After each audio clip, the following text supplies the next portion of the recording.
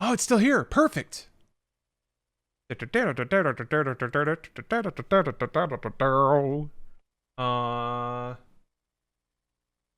have a button for it. Here, let's set up a button for it. It'll make more sense once, oh, that's right, because that's not... Second.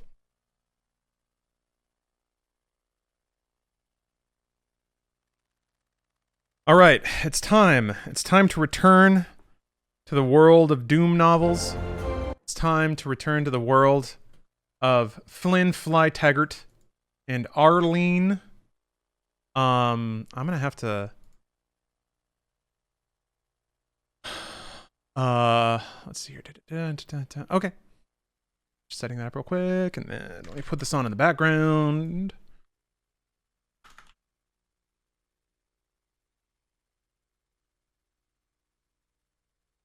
In the first age. Wait a minute, that's 2016. We gotta throw it back more. Doom workout mix. Oh. Here we go.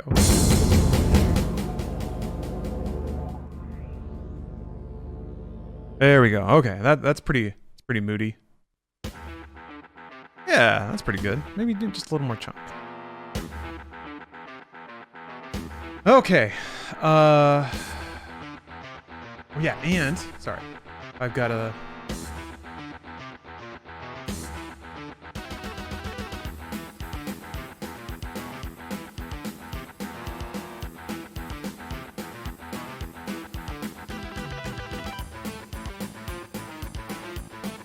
Alright.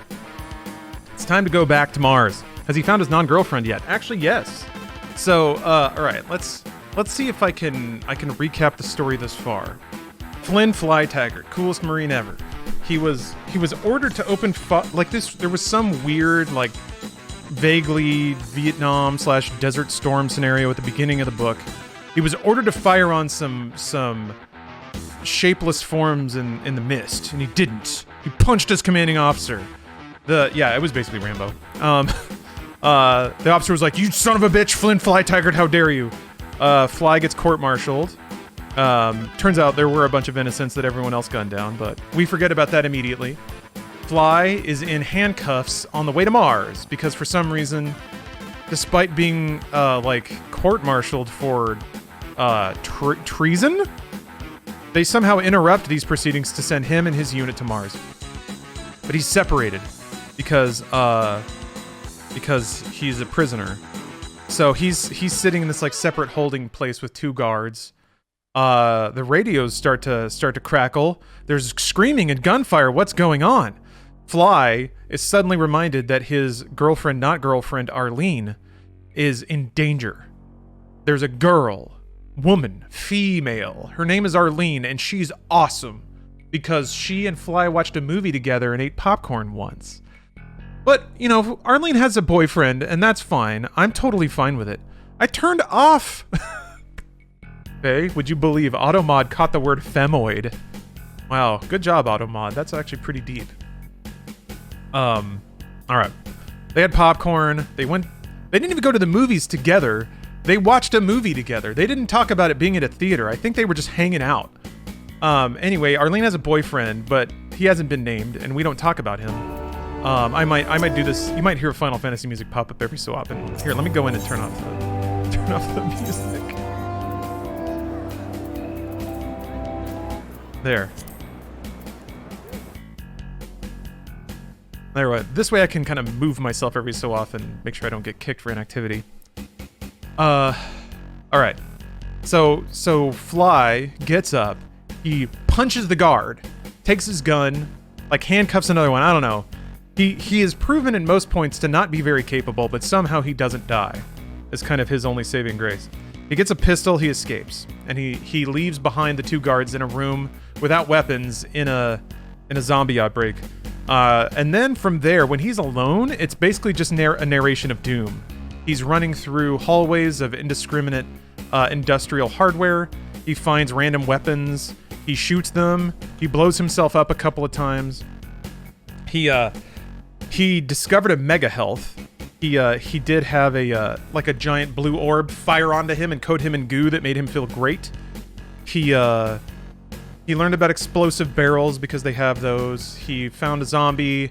He hugged a girl zombie. But he ran into this like crew of zombies. A little girl zombie like waddled out and he hugged her. And then another zombie came up, so he blasted that zombie with a shotgun while he was hugging the girl zombie. And then all the zombies started attacking him, so he just started shooting them all. It was a very tender moment. Then he went through a teleporter, which means he's not on Mars anymore. And then he found Arlene. He went through a teleporter, he found Arlene. He fought a Baron of Hell, I think. Blew it up with a rocket launcher.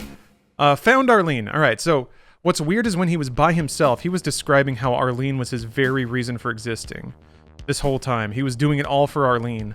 And then as soon as he found her, he didn't say a single nice thing to her. He wasn't like, oh my gosh, I've missed you so much. I'm so glad you're safe. He just like started talking shit. Like this weird sort of playful antagonism thing that really just amounts to like playground name calling. Which makes me think the author of this book thinks that that's like how people who have chemistry interact. So anyway, Arlene, because she's also written by the same author, is somehow like cool with this. They were both naked post-transporter, yeah. So they eventually they team up, and now there's two of them, Fly and Arlene. I think they've discovered that they're on the moon of Mars because they've teleported. They're trying to figure out how to get out, basically. They're trying to figure out how to teleport back to Earth. And more often than not, like it's happened a couple times now where they're like, where do we go? And then somebody's just like, let's just go forward. So that happens more than once. So they're relentlessly pushing deeper into a base, a research facility. They don't know what's there, and they don't know why they're there. They just think if they keep going, they'll find a teleporter, I guess. Which generally is correct. Okay, let's see. Did they... I think they might have just arrived in Hell. So let me roll back here. Yeah, because there's like guts on the walls and skulls now. Hidden Doom lore corner. I hope there will be a VOD of this amazing book read. There will. No Varg. Yeah, I'll have to cut this out. And then if we extend the stream enough, we'll also start the Hackers novel, which I have right here. I don't have a scene set up for that, but how did they end up in Hell? Another teleporter. Yes. Yes. So let me read the last few paragraphs here of chapter 22 before we move on into 23. Also, I read Flynn Flytaggart's voice as Duke Nukem as I can, because that's kind of the character that I think, like the author thinks Flynn Flytaggart is way cooler than he is, which is sort of what Duke Nukem is. So, I'm gonna roll back here. This is just gonna start in the middle. We stepped aboard one at a time, me teleporting first to a long corridor with barred windows looking outside. Arlene bent over for a closer view and pulled back with a gasp. Let me guess. Oh, let me guess, I said. You didn't see the stars or Mars. It's gonna take me a while to find that voice again. Swallowing hard, she motioned for me to look for myself. She wasn't in the mood for humor. Blood had drained from her face, a reaction I'd never before seen in Arlene. I put my face against the window. As a child, I'd seen a painting in a museum that gave me my first nightmare. I didn't say what it is or by who. Also, I should mention that I do asides pretty frequently when reading this. It's kind of hard not to. He saw a painting at once that gave him a nightmare. I hadn't thought of it in years, but now it came back to me. Beyond the window was a river of human faces, hundreds of them, each an island in an ocean of flesh. Each face had a horrified expression stamped on it, each a damned soul. The spectacle achieved its purpose. We were both distracted. Otherwise, we wouldn't have been so careless as to allow a stomping, single-minded demon to get close enough to clamp its jaws on Arlene's back and shoulder. Her cries were echoed by each face in the river of damned souls, each screaming Arlene's pain and torment. So we're in Hell, and Arlene just got chomped. Chapter 23. Arlene! Arlene! I shouted. I grabbed the monster with my hands and literally pulled it off her before it could position itself to take a second and certainly lethal bite. It stumbled clumsily. I grabbed the AB-10 and pumped 24 rounds into its open, blood-caked maw. It didn't get up. 24. Bang, bang, bang, bang, bang, bang, bang, bang, bang, bang, bang, bang, bang, bang, bang. I already lost count, dang it. Anyway. I was almost afraid to touch her. Blood pumped out of the horrible, fatal wound. Arlene was dying. Her face was sallow, eyes vacant and staring. One pupil was dilated, the other contracted to a pinpoint. There was nothing I could do. Not even with a full medical lab. But damn her, she was not going to die here and join that river of faces. Why is he damning her? That's literally what he's trying not to have happen. Anyway. As gently as I could, I lifted Arlene's bleeding body in my arms and carried her out of that circle of hell. Her rasping breath was a call to arms, a signal that life and hope still remained in the young gal. He's talking about her like she's a horse. Well, she's got a twisted hoof, but that old gal's got some kick. I set her down at the end of the corridor.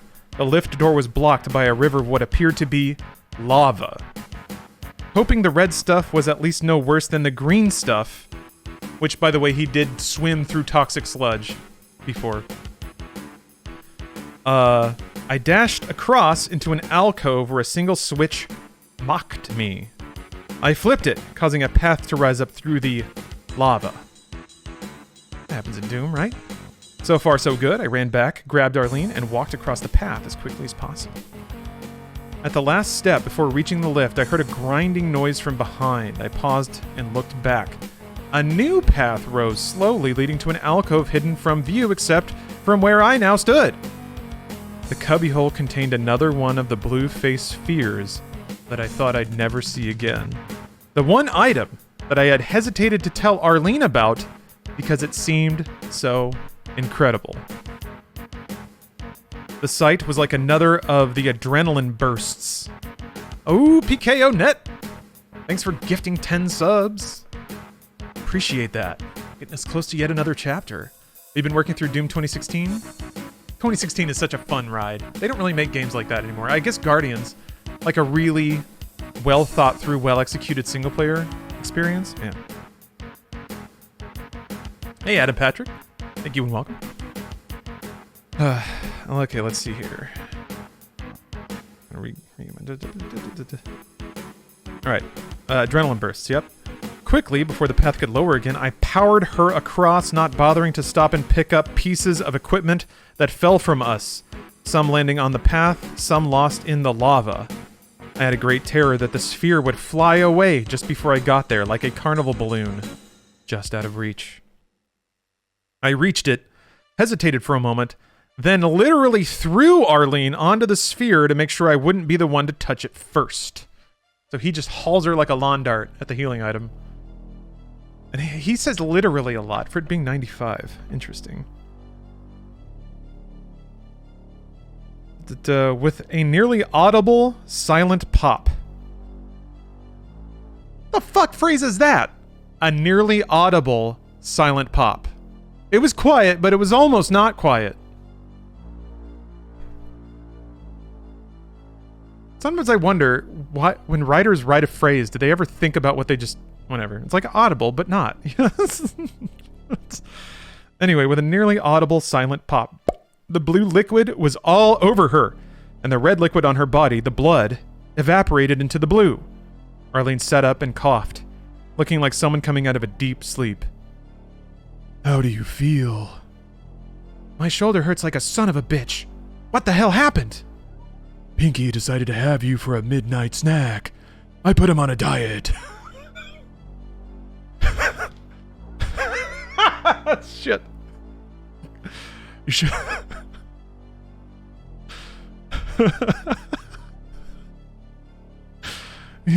You sure you're all right? Standing up, she shook her arms, staring in wonder at the shredded sleeve and tooth marks. What in God's name did you do to me? I figured the time had finally come to tell her about the magical blue spheres. She had no trouble believing me.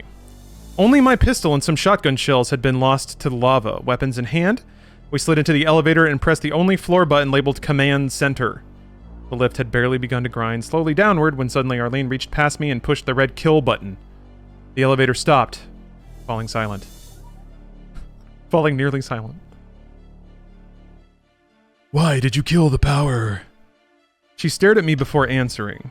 For a moment I had a terrible fear that something had gone wrong with the blue sphere and she was going to turn into a zombie in front of me. Instead, she asked, "Why? Are you starving, or is it just me?" I shook my head. She continued, "Maybe it's that blue thing, but I'm so famished I could swallow one of those pink demons." How about a floating pumpkin pie for dessert? And I'm suddenly exhausted. Fly, I need sleep. I had completely lost track of the supplies. Arlene hadn't. Don't you ever listen to training videos? Never wander into battle without MREs. She demonstrated the truth of her maxim. Suddenly, I realized I was hungrier than I thought.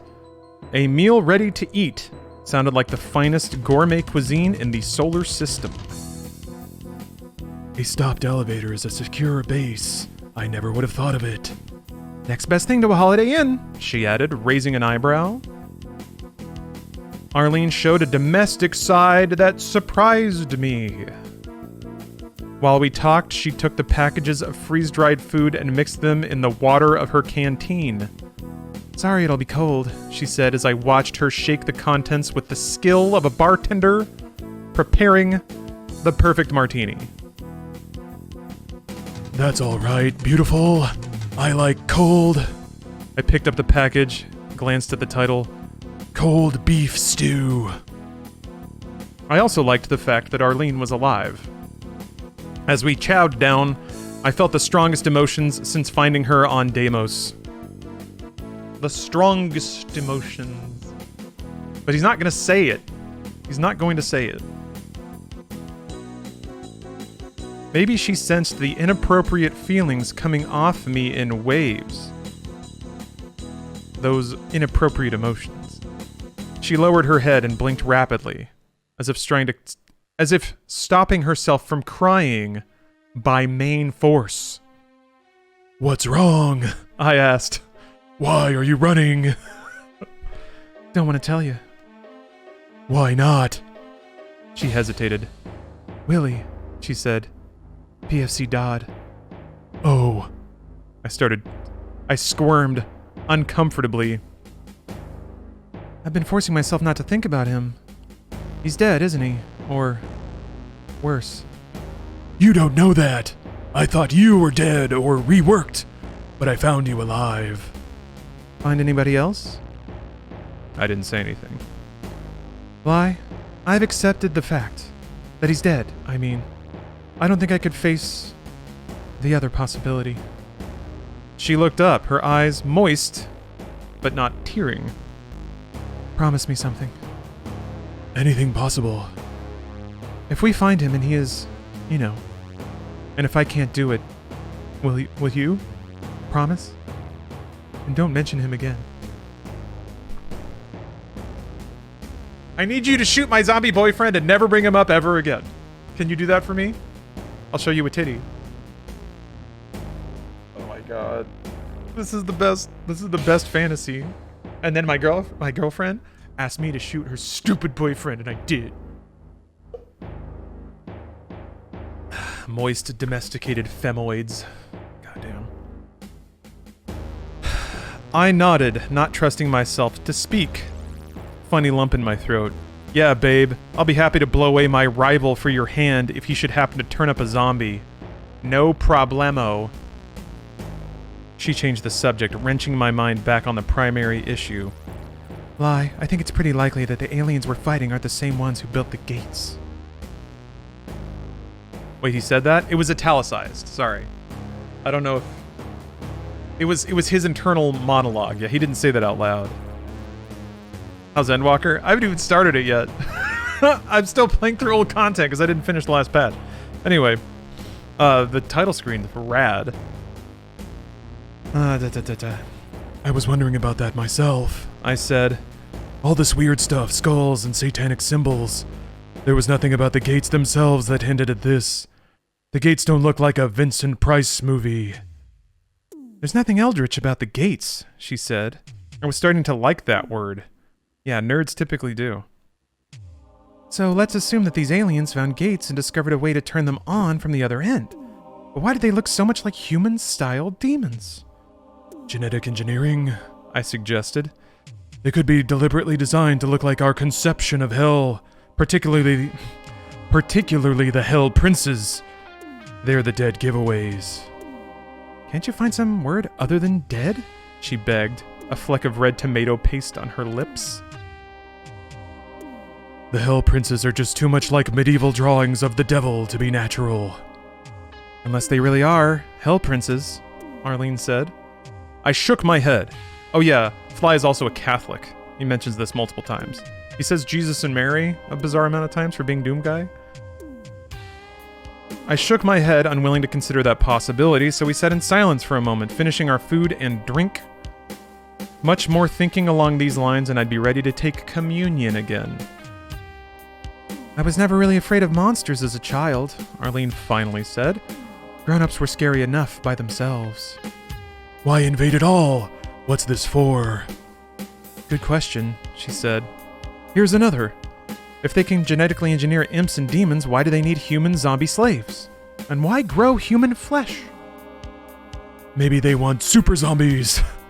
More powerful than these dead excuses for lemmings, but still able to pass among us undetected. Arlene yawned, struggling to show enthusiasm. But that may be their weakness, Fly. These zombies don't amount to much.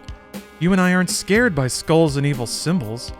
What if there was a finite number of the actual monsters and they can't easily recreate them? What if the monsters are too reworked from other creatures the mastermind has to breed and raise? That would mean every horrible creature we kill is one fewer to invade Earth if they can't be replaced. Until the new improved pod people come online. I liked it. Arlene, if you're right, all we have to do is kill everything, and we end the invasion. We didn't have anything for dessert. What's that? Okay. So we used imagination to sweeten the conversation. Alright.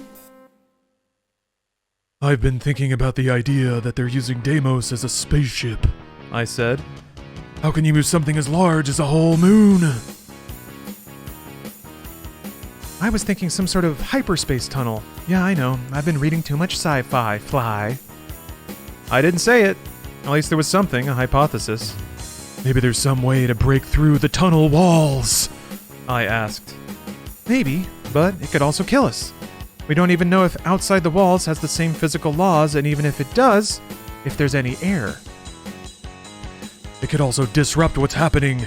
Maybe destroy Deimos and everything on it. Including us? But that would throw a monkey wrench into their invasion plans, she said with a smile that turned into a yawn. She wasn't bored. Her eyelids were heavy from exhaustion. If these creatures run the moon, the ship, I said, then what horrors guard the tunnel wall? Those faces couldn't be real, could they? I hated those faces. Her head nodded forward and she snored. It wasn't a very loud snore.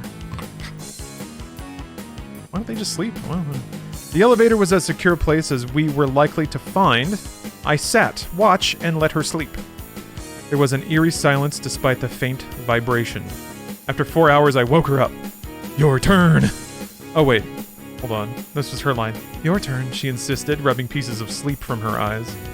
Man, I haven't heard, like, eye crusties referred to as, like, the noun sleep that you rub from your eyes in a while. Vegetable spy? Makes you want to be like Fly? Well, Fly is a cool guy, and he's basically got a girlfriend at this point, so everything's looking up for him. Don't let me sleep for more than 3 hours. Fly, sleep! I command you to sleep, she said, making hypnotic passes. I slept, not because of the mystic passes, weird, but because of a mudslogger's ability to sleep anywhere. I could have done without the dreams.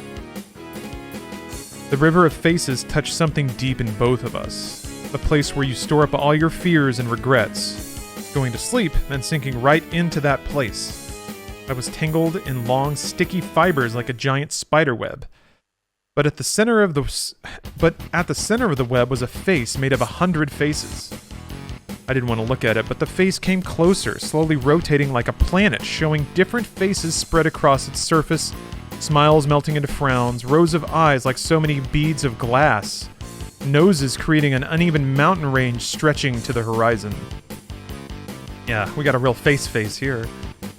Then the sphere of blue faces was pressed right against mine, and it had stopped turning, and the center was the face of my long-dead grandfather as I'd seen him in the open casket.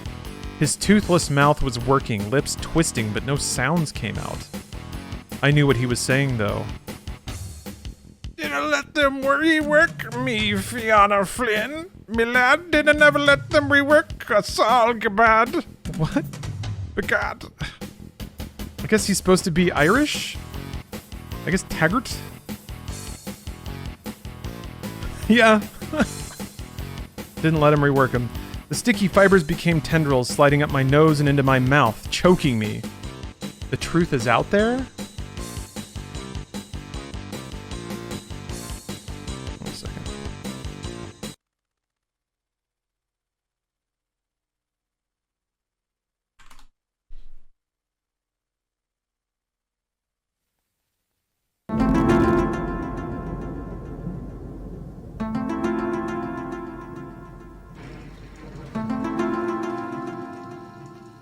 Truth is out there, you guys. This shit's gonna get claimed. I'm gonna have to take this out.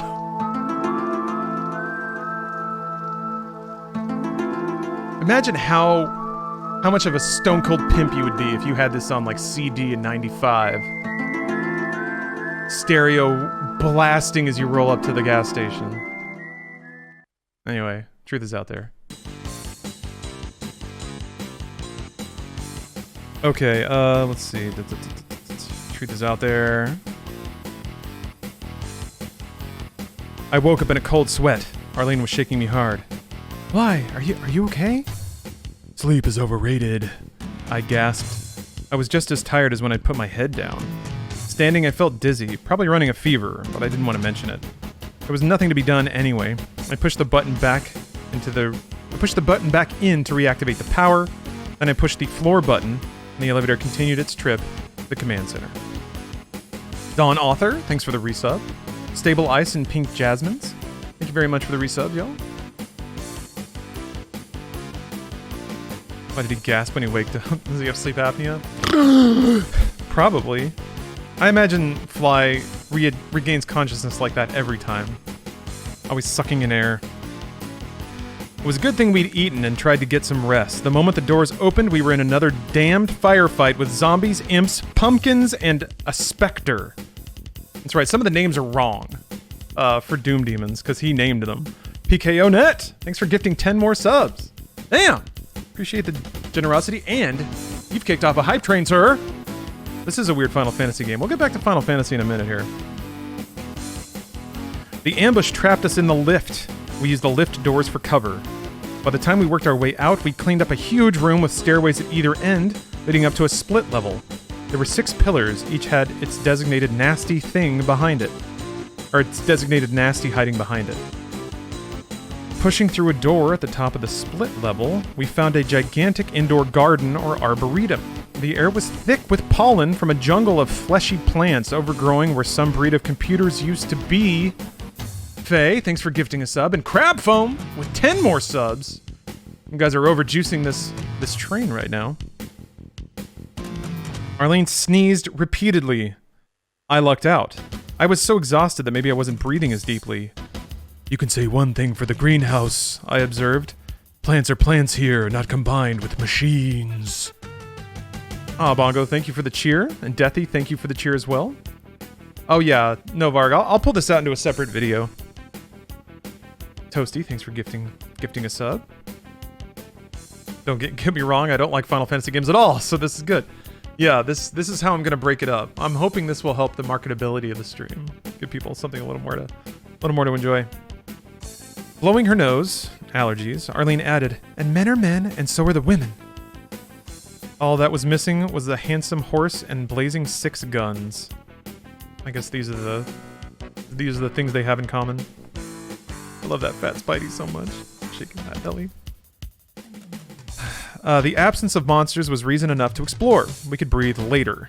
Ooh. Valetiri. Thank you for gifting 5 subs. The primary motif seemed to be blackish, oily wood that sure as hell never originated on the old home planet. Periodically, the wood bubbled and popped like ulcerated sores in whatever monstrous trees had produced it.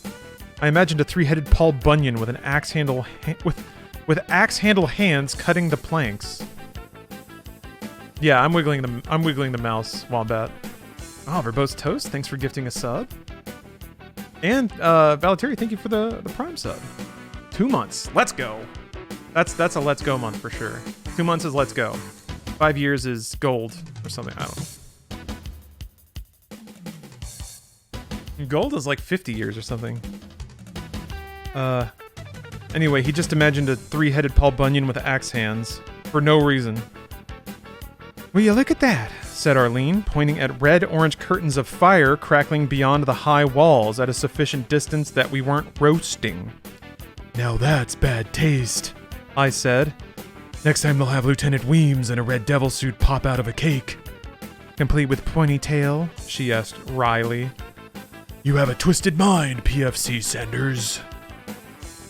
The better to explore with, I added mentally. I hope the situation wasn't like those science fiction stories where the terrifying menaces are taken telepathically from the greatest fears of the human beings involved. My worst fears wouldn't be this corny. Arlene found a switch that opened a hidden room. We went with the flow. Entering the chamber, we marveled at how different it was from what we'd seen before. The entire room was constructed of that black, oily, ulcerating wood. There was one object in the room placed at the dead center, a bas-relief of a demonic monster more horrible or more ridiculous than any we'd fought. Every physical attribute of the thing was exaggerated so that it seemed to almost be a cartoon. The largest perturbance of all was its penis, sticking out at a 45-degree angle. I'm gonna assume 45 degrees up. They've gotta be kidding, said Arlene. I hate to bring it up, but that's probably another switch, I suggested. I've handled worse, she admitted. Faye, thanks for gifting another sub. Jail Burrito, thank you. So not only in the same chapter did Arlene give Fly permission to shoot her zombie boyfriend, but she's bragging about a deft handle she has on Demon Cock. Dick switch, and look at that. That's the end of the chapter, so... And we're 1 sub away! No way it says penis, it straight up does. Let me see if I can... Here we go. Let me see if... Well, here, how about this? I couldn't believe it, but yeah.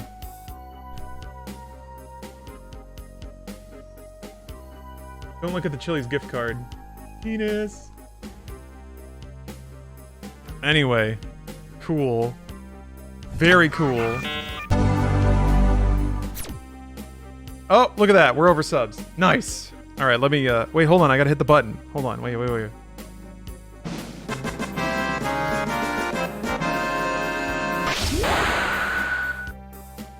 Yay!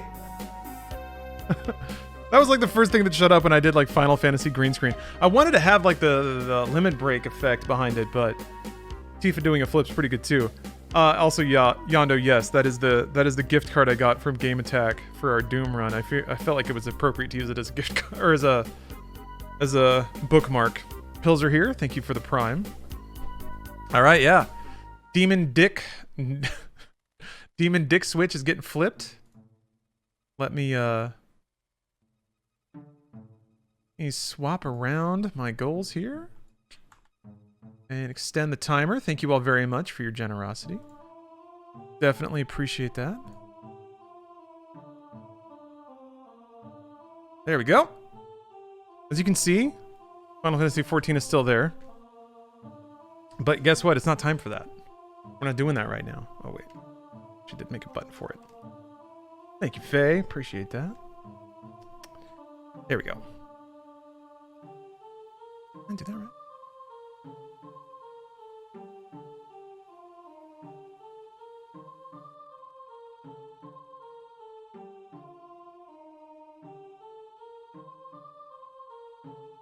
Oh, that's why. There we go.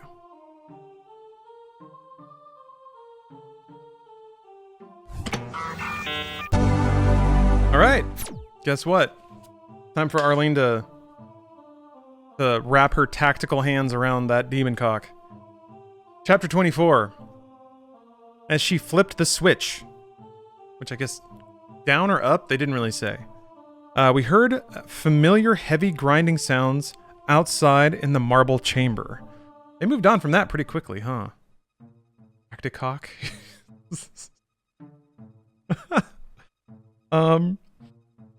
Being nearer the door, I took a look-see.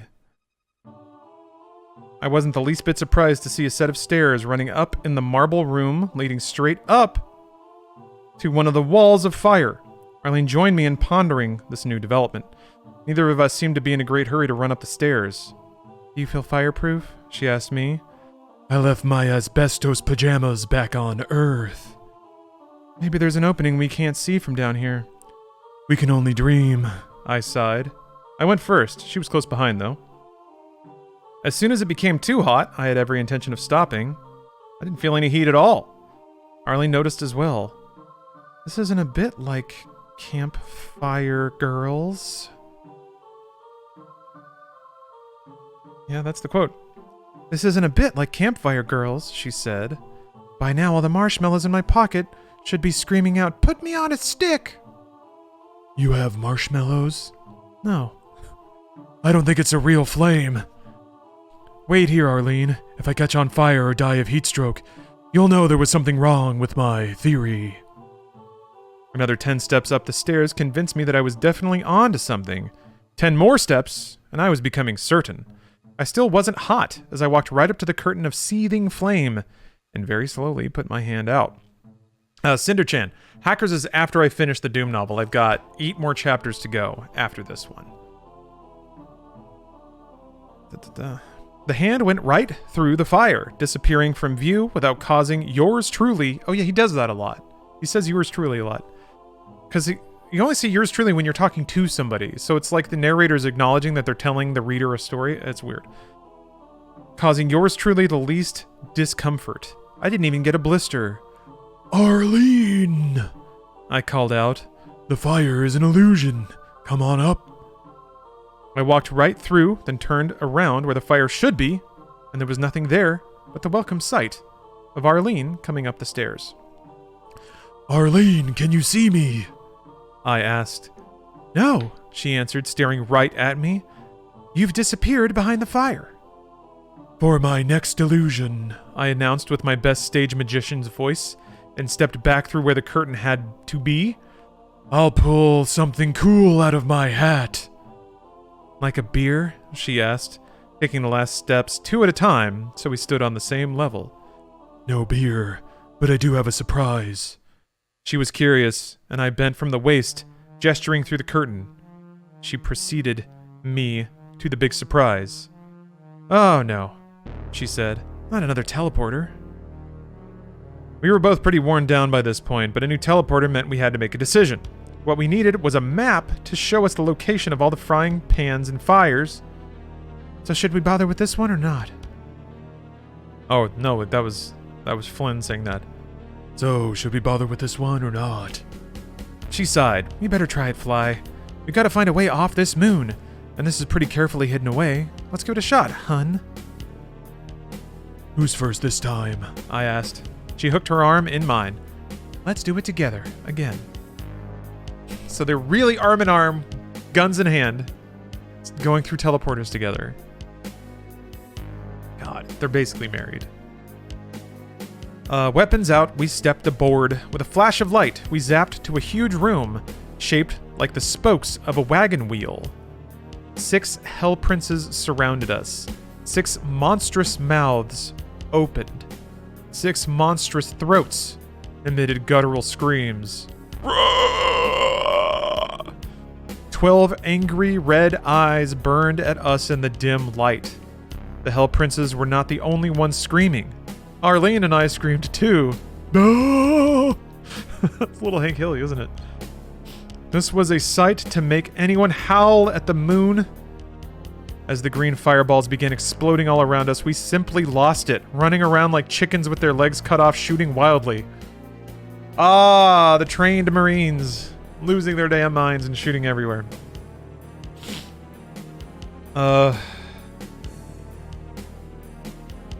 There was nowhere to run, but we sure as hell tried. Duck! We shouted at each other at about the same time. The balls of energy made fireworks over our heads. Our gunfire was nothing more than quiet popping in that chaos. Mild raindrops, but we kept firing. Me with my shotgun and Arlene with her AB-10. I found a door by pure random chance. Praying for a miracle, I hollered for Arlene and yanked the door open, and I was now surrounded by a dozen floating pumpkins. Frying pans and fires. Definitely frying pans and pumpkins. He's calling Lost Souls pumpkins, I think. Arlene screamed something from the other chamber with the Hell Princes, but I couldn't hear her over my own screaming. Doom Guy's just yelling the whole time. As he's running and shooting. Anyway, Doom Guy's so cool. The situation was fast becoming unacceptable. Yeah, like the headless dudes in Serious Sam. There were too many pumpkins to even think about shooting. Death, doom, and destruction from all directions. I ran as fast as I could right back into the room with the Hell Princes. What a fun little side story that was. I opened a door and there were enemies in it, so I turned around. I wasn't thinking very clearly, but Arlene still had her head screwed on. Her hand snaked out and grabbed me. Like, what is... It's a weird image. She stepped inside another one of the spoke chambers and now hauled me inside with her. I imagined wall-to-wall demons waiting for us, zombies stacked like cordwood to the ceiling, imp tartar. But inside for the moment, there was nothing but Arlene, and yours truly. She held a finger against her lips. I braced myself for the bad guys to come after us and imagined the absolute worst. A tidal wave of sound crashed on us, roaring, screaming, crashing. But all that came through that doorway was sound. The pumpkins and the Hell Princes collided in a torrent of blood and vengeance. There were so many monsters that they took a long time to die. At least 15 minutes, Arlene and I crouched in our little closet of safety as the pumpkins splattered themselves against the horned heads of the Hell Princes. Blue balls of energy evaporated against lethal lightning bolts. Blood flowed thick on the floor. We stayed right where we were. Sweeper, thank you for the sub. Yes, it all adds up. It all fills up the glorious meter. Oh, Luminous, yeah, the word reuse is bad, the phrasing reuse is bad, and there's... Yeah, an editing pass on this book, at least to mix up the verbiage, would have helped a lot. And also to tell him to don't use yours... Anyway. Don't use yours truly, just don't do that. I think it's I think it's for the sake of tone. Flynn is supposed to be like a really snarky kind of... I think he's patterned after John McClane, because he's always got like a witty comment, and they're trying very hard to make him seem like an everyman who's doing his best. But it just, you know, again, big Duke Nukem energy. Alright, let's see here. Finally, there was beautiful silence. We heard each other's breathing. Who goes first? Arlene whispered. What do you mean? Who takes a peek? I raised my hand as if I were back in grade school. Cautiously, I poked my head outside the star-pointed hideaway. A single Hell Prince remained on its feet. I pulled back inside our hideaway and reported. Then why isn't he at the doorway threatening to rip our lungs out? I looked past her. The Hell Prince loomed in the doorway, waiting to... Oh, it looked like yesterday's lunch today. Arlene saw my face, followed my eyes, and saw it. I grabbed for my rocket launcher, but it was gone from the webbing. Dropped in panic in one of the two rooms, of course. Arlene pointed her AB-10.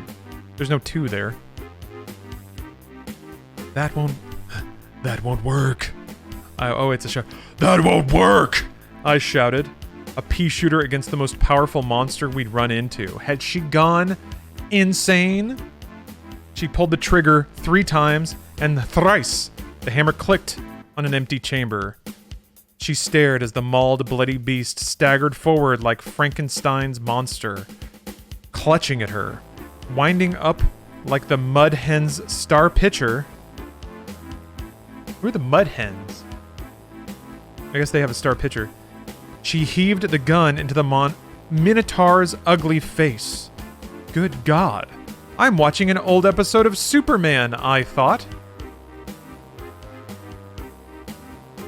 Remember the episode of Superman where he threw a shotgun at a mangled Minotaur demon?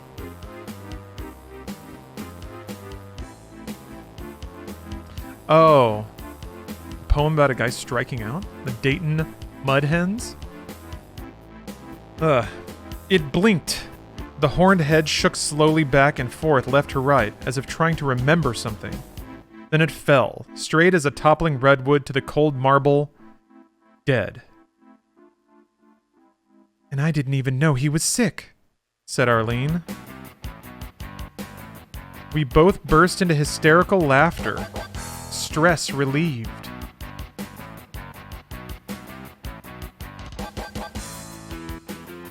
What?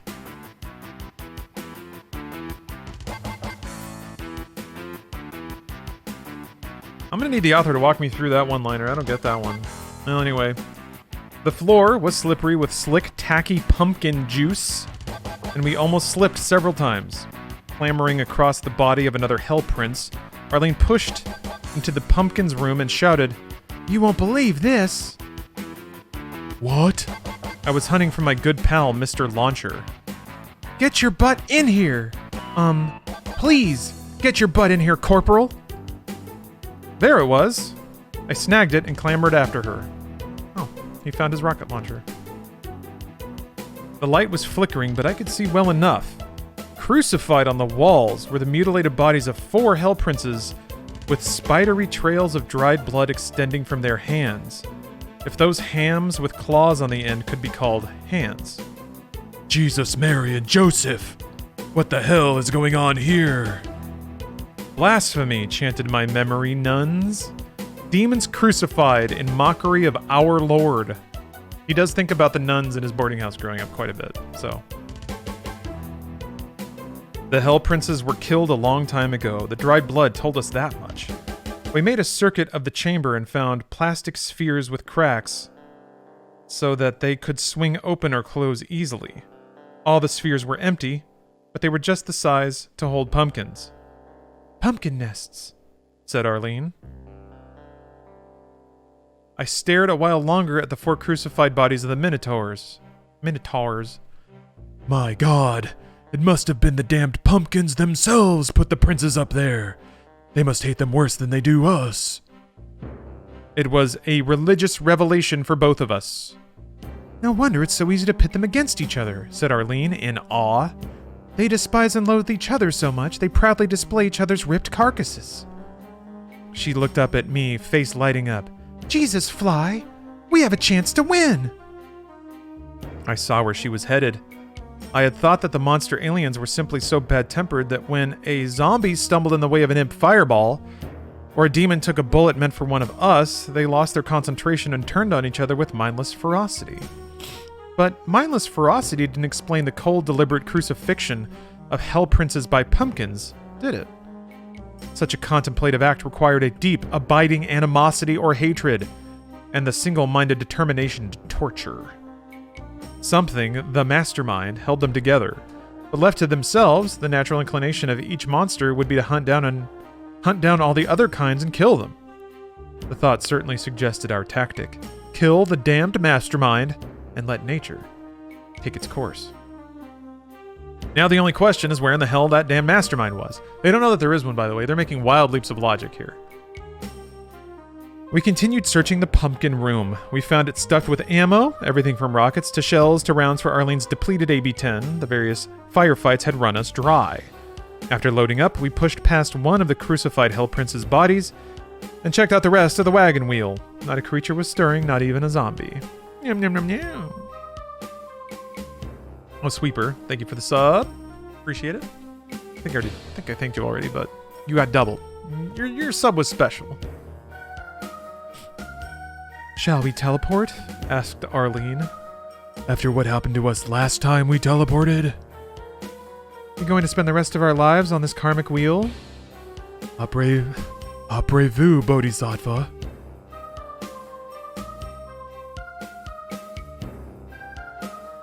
He said that. Flynn Flytaggart is so urbane. We teleported together. Appearing on a platform in a metallic room, we saw a door with a blue trim that was sure as shootin' requiring a blue keycard. That's literally in the book. Arlene went over and put her ear to it. I hear what might be a lift operating. I guess we go that way. Key, who's got the key? I asked. Another typical day on the job. Teleport, get a key, open a door, find a teleport. Arlene smiled. I guess we're in a rut. And thus ends chapter 24. So, 46 more subs until chapter 25. That was quite a firefight. We've come to a revelation about demon culture.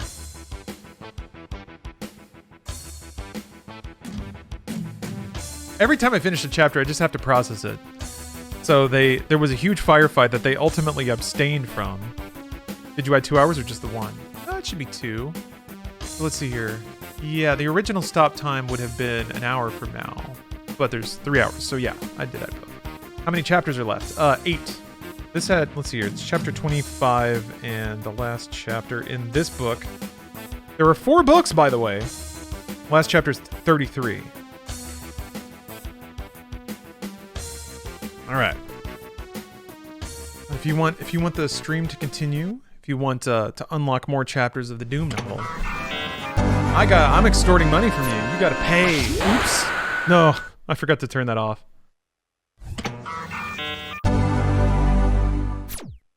All right, let me throw on more music here. There we go. What game is the Tifa superhero landing from? I'm not sure. It was like, I was trying to Google limit break green screen effects so I could just like throw it behind like an explosion. But then there was a green screen Tifa doing a flip, so I was like, that'll work. It's just something I threw together this morning. Ooh, Jatsy Joe. Thanks for gifting 5 more subs, getting us closer to another chapter. Another chapter. Is it 7 remake? Oh, that seems likely. I don't know why it's on perfect green screen, but that's fine. All right, chapter 25. Last we left Fly and Arlene, they went through a holographic firewall and out of their own brains invented this entire lore where demons secretly hate each other. But, oh shit, hold on. Shit! Look at, hold on. No! It was a... that's why, because I turned it on in the background. Hold on. There was a capybara, and he was really cute. Shit! He's gone. Shit, he's gone. He's in the pile somewhere. Ugh. Alright, sorry. Anyway, there was a really cute capybara there. Alright, and then now they've like assumed lead vampire rules. If they kill the mastermind, then all the demons will turn on each other. Capybara's back.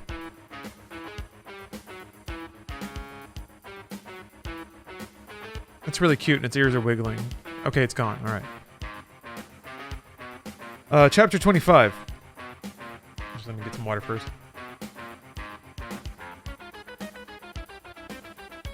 Chapter 25. Nothing remarkable about this area, except one dark section that was just begging for a flashlight. I went up, cast a light, and saw twisty passages that suggested a maze. The light was curiously muted, dying out after only a few feet. Do you want to poke in here? I whispered. Whispering seemed appropriate.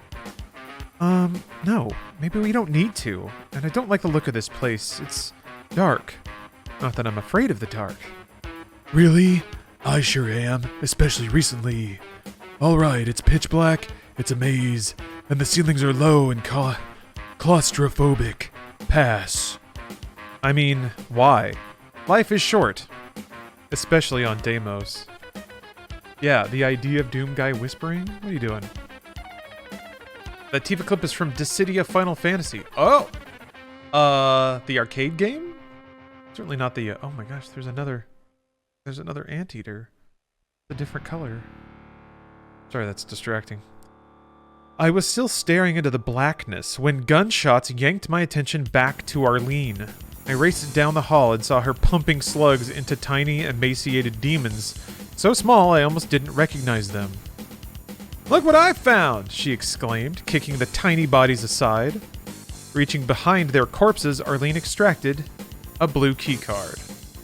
Tiny demons? I wondered. Were they mutants? Omega Calcin? How am I doing? I'm doing fine. I am currently logged into Endwalker. I'm lucky enough to have a spot. But I'm fulfilling a sub-goal and reading a chapter from the Doom novel. So there's a lot going on here. They found a blue keycard just now. It's very exciting. And the blue keycard was being held by tiny demons that they were just like soccer kicking. Anyway. Tiny demons. I wondered, were they mutants, failed experiments, or did demons shrink when they were starved? Other possibilities were more disturbing. Were these child demons? Were demons born, or hatched, or created whole somewhere? I shuddered. Whatever they were, they gave me the creeps, more than their gigantic counterparts. She sprang the door with the keycard, and we went right through, smooth as you please, only to discover another door right behind it, this one requiring a yellow keycard. Ega! I bellowed, and by God, I meant it. An hour later, we had traded a bunch of ammunition for a shiny new yellow keycard. Don't ask. The book says don't ask, period. The book is telling me to not ask it about the story it's telling me. I think this is like the ending music? Anyway. Yeah, every time we extend the stream by another hour, every time we get 50 subs, then I read a chapter from the Doom novel, or, once we finish that, moving on to the novelization of the hit film Hackers. So, that's the idea. For 24 hours. Up to 24 hours. But the book is DLC. You gotta pay. Let's see here. We shuffled back to the mystery door and Arlene inserted the card. It slid, revealing yet another door. Red. You know, I said, there's only one section of this whole place we've avoided. The dark, mazy thing we passed? Why, we don't even know there's a keycard in there, or that if there is, it's red. Well, I shot a door open with a rocket once. How many rockets we have? Oh, that's a question. How many rockets we have? Now? 6. How many does it take to kill a Hell Prince? Usually 6. Arlene sucked air through her teeth. Maze, she voted. I understood her concern. If we used 1 or 2 rockets to open the last door, then encountered a Minotaur on the other side, we'd be out of luck. I shrugged. Maze it was. As we entered the pitch-black corridor, our flashlights barely penetrated the darkness. There must be some kind of neutralizing or dampening field, Arlene whispered behind me. This bit was too close to that This bit was too close to that Jules Verne movie, where the members of the expedition get separated in the dark. I wasn't gonna let that happen to us. Yeah, I guess Fly is a cinephile. He keeps referencing... What's your reasoning for Doom Guy trying to sound like Keanu? Yeah, I'm trying for Duke Nukem. Duke Nukem is has a little more presence. I'm blasting a little more air to make him sound stupider. I hope that it's having that effect. Because he's dumb. He's a dumb little guy. Oh, here we go. Why? Didn't I see a pair of goggles of some sort back in the yellow key room? Did you? What of it? Could they be light amplification goggles? That sounded like a good excuse to get out of the dark. Actually, anything sounded like a good excuse to get out of that dark maze. I had the creepy feeling that creatures were shadowing us. Creatures that didn't need light amp goggles. We returned the way we had come, and sure enough, the goggles were there. Arlene was right. 1 pair. Will these even work in an energy-sucking field? I wondered. Arlene shrugged. How else could we find out? At the mouth of the maze, we hesitated. Who was to wear them? We settled it scientifically. My vision was 20/40, barely good enough to avoid glasses. Arlene's was 20/15, better than perfect. In other words, she got the goggles. Besides, she was the girl. I don't know why that occurred to me then. She seemed to get the goggles an awful lot.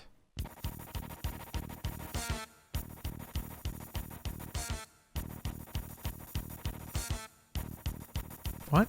Why is he bitter about... I don't know.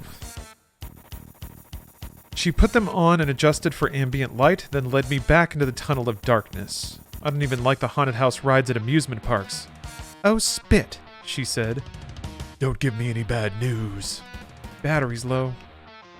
I told you not to give me any bad news. The goggles are keep fading in and out.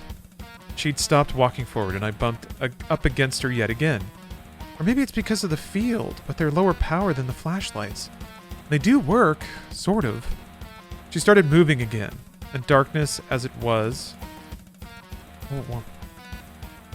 She started moving again, and dark as it was, I made believe I was her shadow. Hand on her shoulder. Tell me what you see. Everything is green and fuzzy, like looking at the world through a Coke bottle. About 5 minutes into the maze, Arlene dived to the side, bowling me over. An exploding ball of energy lit up our surroundings for a fraction of a second, but all I saw was the back of Arlene's head. Hell Prince! She shouted. Fly! Use the launcher! Can't we run? Doom guy wanting to run away from a demon. Give me a break. No, she said, strangely insistent. We've got to fight it! I unslung and waited, staring wide-eyed into the black. Where? Where is it? I'll guide you, Arlene said, voice lower, more in control. Holding her shoulder so she wouldn't be between me and my monster, I tried to aim the rocket launcher with the other hand. I couldn't do it. Couldn't he give her the rocket launcher? Couldn't he just give her the rocket launcher?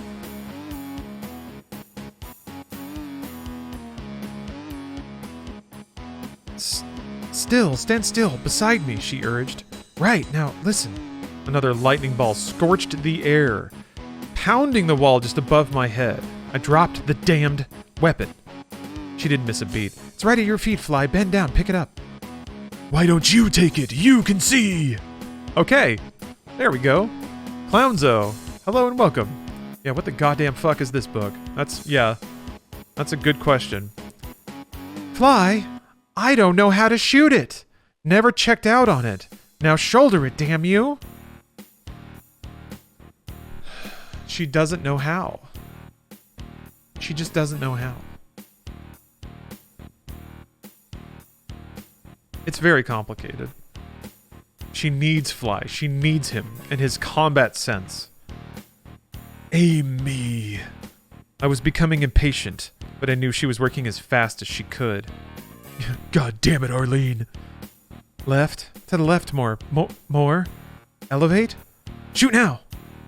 I squeezed the firing ring. The flare of the rockets lit up a cone of vision around us, but I still couldn't see the attacker. Where is he? Where? Never mind, you winged him. Fly, glancing blow to the stomach, knocked him down. Aim me again. The second shot scored a direct hit. Normally, that wouldn't stop a Hell Prince. He'd only redouble his efforts, but this one must have gotten lazy in the maze, only encountering victims occasionally.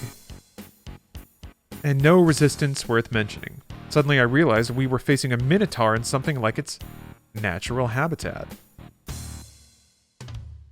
It's almost a Macho Man voice. Yeah, it's wafting it here and there. When I put more intensity into it, I guess it gets a little more Macho Man.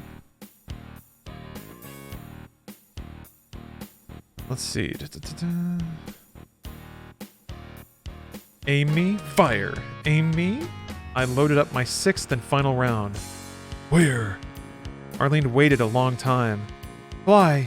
You knocked it to its butt in a chair thing with your last shot. It's still breathing, but it's not getting up. We waited. The situation remained static. All right, kid, I said. I guess we're officially clear. And now I can officially tell you why we had to fight. Look at this. Whoops. I mean, feel this. A key card. Though I have no idea what color. They all look green to me. That slime had it in its claws. You mean it was there while I fired rockets at the Hell Prince? I could have destroyed the key, too. Well, that's why I kept it a secret. Now, aren't you glad you saved those rockets? I guess so. I said, not bothering to point out that if we hadn't gone into the maze at all, just used 1 or 2 rockets on the door, we'd be out of here by now, and richer in rockets. To boot. We started trekking back with the unerring instinct Wait, what? We started trekking back, and with the unerring instinct such items have, the batteries chose, that moment, to burn out. Arlene tipped me off with, "Damn it to hell!" She pulled the goggles off and shoved them into her pocket. Godfly, I don't want to die in the dark. I thought she had a perfectly reasonable attitude. The idea of being caught and torn to shreds when you can't even see to fight back didn't appeal to me either. I had a vague idea of the way we must return. I took her hand, of course you did, and led her as fast as possible in that direction. Even found time to pray again. The nuns always knew the power of a dark room to inspire piety. Oh, those nuns, huh? After all that, I really was in no mood for a damned imp waiting for us when we'd almost made it through the maze. It hissed, and we stopped cold. We could hear it, but where was it? Hands shaking, I spun left and right with my scattergun, afraid to shoot, lest I give away my own position, or worse, hit Arlene. Jesus! Arlene shouted, finding religion as a fireball careened over our heads. What a dolt. The imp, not Arlene. The fireball lit our surroundings. Just realized something. Hold on.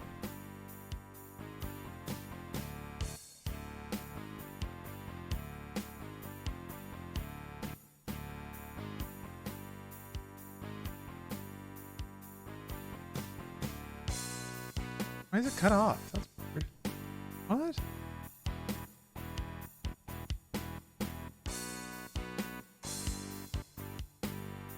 Huh?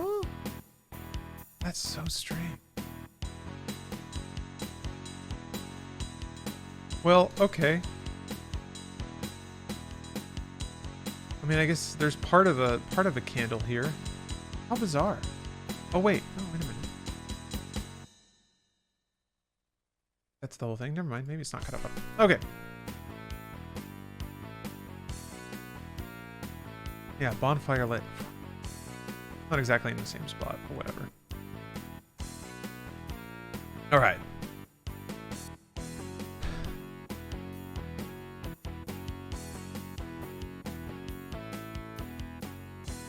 Was this all in Doom? Anyway, this just straight up sounds like a cover.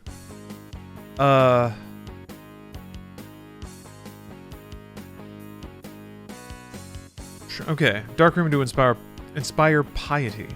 After all that, I really was in no mood for a damned imp waiting for us when we'd almost made it through the maze. It hissed and we stopped cold. We could hear it, but where was it? Where is it?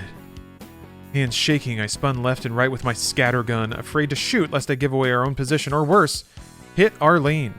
Jesus! Arlene shouted, finding religion as a fireball careened over her heads. Oh, I read that, yeah.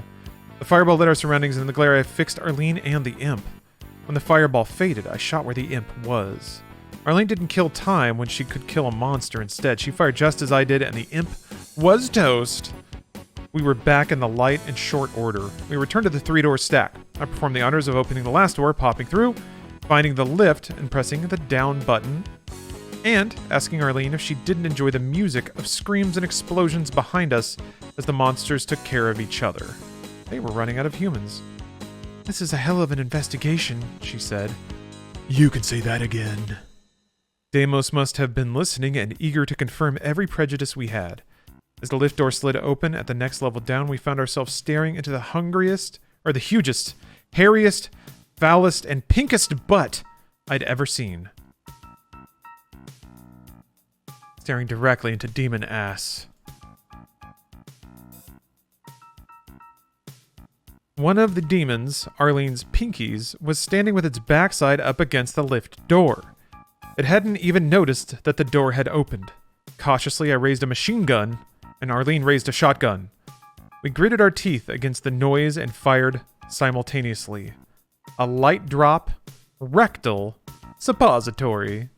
Yum, yum, yum, yum. But on the other side of Demon 1 was Demon 2, and it did not take kindly to our prescription. This one charged like a Hausfrau on speed in a megastore. Like housewife, but in German for some reason?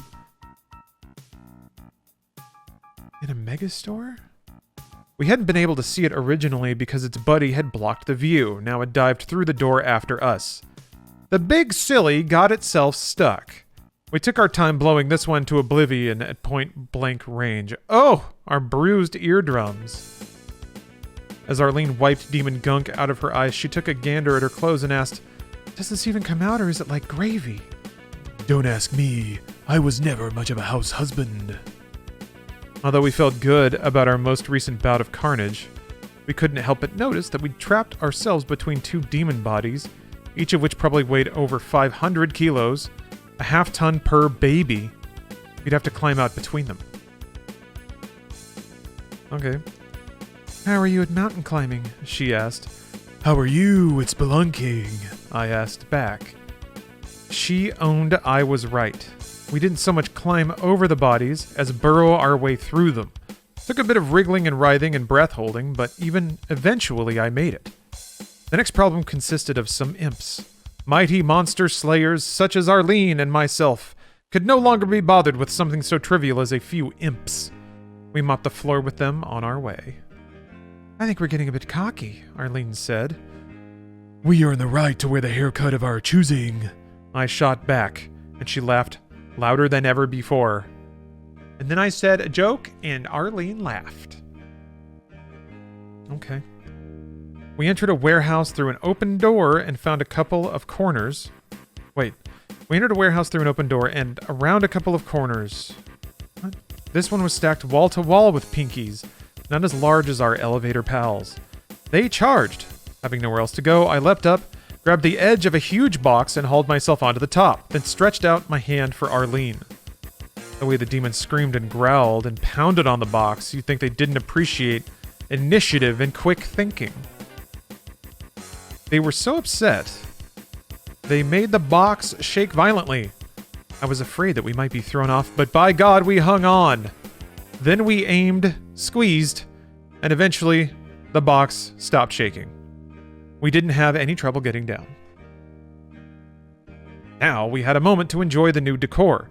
The motif here was gleaming chrome and intricate blued enamel. The appearance was rather sci-fi, actually, utterly misplaced considering the monsters inhabiting it. But then again, I didn't subscribe to better homes and demons. Yum, yum, yum. Oh my god. I hope Fly makes himself laugh. He just thinks these things and he's like, bah, ha! Just out of nowhere. Then we kicked the door at the far end. Well, I kicked it in, and we found the spawning vats themselves. Huge metal containers they were, a heaping helping of pure evil. Cisterns containing a weird toxic green junk, but not thick like the slime. Inside each container was the body of a half-formed monster. Arlene, on a whim of personal revulsion against the aliens, shot one of the partly formed torsos. The wound sealed up with a giant sucking sound, and the creature continued cooking. "How do you stop something like this?" she asked. I wish I knew. We can give up the hope of a finite number of the things. Wait, what? That's right. We can give up hope of a finite number of the things. They must be genetically engineered soldiers. The alien mastermind, whoever or whatever it is, must be stealing our nightmares and producing them wholesale. Yeah. I wonder how long it takes for a vat to finish producing a newborn monster. Arlene held up her watch. 6 minutes later, the one she'd shot at was finished, and none the worse for wear. She'd shot it again as it stumbled out of the vat. Again and again. Now the bullets worked. We repeated the experiment several more times at 6-minute intervals. The fluid is life-preserving as well as life-producing, I said. but when a critter is born... In other words, Arlene said, we can't do abortion, but we can sure as hell nail him as newborns. She wrinkled her brow. Let's do a rough calculation. At 6 minutes to cook a monster, that's 10 creatures per hour per vat. Say 64 vats in the room means 640 monsters per hour just from this one room. Christ, that's 15,000 per day. There could be scores of rooms. In a few days, they could have an army of millions, Arlene said, finishing her number exercise. We still have one chance, Arlene. Find the alien mastermind and destroy it. Yeah, that's all we have to do, she scoffed. Piece of cake. And thus concludes chapter 25 of the Doom novel, Knee Deep in the Dead. Oh, what a ride so far. Yeah, that's a bazinga. I think we can safely classify that as a bazinga. Wow. Well, we're well on the way to unlocking the next chapter, though.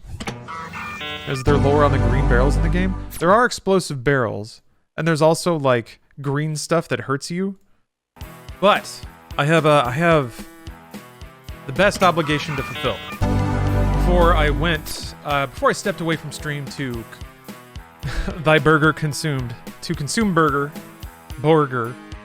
you guys had unlocked another chapter of the Doom novel. And we're getting close to the end of book 1 here. So last we left, Flynn and Arlene, they had shot a bunch of demons. They found the 3 keys to get through the 3 key doors. And then they found the spawning vats. Yeah, there are... OJ Dude, there are 4 Doom novels. All in like from the same author and like in the same setting. So yeah, there's plenty of Doom to go around. Okay. Need to mute the background music. There we go.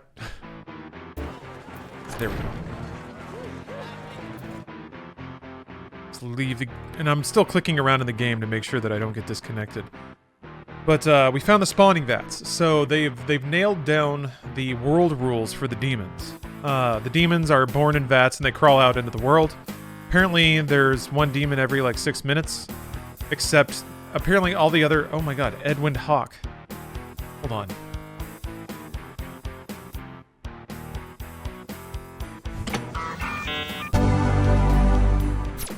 There he is.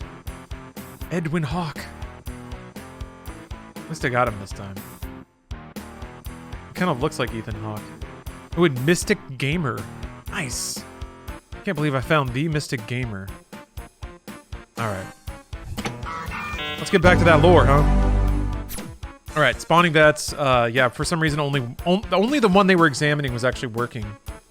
It's not anyone famous, no. I just thought it was a funny name. Celestial Donkey Honk. Blah. Celestial Donkey Hawk. Thank you for the sub. Appreciate you. Alright.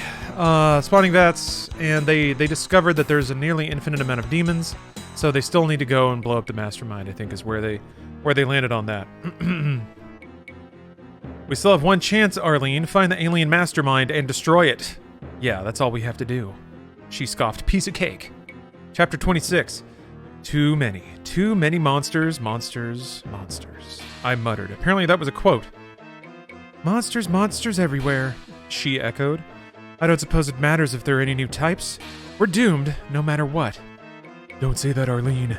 We've been able to kill everything we've come up against so far. That matters. The weapon and ammunition give us a fighting chance. Rats in a maze, she said in a tone of voice new to her. She sounded defeated. I didn't like that one bit. You were right, Fly. Even if we always find enough ammo, it won't save us. There are millions of them. They are testing us. They are. Italicized for some reason. Nick the Professor, thank you for the prime. At a moment like this, I'd realized how important it was that we had each other. I'd experienced this same sense of defeat on Phobos, and for less cause. Now, it was my turn to encourage the natural fighting spirit that burned so deeply in her. Then how we respond to this is part of the test as well. We won't defeat them by firepower. That's only to buy us time so we can reason out a solution. She looked at me without blinking and said, Fly, what if there is no solution?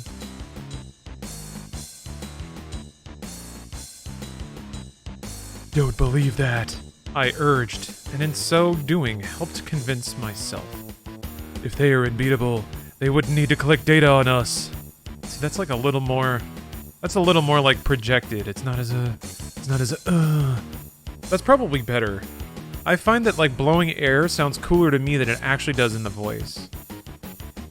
Anyway. So here, don't believe that, I urged, and in so doing helped convince myself. If they were unbeatable, they wouldn't need to collect data on us. That took some of the shadows out of her dark mood. Don't worry, she said.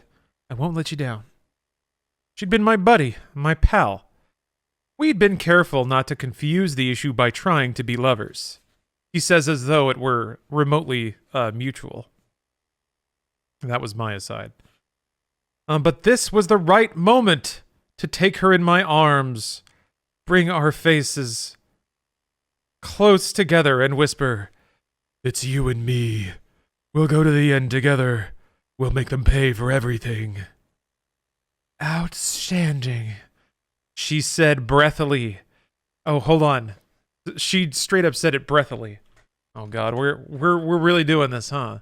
I gotta reload the soundtrack. Breathily.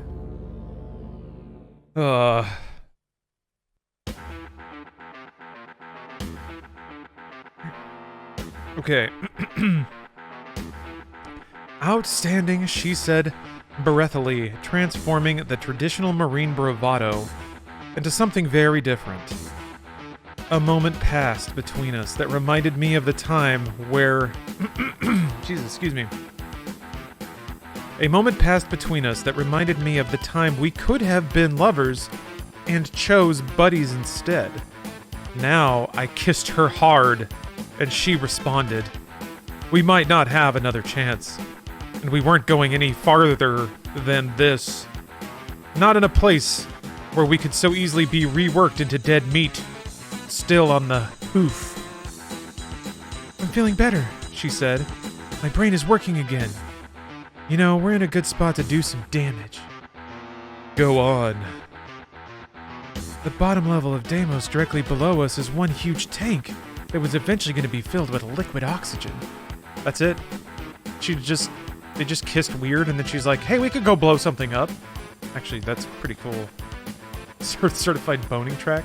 Did he actually kiss her or not? He says that he did, but then nothing happened. Like, there was zero follow-up. Now I kissed her hard, and she responded. We might not have another chance, and we weren't going any farther than this. Not in a place where we could so easily be reworked into dead meat still on the hoof. That's the sentence. There's no discussion, though. I don't know. I'd like to imagine she just stood there stock still. He says that she responded. The only thing she did, her only agency after being kissed by Flynn Fly Taggart without any, like... With, I guess, her breathily. She did say outstanding very breathily. But she responded. I kissed her hard and she responded. Also, he was like, he said that he embraced her, so he was like gripping her. She responded. And then she said she's feeling better. My brain works now. The kiss, sobered her up, it seems. Okay, and also, she just remembered that there's a big tank of liquid oxygen below this entire base. What the hell for? Says Flynn Fly Taggart. She flashed her sneaky smile. You'll love this. The UAC was thinking of using the entire moon of Deimos as a spaceship too. You're kidding, I said, but I could tell she wasn't. The idea was to move it to the asteroid belt and use it for a mining base, she said, finishing the news flash. When I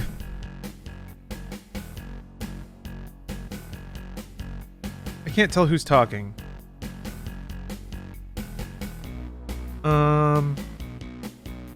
Okay, I think this is still Arlene.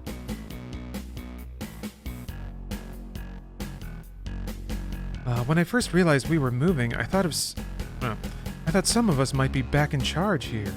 Then I suspected the more horrible possibility of a human-alien alliance. Jesus, what a morbid imagination. How is it that I never heard about this plan, even in casual talk? There's secret, there's top secret, and then there's Radisat and we'll push you out the airlock. Point taken. If we're going to find out what's really going on, then I think we need to go the same way as before. Down. We hunted through every level, but couldn't find an exit, a secret door, anything. While we were searching, Arlene's mood improved. That we were still alive was a miracle. Any monsters who tried to have us for lunch would get a bad case of indigestion. No matter what we were up against, I was going to bet on human unpredictability. We hadn't spent a couple billion years clawing up to the top of the food chain for nothing. Yeah, but demons are older than that, man. I think that's the idea. Sorry, I'm like... Another aside. I guess he has... But he's got a shotgun. Scattergun.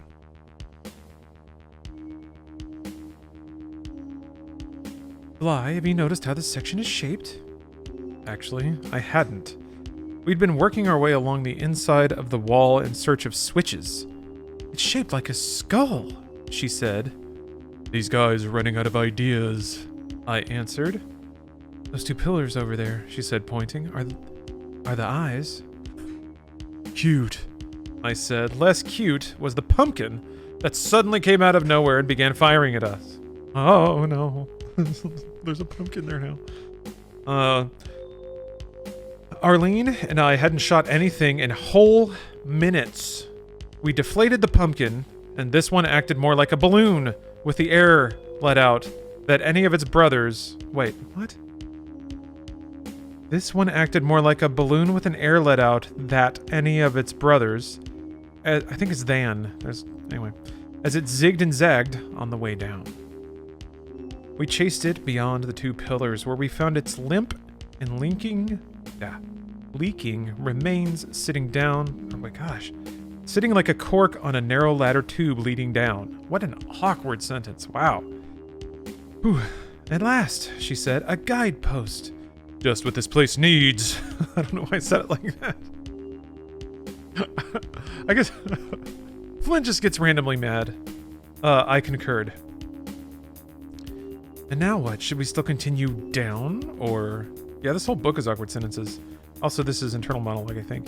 And now what? Should we still continue down? Or was it time to settle once and for all whether we were bugging out and reporting or going after the mastermind ourselves? I stared at the tube.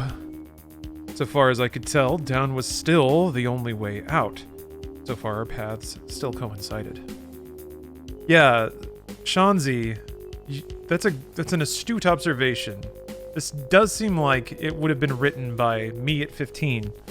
Because, like, it wanders into and out of horniness. It's like the author gets horny, and then they get too horny, so they go jerk off, and they come back, and they're just, like, done with it. And they move on, because it's no longer their mood while they're writing. It's the coolest. It's absolutely the coolest.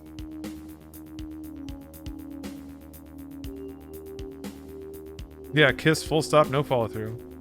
I mean, the thing about 15-year-old me, I would get horny while I'm writing, and then I'd get up and go to the bathroom, come back. I wonder if that ever happens in, like, people's essays. Like, if you have to grade essays or something. Yeah. Let's see.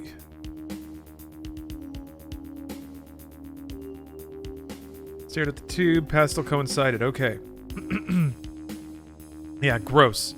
Was basically the thought that I arrived at. There would come a time when one of us would have to prevail. Either Arlene's romantic sense of duty to the entire human race, or my more practical duty to her as my buddy, as a Marine, and alright, let's face it, as a man to a woman. We popped the cork and climbed down what seemed like 200 meters down into the heart of the LOX tank. The climb was long enough to make us tired even if we weren't carrying all the crap that was necessary to keep us alive. By the time we reached the bottom, my hands were aching and my right knee was acting up. I could imagine how Arlene was feeling from the way she tottered on her feet. I hurried over to catch her if she fell, but she recovered herself and made no comment. Isn't that romantic, ladies?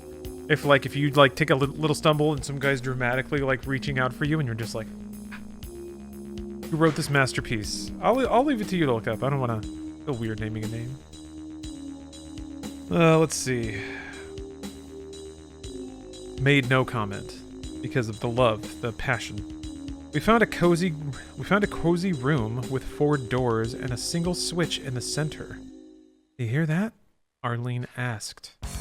Until she mentioned it, I hadn't heard anything but our heavy breathing. But then I noticed something so unbelievably loud that a deaf man should have felt it. Concentration is a funny thing.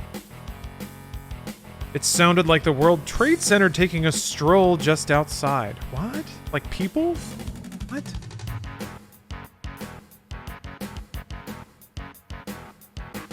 I mean, that means something very different in 4 years from the writing of this book, but yeah, did this book know? This is how they trained.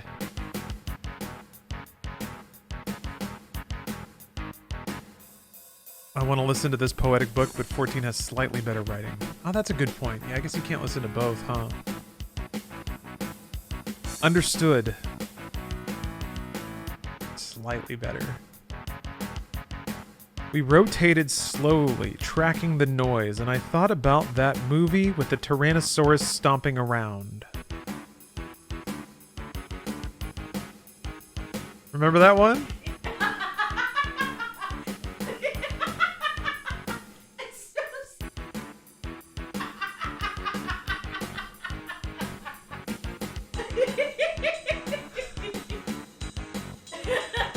You know that one. No, I wish it had said something like rhymes with Jurassic Yark. I mean, there's still some book to go.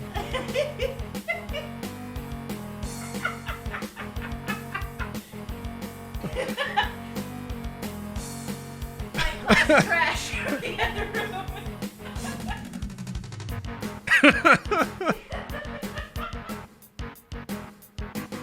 It is a pretty beautiful thing. Oh gosh. Dinosaurs stomping around? Jesus. Okay. God, World Trade Center and dinosaurs right next to each other. Well, fly, said Arlene, I guess. Yeah, we do need a Steph emote. Damn, you're right. What now? I doubt we could climb back up again. I looked up. The hole we climbed through was far over our heads. We already know there's no way to get us out in that direction. We're here. If an exit exists, it has to be through one of those doors. Besides, we came here to do a job, Fly. Even if that means fighting Godzilla. I shrugged. What else was there to say? One switch, 4 doors. Which one does it open? I went to a door at random and tried to open it manually. Nothing. It wouldn't budge, even when I kicked it. The behemoth still marched back and forth outside, shaking the entire building with every step. I can't help it, I said at last. I'm a natural... Oh god, wait, hold on. I'm a born lever puller. You're repeating yourself, Arlene repeated.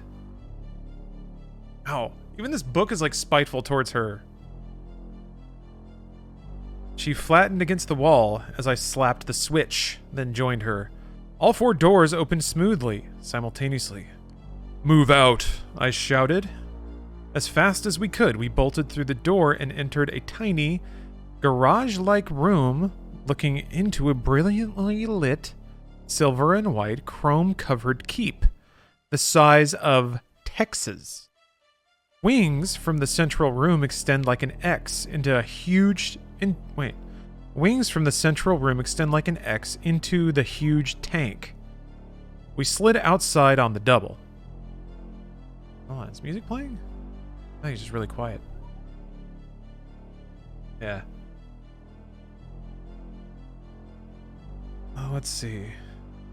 The sound of the walking skyscraper inspired speed on our part, and that was without even bothering to look behind to see what was making all of the ruckus.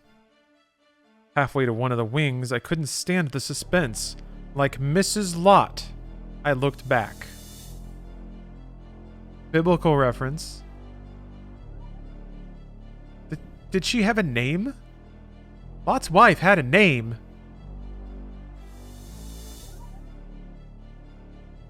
I guess when you can't Google stuff. Wait, hold on.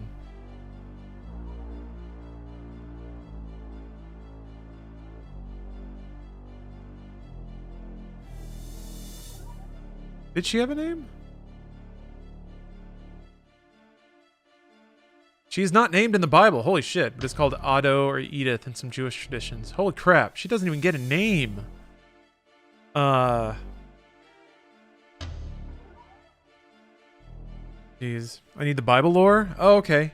Yeah, Lot was... Let's see here. This was Sodom and Gomorrah, right? Yeah. Lot was the only pious man in a city given over to Satan and sinful ways. So God, I think, through an angel?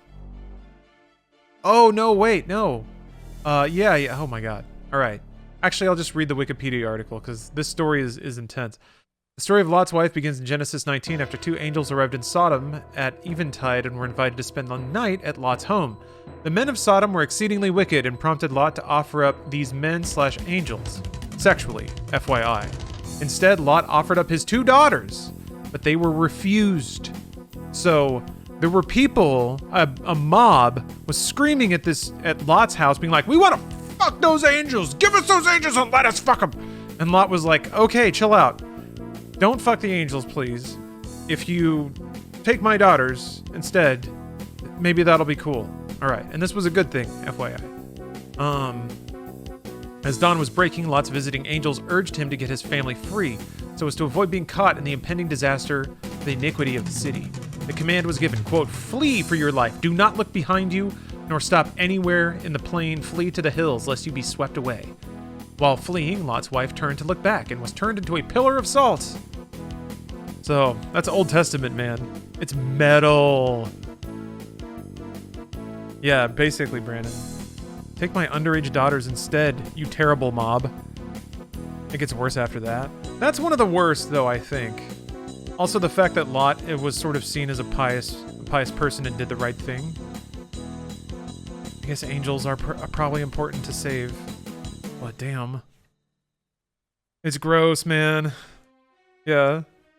The idea that a god would be pleased with that act is pretty terrifying. But then again, it kind of relies on having a pretty terrifying vision of God. Probably just a bad translation. Yeah, probably. I mean, it's a compelling story. Anyway, let's get back to Doom. Lot's wife. Who? Okay. All right, my bad. Mrs. Lot. Many apologies, author.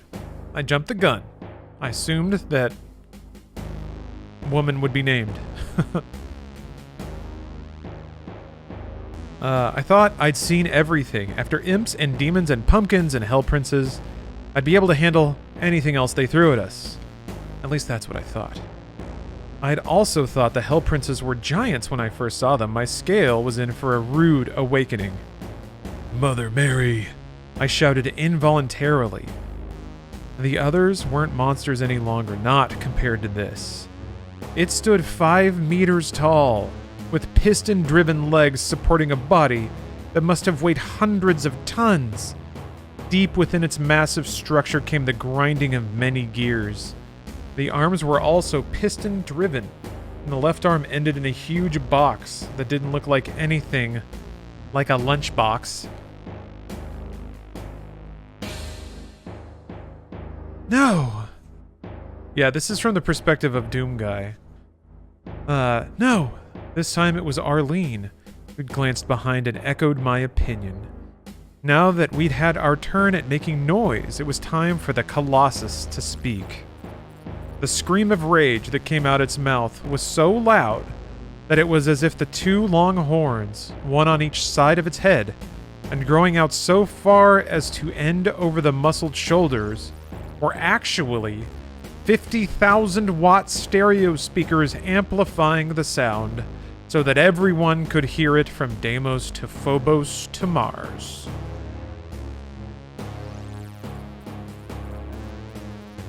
That's all one sentence.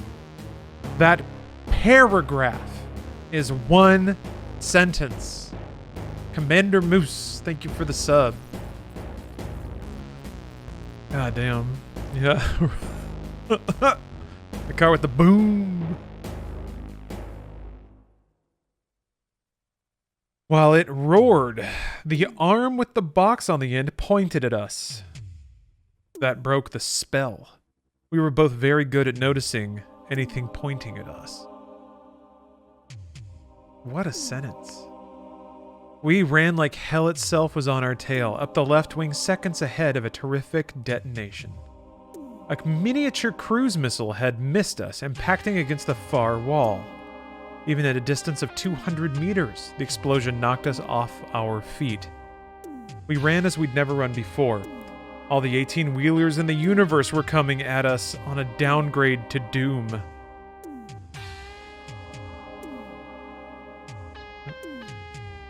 We needed an exit ramp. Yeah? All the 18-wheelers in the universe were coming at us on a downgrade to doom. We needed an exit ramp. Look! Arlene screamed, pointing at a narrow hole where the wings joined the central building we'd just exited. She dived through without a hitch. Me? I got stuck. What are you doing, Arlene? His beer gut got wedged. It was Phobos all over again, but I wasn't going to waste an opportunity, even with the wits scared out of me. I turned and loosed a few rounds from my trusty rocket launcher. I figured, why the hell not? The rockets struck dead on, with no apparent effect. The Titan roared. A good translation, I guess, would be, "Now it's my turn." And that concludes chapter 26. Oh no! I don't know what the name of that guy is. Like the Minotaur dude with the tank treads? But they're in it now, huh? And like, yeah, not a whole lot of book left. Not a whole lot of Doom left. Man, I'm gonna be sentimental when we finish this up. Alright, let me reconfigure my desk back into maximum JRPG enjoyment mode. Okay, let me swap around the objectives here. You guys are already over halfway to the next extension.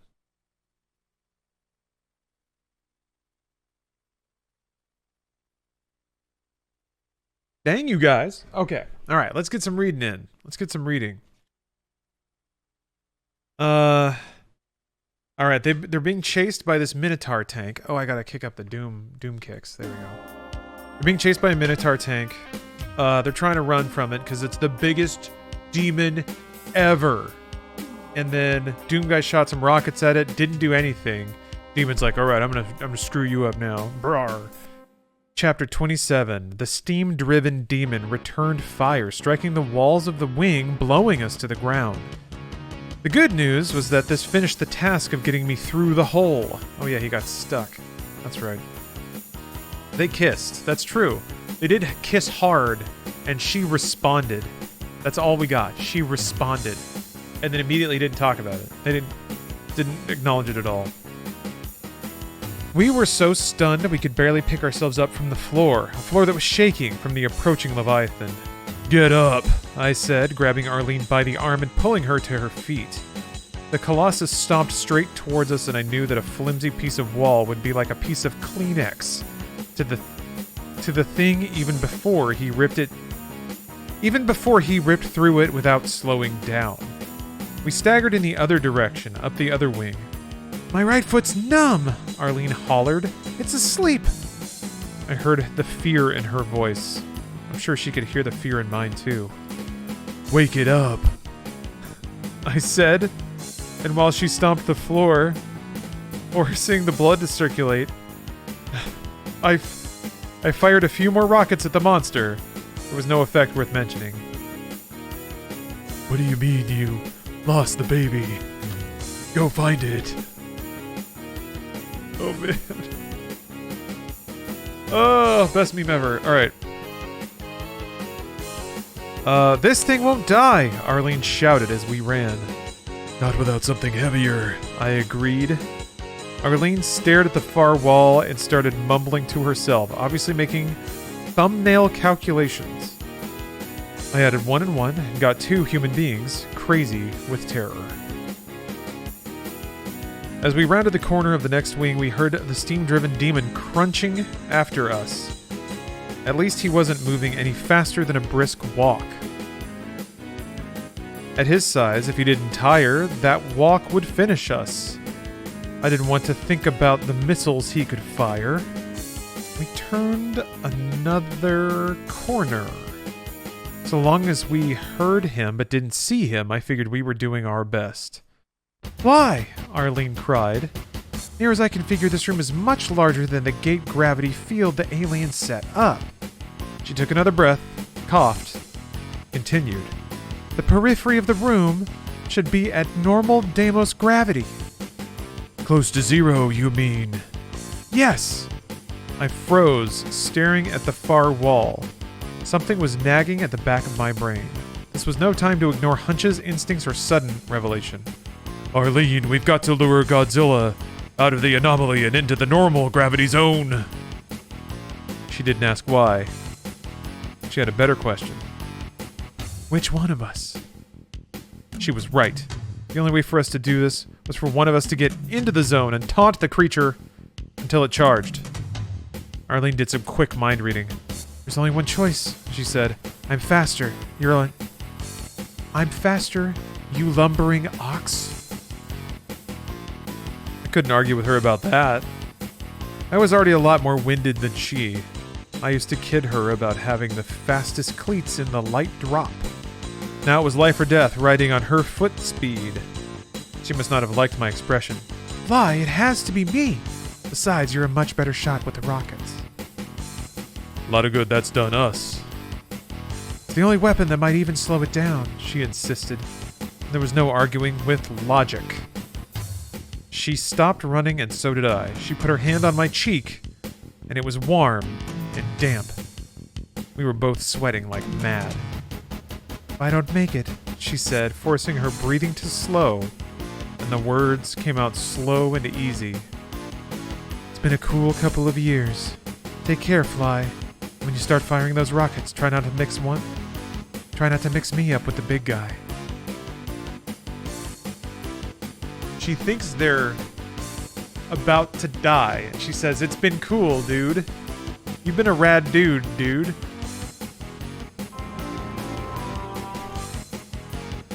Had to move a little bit. Yeah, just, you know what, if you happen to tag me with a rocket, it's fine. I wanted to say too much, so I only nodded and kept my mouth shut. She jogged towards the distant wall, looking back over her shoulder once. I felt like a heel. She was right. Got sweat in my eyes, too. Oh, hold on. Hold on a minute.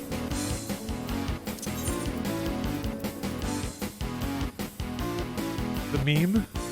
It's not on that screen. Hold on a minute. This is important. This is important.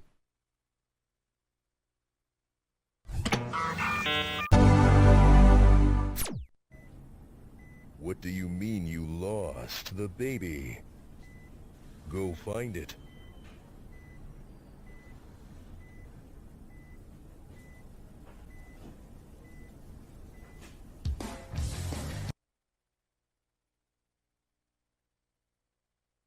Oh, it's too good. Oh, it's too good. Lost will never not be funny. That's dark as fuck. Yeah. It's okay to make fun of Lost. I'll accept that forever. Jobs, thanks for the prime. Oh, Carbon Shitstain, damn, thank you for the sub. One of the best Twitch communities to exist. Thanks, Lawrence, for the awesome streams. I love the conversations you create, bouncing off different messages in chat. Feel like I could have a beer or blunt with anyone here. That's great. Glad to hear that. That's exactly the atmosphere I'd like to create. Anyway. Go find it, man. The Duke theme kicking in. Oh, okay. Arlene's gonna be a decoy. And she thinks she's gonna die. So she was like, hey, fly. Right on. And then she just left. So, not a whole lot of emotion there. Ooh, Herm Dog. Thanks for the sub. You kissed. I responded. I kissed you hard. Hard kiss. Yeah, that means she loves him. She also did give him permission to shoot her boyfriend. So that only means they're in love. Okay. Then, the biggest monster in the universe rounded the edge and loped by. It walked right by me, sniffed the air with nauseating nostrils, and stopped. That unbelievable head slowly began to turn in my direction. I gave myself up for dead, but Arlene had other ideas. Oh, you gotta go back to work? Alright, Pop-Tart. I'll be here when you get off, I think, I hope. Let's see here. She made so much noise. Arlene did. She could have been a three-piece band. She caterwauled, taunted, laughed, pointed, howled, and hooted, and danced for a big finish. She passed the audition. The big mother raised its missile arm. Arlene, back against the wall in the corner, planted her feet firmly and shoved off like a kid shoving off in a pool to get a head start at a swim meet. Darn near 0G could be fun. Urban Squatch, thank you very much for the sub. She streaked sideways along the adjacent wall and the missile impacted astern of her, pissing off the steam demon. It actually says that, by the way. It actually says "rarg" across the whole page. I think you could see it there. It says "rarg." It complained, stomping after her. She crouched safe in a corner, watching every move the enemy made. When Godzilla stopped halfway and fired another 3 missiles, she was ready for it. She timed her leap to take her farther along the back wall, out of the blast radius. As the demon pumped after her, I had a clear view from behind and noticed that a whole rack of small missiles was built into the creature's back. What did that say about the thing's creators? Then one cannonball crashing step past the invisible line did the trick, and the big guy launched into the air, smashing against the high ceiling. Welcome to the gravity zone, sucker! I yelled, then stepped out of cover and fired a barrage of rockets at a target that was just too damned big to miss. Hell, Lieutenant Weems could have hit this one. Oh, we're bagging on Weems again? Man, he forgot about Weems for a while and now he's talking shit on him. The rockets exploded against the demon, knocking it farther back against the wall. This got its attention. Eyes big as dinner plates looked at me in an unkindly fashion. The demon raised an arm, but it didn't fire. This was because it was slowly rotating in the air like a windmill. Good old 0G. Every time it lined me up for a shot, it had shifted again. And while it was unable to steady itself, I kept firing rockets. By the time it managed to stabilize itself and line up a shot, I'd pumped a total of 15 rockets. 15! And it didn't give a spit. Realizing that sooner or later the steam demon might get a missile off in my direction, I made plans. The essence of virtually every martial art, and they taught us a lot in the light drop infantry, is to use the other guy's own weapons against him. Like, what the hell? What did I have to lose except my life and all Earth? Oh, that's a line. That's going on the poster, baby. What did I have to lose except my life and all Earth. God, I can see it. I can see the poster. The rock is still in it. All right. I stood perfectly visible and stopped shooting. I wanted that Titanic SOB to finally bring its missile launcher to bear. Sounds stupid, I know, but it really was all part of the plan. I meant to do that, and meant is italicized. Behind me, the walls came to a point, and there was another hole in the wing just begging for me to fill her up. Ugh, God. Joe Malik, thanks for gifting a sub.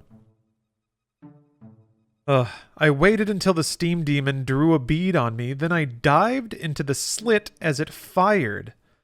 By the time the cruise missile impacted against the wing wall, I'd rolled on the other side of it, protected.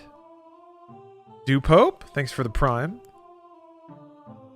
What happened next was in the hands of Sir Isaac Newton.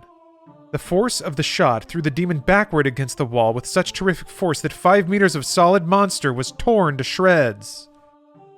It sounded as if an entire supermarket had been slam dunked into the side of a mountain. The next sound was music to my ears, Arlene giving a war cry of such glee and joy that I wanted to join her around some prehistoric campfire and gloat over the dead enemy and marvel at our own survival. So wait a minute.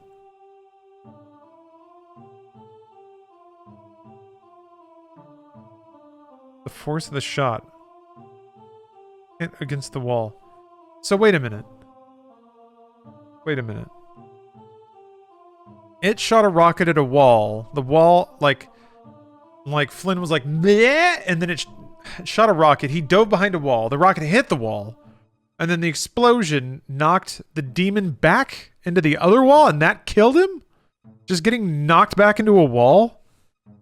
After he'd been shooting 15 rockets. So getting knocked into a wall in 0G, or close to 0G, did way more damage to this guy than getting shot directly with 15 rockets? That doesn't make any sense, but that's it. Like, I just read it again. The force of the shot threw the demon backward against the wall with such terrific force that 5 meters of solid monster was torn to shreds. That doesn't make any sense. Maybe its rocket launcher is just like 3,000 times more powerful or something. Jet Cougar, thank you for gifting a sub. Appreciate you. Anyway, cool. And then he wanted to scream around a campfire. Oh, paying it forward, I appreciate that. Thank you very much. Hey, that's what the season's all about, right? About that, it's about getting G Fuel for 30% off and also investing in your future. We're gonna hear from Wealthfront here in a minute. Okay, they want to yell around a campfire. Maybe it was down to like 5 HP? Yeah, maybe. That's the only thing that makes sense. I still exercised some caution as I peeped around the wall. A few lights still flashed and flickered on the demon as it feebly tried to crawl, but this baby wasn't going to bother us anymore. Shall we put it out of its misery? Or, excuse me, sorry. Shall we put it out of our misery? Asked Arlene as she rejoined me. Does it deserve so merciful a fate? I asked. She raised an eyebrow in surprise. Sometimes I think she underestimated my intelligence. What? Only girl Marines can get away with sounding pompous? Best to play it safe, she said. I don't want to get back on that merry-go-round. I nodded. It only took us the rest of my rockets fired point blank to turn the prone body into cotton candy. Whose turn is it to name the new monster? I asked when the job was done. You saw it first, she said. All right then, Steam Demon. That's what I kept thinking when I watched it move. Not bad, Fly. You're getting better at this.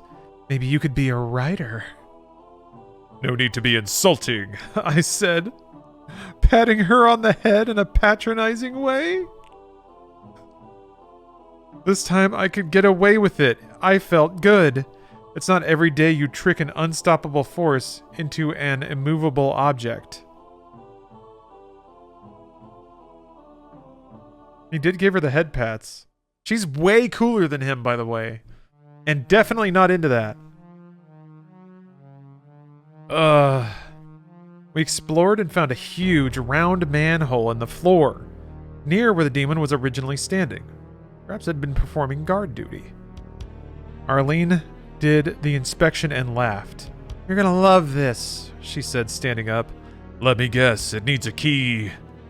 "You don't like having to mess with keys, do you?" Not when I'm fresh out of rockets.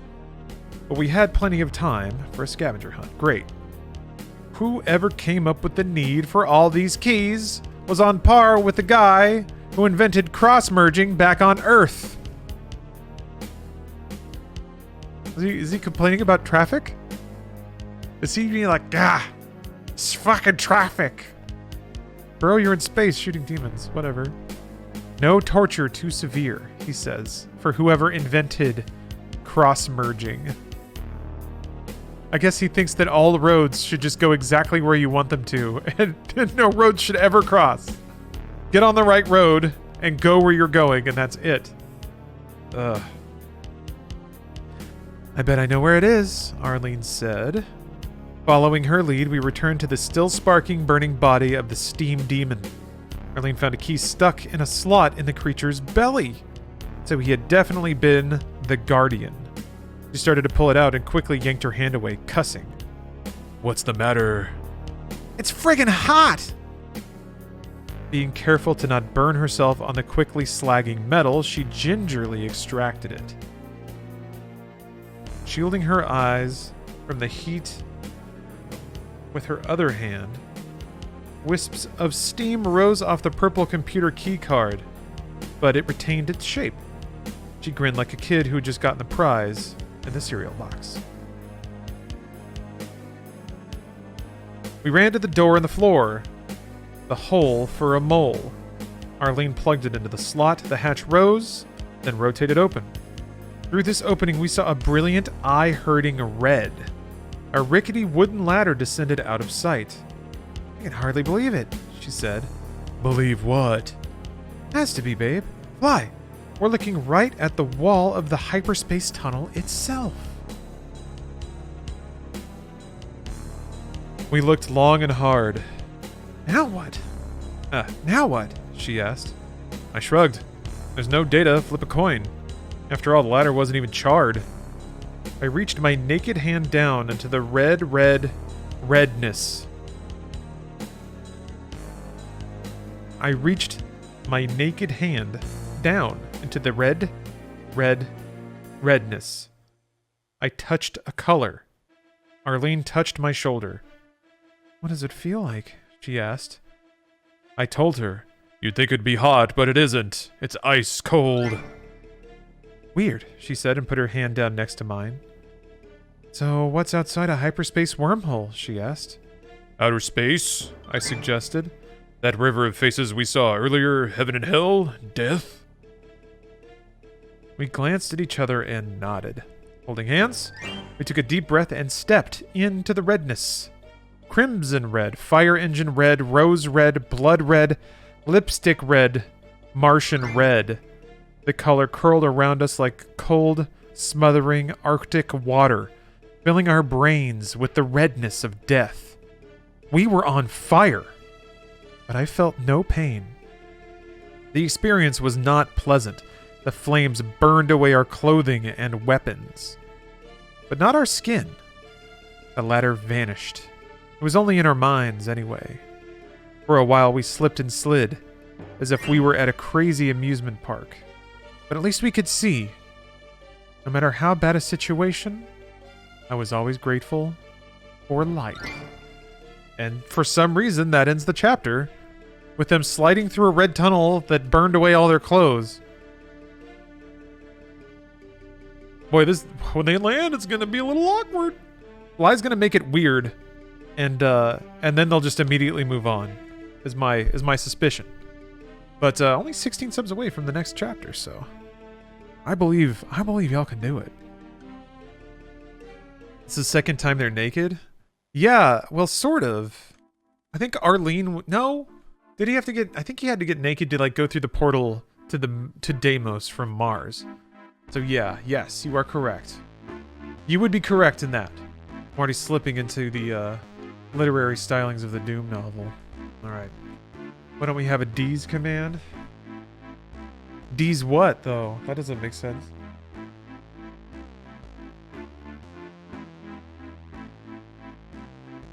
I don't understand, Joe. What are you referencing? What do you mean? What do you mean by that? I just saw a pet that's a bucket of water. It's just wobbling after somebody, like bonking along the ground.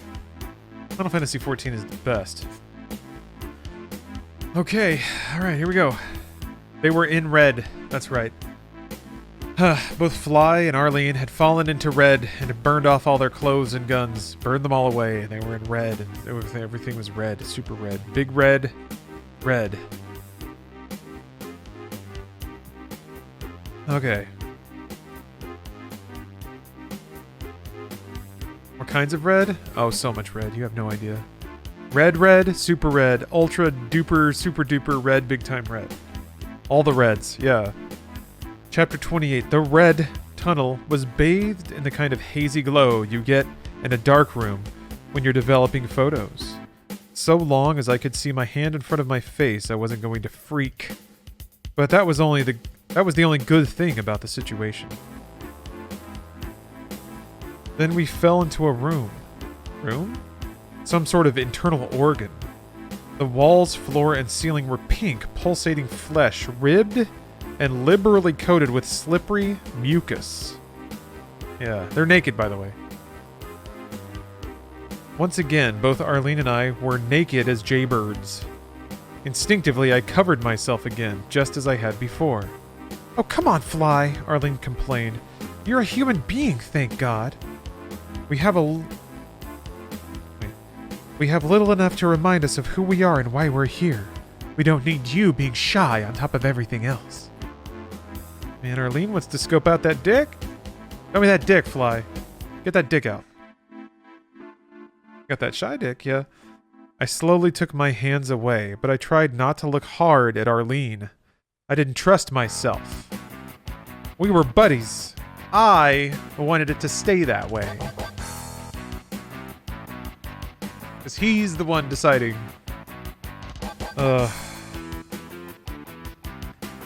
He's getting a little horny. He's like, no, I will rise above this horniness.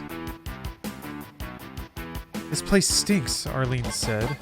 Maybe my nose had stopped working. I counted myself lucky. The organ was diseased, sickly, and I was glad I couldn't smell it. There was a downward slope that wasn't so steep as to cause us to lose our footing altogether, but I wasn't comfortable as we stumbled through the giant organ. I had a disturbing sense of what an organ it was, a place we've all been before. I just had a bad thought, Fly.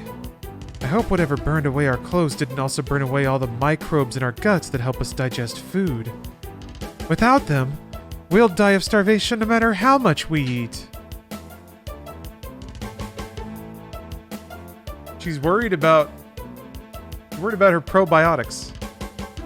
After getting her clothes burned off and falling into a giant demon tummy.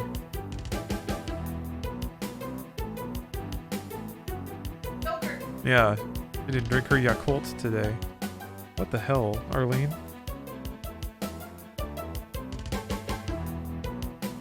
Okay, hold on. I doubt it, I said, my voice shaky, as if I hadn't used it for decades. I don't feel ravenously hungry, so I'm just ignoring the direction. I don't feel ravenously hungry, so evidently the gate left the MRE food in my stomach. Probably left the microbes as well. Anything organic. Sure. Okay. What about all the hair? Did all her hair get burned off? What if we kissed in the demon stomach? That's true. Only on her head. And eyebrows. We both jumped when the demonic uterus started contracting. I had always hated amusement parks. Then we were sliding out of control. I grabbed Arlene's hand and she squeezed hard. The contractions pushed us along the floor to a door. A giant semi-transparent cyst membrane with a doorknob in the middle. The knob was made of some kind of cartilage. I pushed my arm into a wet opening all the way to the shoulder and turned the knob. Yeah, he's fisting this. He's fisting this alien cervix. Yeah. It's so tiny. Doom guy's head is really small. Two corpses were on the other side. They'd only been shadows seen through the membrane. We couldn't tell what they were. One was male, the other female. After our experience with deja vu, I experienced a momentary shock, thinking the bodies were our own. Oh! But they weren't. They weren't, is actually the next part. But they could have been related to us, similar body types, similar faces. I sure as hell knew they... Wait, what? I sure as hell knew who they were, though. One was the third woman in Fox Company besides Dardier and Arlene, Midori Yoshida. I did not know there was another woman in this book. That's cool. She's already dead, so maybe it doesn't count, but... I guess there was the girl, too, the zombie girl. So there's 3 females so far. The man... Oh, here we go. The man was Lieutenant Weems. The son of a bitch himself.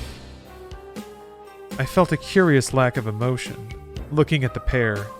They lay in an awkward position, head to head, each with a pistol in the other's mouth.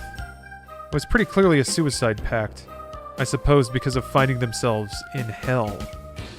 Arlene leaned down to separate them. We made a horrific discovery. They weren't just lying tete-a-tete. Their heads were joined together, fused at the crowns, the scalp flowing smoothly from one to the other. Like Siamese twins joined at the head? Oh. The hair color... We'll say conjoined twins. Alright. The hair color faded continuously from blonde, Weems, to black, Yoshida, without a seam or break. Jesus and Mary, I gasped. I don't guess there's any question why they blew their brains out, Arlene whispered, dropping the bodies, just on the floor. Well, there you have it, Flarp. Arlene silently pointed to bloody imp prints all around the bodies. We both knew the shape of an imp footprint when we saw one.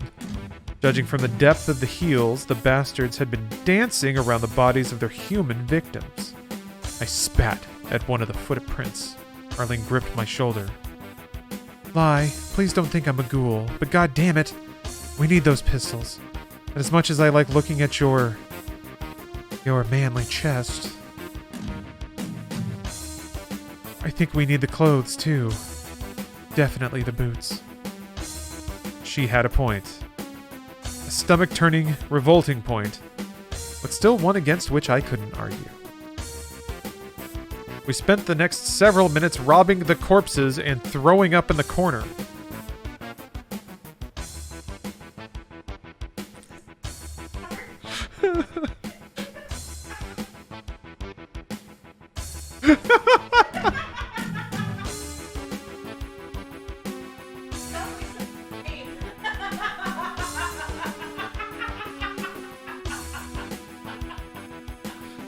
Oh man. They're just trading. I'm imagining like smash cuts of like looting a corpse and then cutting back to like rifling through.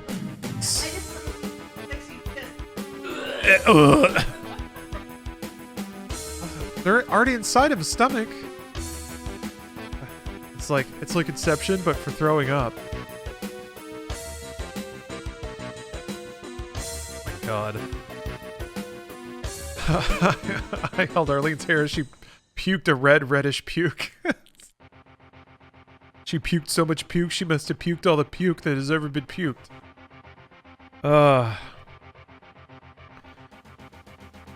They took turns throwing up. But afterward, we each had a pistol and 26 rounds. To exit the room, we had to squeeze through a narrow opening that looked exactly like... Well, I didn't like to even think about it. I knew he couldn't write vagina.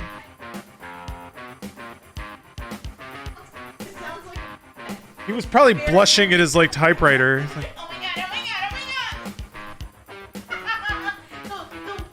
The women's area Some things are better left to the imagination. Oh my gosh. It was a, Spot I've never touched. Oh, it was a door with feminine qualities. no, it's fine. Is the demon pussy now for real? I mean, basically, yeah. Yes. He's ooh-oohing at his typewriter. I hope Mom doesn't walk in while I'm writing this pipe. Oh my god. Oh, I hate to be mean, but come on. Grown people can say the word vagina, it's fine. I volunteered to go first, and she didn't object. I'm surprised he didn't scream.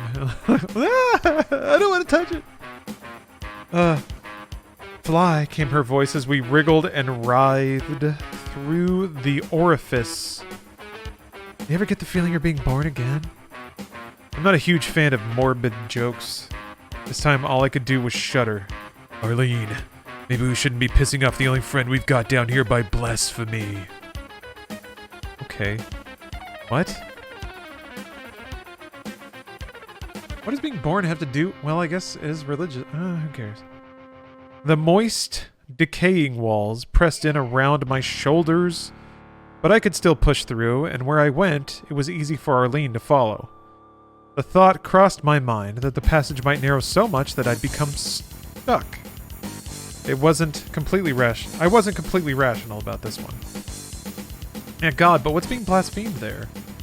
I'm just talking about being born. I don't know. I was so glad to pop out the other end that I barely minded the 7 imps waiting on the other side. For one truly insane moment, I'd wondered if that would make Arlene Snow White. Then I was busy again doing my job. Arlene was right behind me doing her job.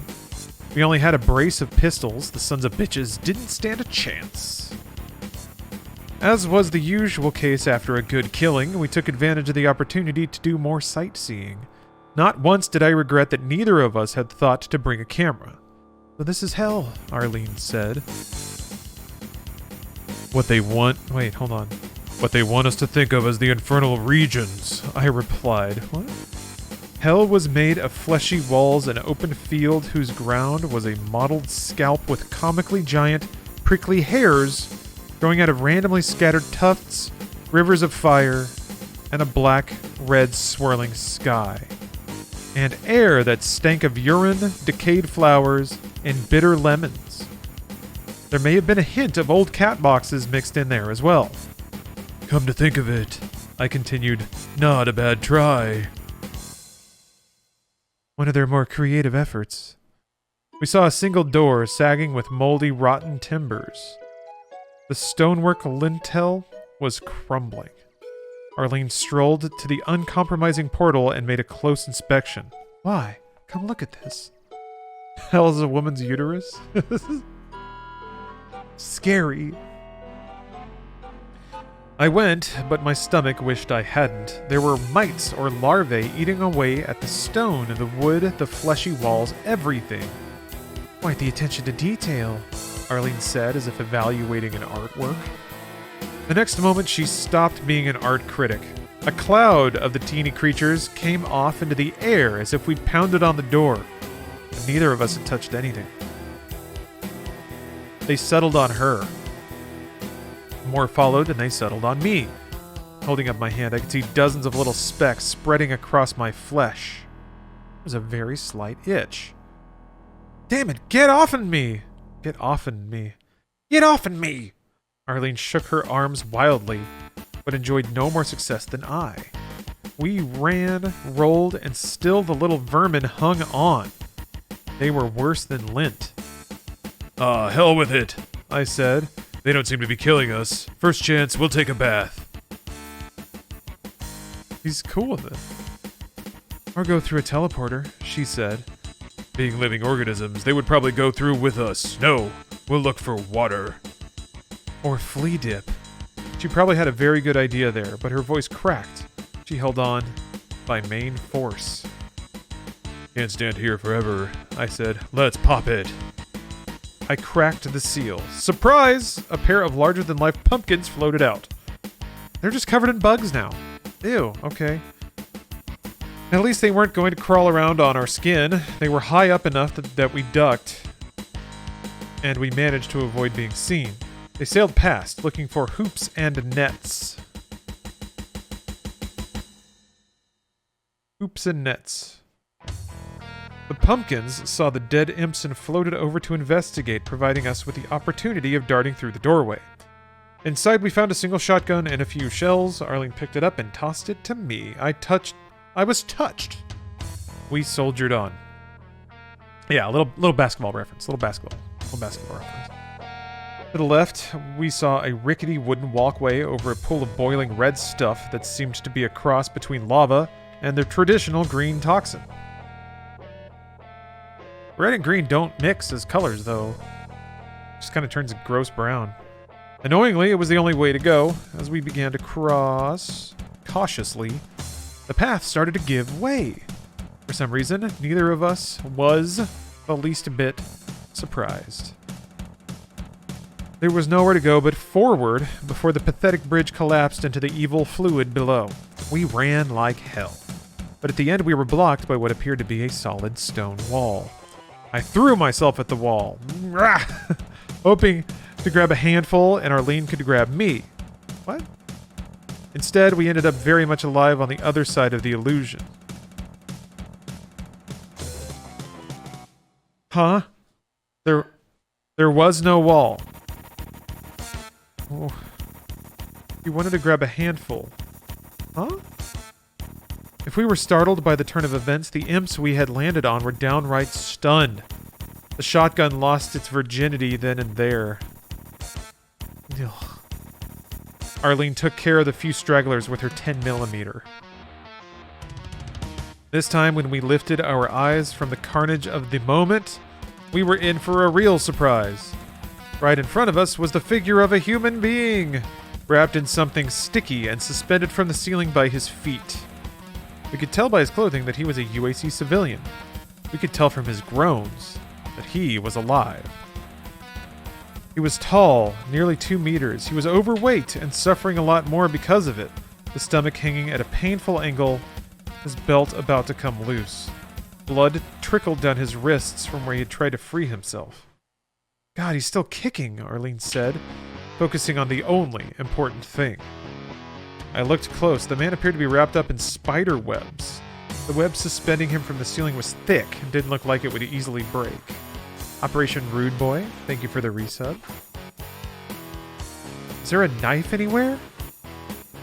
Oh, I think maybe Flynn said that. Whatever. We pulled UAC boxes over and rummaged through them. No knife, but a bottle would break to serve the purpose.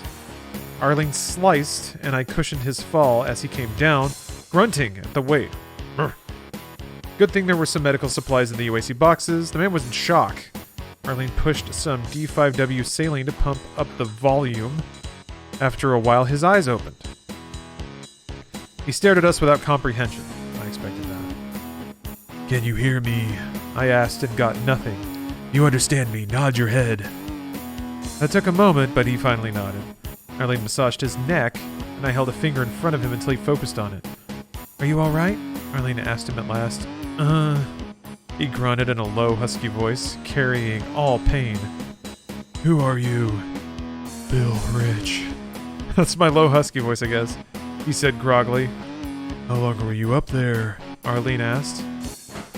Further proof that life was coming back into him was the way he shuddered. Long enough that I thought I died. Who put you up? I asked. The goblin, he answered. Spider-Mind. Oh, great. A whole new nomenclature. That narrowed it down to any of the monsters. If we ever reported to Earth, we would need to settle on a common terminology. Like that's his first and like, This motherfucker's naming demons now? God damn it! Jesus. Congratulations, said Arlene. For what? He asked, half turning to her, still dizzy. Surviving. It was a big deal finding another human who could move and wasn't a damn zombie.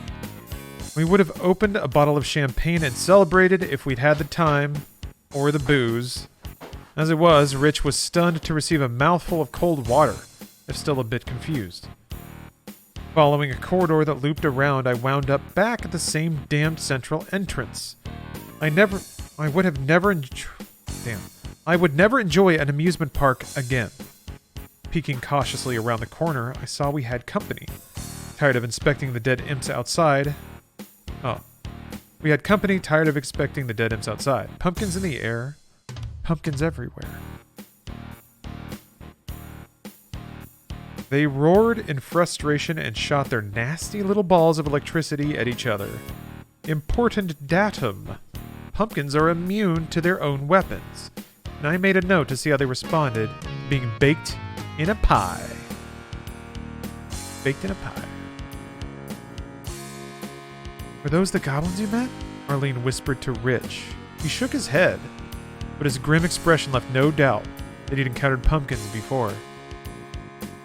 They're so freaking stupid, Arlene contemptuously. Pumpkin pie reference. That's right, pumpkin pie reference, everyone. You'd think something that was all head would have more brains, I added. Cool. The next step was obvious for those of us with brains. We dashed across the corridor to another closed door. I opened it a crack while Arlene kept watch, making sure the pumpkins didn't float back. Oh, Wobbly Badger. Thank you for the resub. Float back. Rich obviously hadn't received military training, but he caught on fast. Considering what he'd been through, he was a quick study. He kept pace, which was all we really needed from him at the moment. Through the door, I saw 2 pumpkins on the inside as well, hanging with a bunch of imps. Taking a deep breath, I waited until a mob of spinies marched between the door and the nearest pumpkin. Then I stepped out and fired 5 or 6 unaimed rounds. These guys didn't merit any wasted shotgun shells. Having done my damage, I popped back and braced the door. Arlene and Rich helped. Ooh, Stealthy Panther. Thank you for the resub. One thing you can say about pumpkins, they don't let a little obstacle like imps stand between them and a target.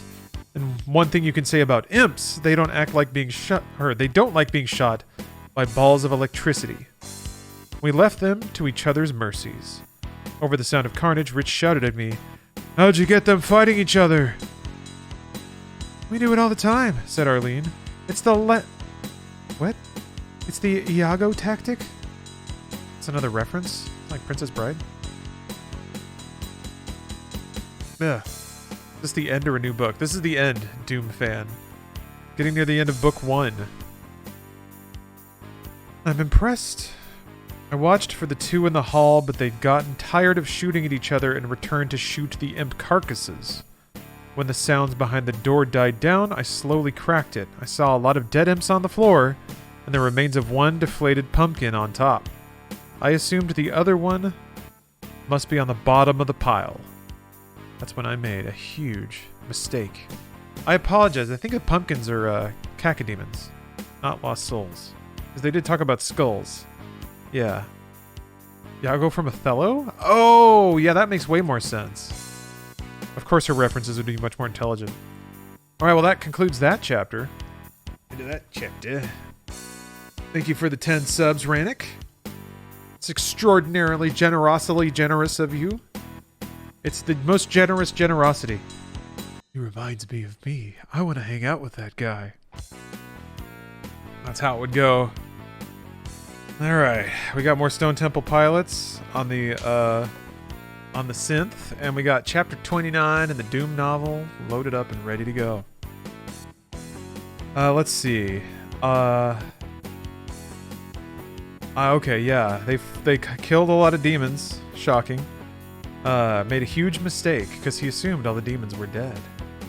Chapter 29. Stepping inside, I didn't think to look behind the door. Straight up. A logical place for a surviving pumpkin to be waiting in ambush, and that's exactly where the bastard was. "Lie!" Arlene shouted. She was paying attention. She never used that tone of voice except when it was life and death. And in this case, the issue was my life. I threw myself on the floor just as a lightning ball fried the tip of my scalp. A run of 10mm rounds got my attention. I flipped over to see Arlene blasting away, then scrambled to my feet and pumped my shotgun at the floating head. She split left and I right, and we kept firing. Yeah, what is the tip of your scalp? I guess just like, zip, just right over. When we were done, that was the deadest pumpkin I had ever seen still floating. It was almost like one of those old cartoons where the character hangs in the space, or a character hangs in space for several seconds before it remembers the law of gravity, then quickly plummets to the ground. All that was missing were the sound effects.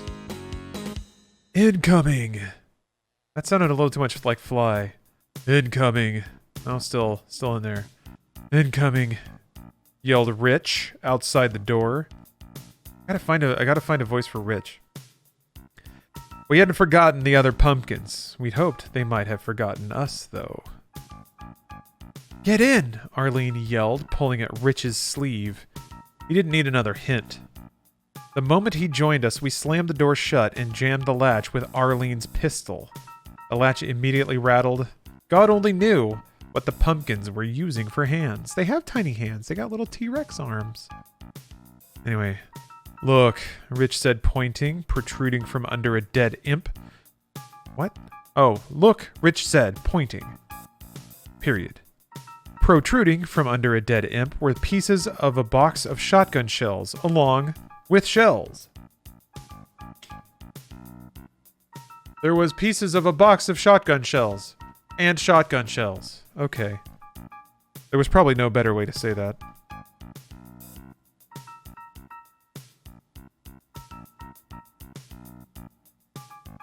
They may be covering all kinds of supplies. Voices started to crack. All kinds of supplies, I said. The prospect didn't appeal to me, but I thought I should set a good example. Getting on my knees, I pulled the corpse away from the box, and dozens of shells went rolling as Arlene and Rich collected them. Then we all got busy moving the dead monsters and stacking them in one corner. We received our just reward. There was another functional shotgun, lots of ammo, even tools, hammers, nails, even a gas-powered chainsaw. Maybe the zombies had been used to build condos for imps and pumpkins. To build condos for imps and pumpkins. Condos. We even found an antique revolver for Rich. I wondered which one of us the civilian would accidentally shoot. We replaced the pistol in the latch with a handful of nails, then collected all the tools and put them in a neat pile for later use. Weapons and ammo in hand, we explored the room and found it led to a broader plaza area. And we found a door leading into a narrow corridor. I'll go first, I said. Fine with me, said Arlene. Rich was more than happy to bring up the rear. No good deed goes unpunished. I realized that the moment I heard the familiar pig grunting noises, the ugly snuffling that always turned my stomach and might keep me from ever eating bacon again. They didn't make us wait very long. The demons came storming down the corridor, pale pink flesh with claws and lots of teeth. Somehow, though, after the steam demon, I couldn't take the pinkies seriously. The narrowness of the corridor meant I had taken point with a vengeance. No one could shoot past me. I loosed a shotgun blast. No jeans. Thank you very much for the 300 bits. I just realized I should put my alerts over. There we go. So alerts play. This music came in at the perfect time. Yes. I did it all on purpose. Let's see here. Okay. Narrow corridor. There's a pinky there. Couldn't take the pinky seriously. Narrowness. Loosed a shotgun blast. Fall back, I shouted, and heard Arlene and Rich doing it. Taking steps backwards, I never took my eyes off the enemy. I shot a second time, and then a third and a fourth time, before dropping the first demon. I didn't like the arithmetic. Despite our extra ammo, there were more demons than we could take at this rate. My comrades had made it back through the door as I held the corridor, back to the wall. Ah, Pop-Tart, hey, welcome back. Yeah, they're in a hallway shooting demons. That's where we're at. I'm glad you made it. My comrades had made it back through the door as I held the corridor back to the wall. I kept firing when suddenly, hold fire! It was Arlene's voice, and I couldn't imagine that she'd gone nuts. I risked turning my head. She stood in the doorway holding the chainsaw. Then with a chugga, she pulled the cord. Third time was the charm, and it kicked to life with an honest roar to drown out all but a steam demon's scream. There's no way he's just going to sit there and watch Arlene get to chainsaw everybody, right? Saw this one coming? Yeah? You thinking ahead? Thinking ahead of the book a little bit? Elbowing past me, she lifted the buzzing blade and let the teeth bite into the nearest demon. Die, Pinky, die! She screamed. It sounded odd, but the results were great. Red blood splashed us both, and she kept at it, screaming a war cry that just might scare a fallen angel.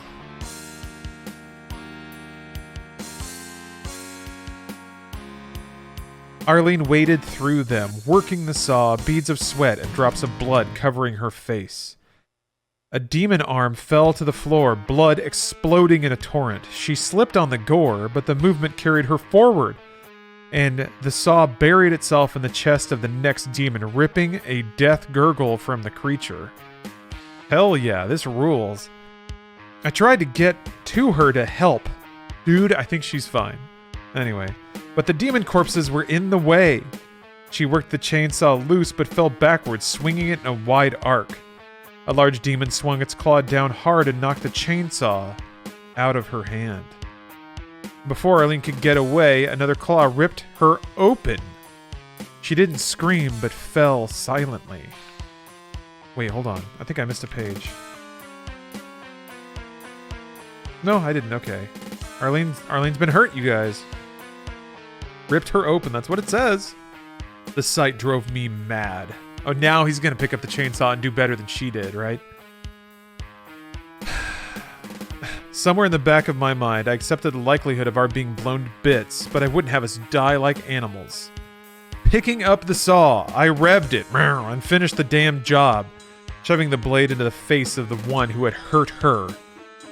I lost count of how many there were left, but I kept at it, swinging the chainsaw back and forth, covering the walls with gore. Finally, there was nothing left to kill. Hey, look at that, it's chainsawing.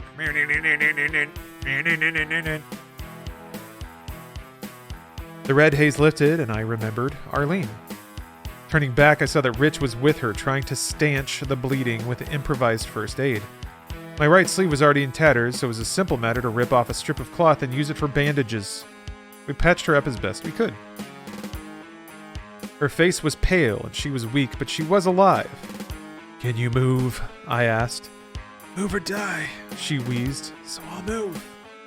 We helped her stand up. I started to pick her shotgun and pass it to Rich, but she shook her head. "That's mine," she said, reclaiming it proudly. I wasn't about to argue. Okay. We left the heavy chainsaw on the deck and staggered forward into a last chamber. There were disgusting things lying around, but as nothing was moving or alive, I gave it no further attention. Well, I guess I'll just ignore everything in this room. In the center of the room was a teleport pad of rusted metal, designed in a heavy and cumbersome manner. It looked like an antique. "That doesn't look promising," I said. "We have no choice," Arlene answered through clenched teeth. We hadn't had a good choice in a long time. All three of us stepped aboard, arms linked. Rich must have been religious. He said a prayer. Maybe it was because it was an old-fashioned teleporter. The experience was different from the others. Like the special effects were provided by a different company. I noticed sounds that were new. A wind tunnel combined with an avalanche. And there was a sensation of falling turning into floating. Then we arrived. Dave Dillis, why is there a candle? Because candles are cozy. That's kind of it. What accompanies a good book reading other than a cozy candle? That's just on my desk, by the way. See, I'll wiggle my finger. Oh, I just have a candle on my desk.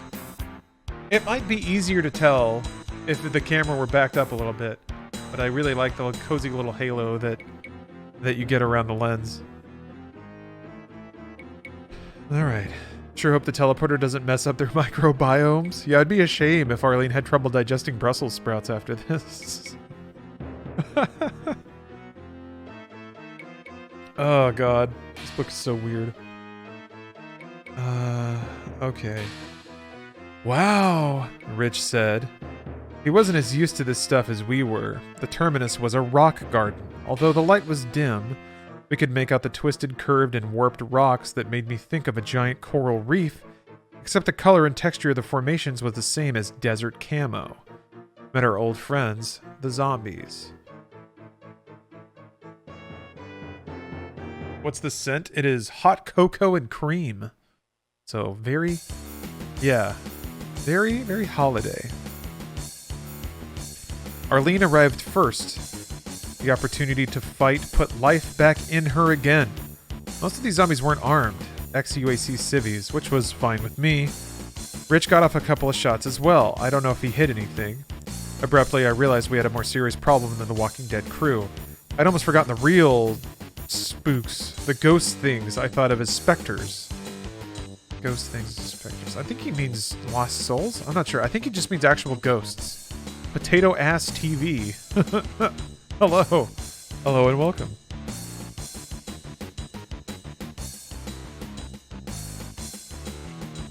One touched my face with all the coldness of space.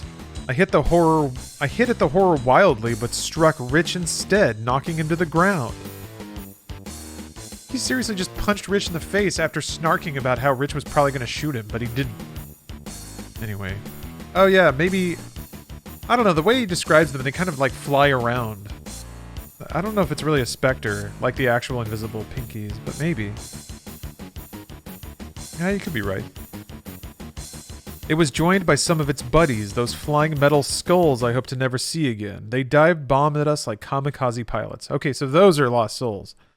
Why did he punch him? Because he missed punching at a lost soul, I guess. Then Rich found the back of a specter head by swinging his hands. He put his revolver against its skull and squeezed off a point-blank round. That got the critter's attention. It spun to deal with Rich, turning its back on me. I blew its head apart with the riot gun. I think the music stopped. Did. Let's see.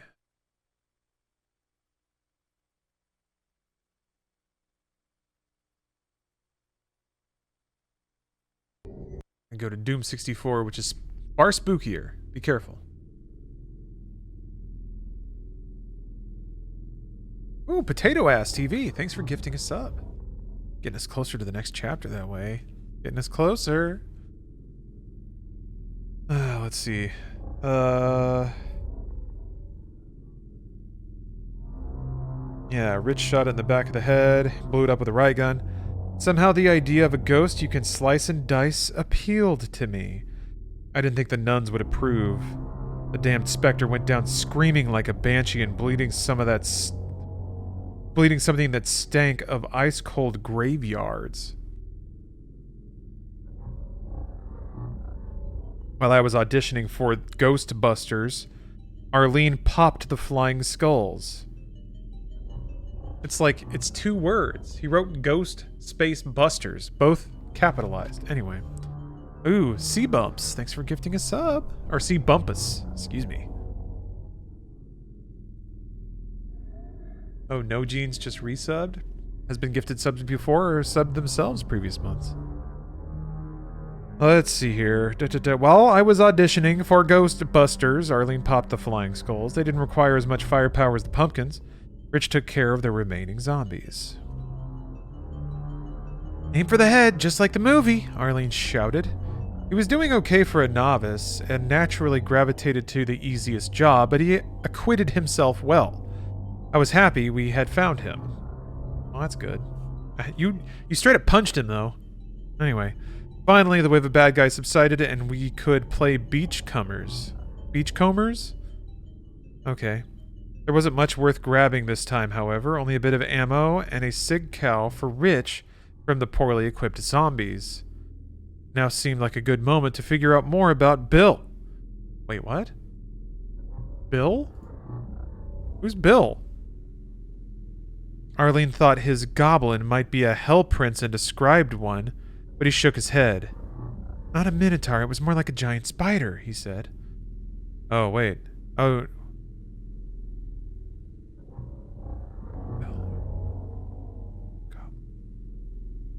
Who the fuck is Bill? What? Arlene thought his goblin might be a hell prince and described one, but he shook his head. I think they meant Mitch. I think they actually got the name wrong. Not a minotaur, it was more like a giant spider, he said. Oh, great, Arlene said. A new one for the files. Yeah, I think they got the name wrong. Oh, wait a minute. His name is Bill Rich. What? They've only called him Rich. We found out Bill Rich was a computer programmer. Okay. Yeah, Kid TV, you're right. You're right. His name is Bill Rich. Okay. Yeah, an arachnotron, I guess. If we found any monsters with laptops, he would prove invaluable. To be fair, he'd done fine killing his quota of zombies. How'd you get captured in the first place? Arlene asked. Rich sighed. Classic case of this can't really be happening to us. He stopped, face turning red.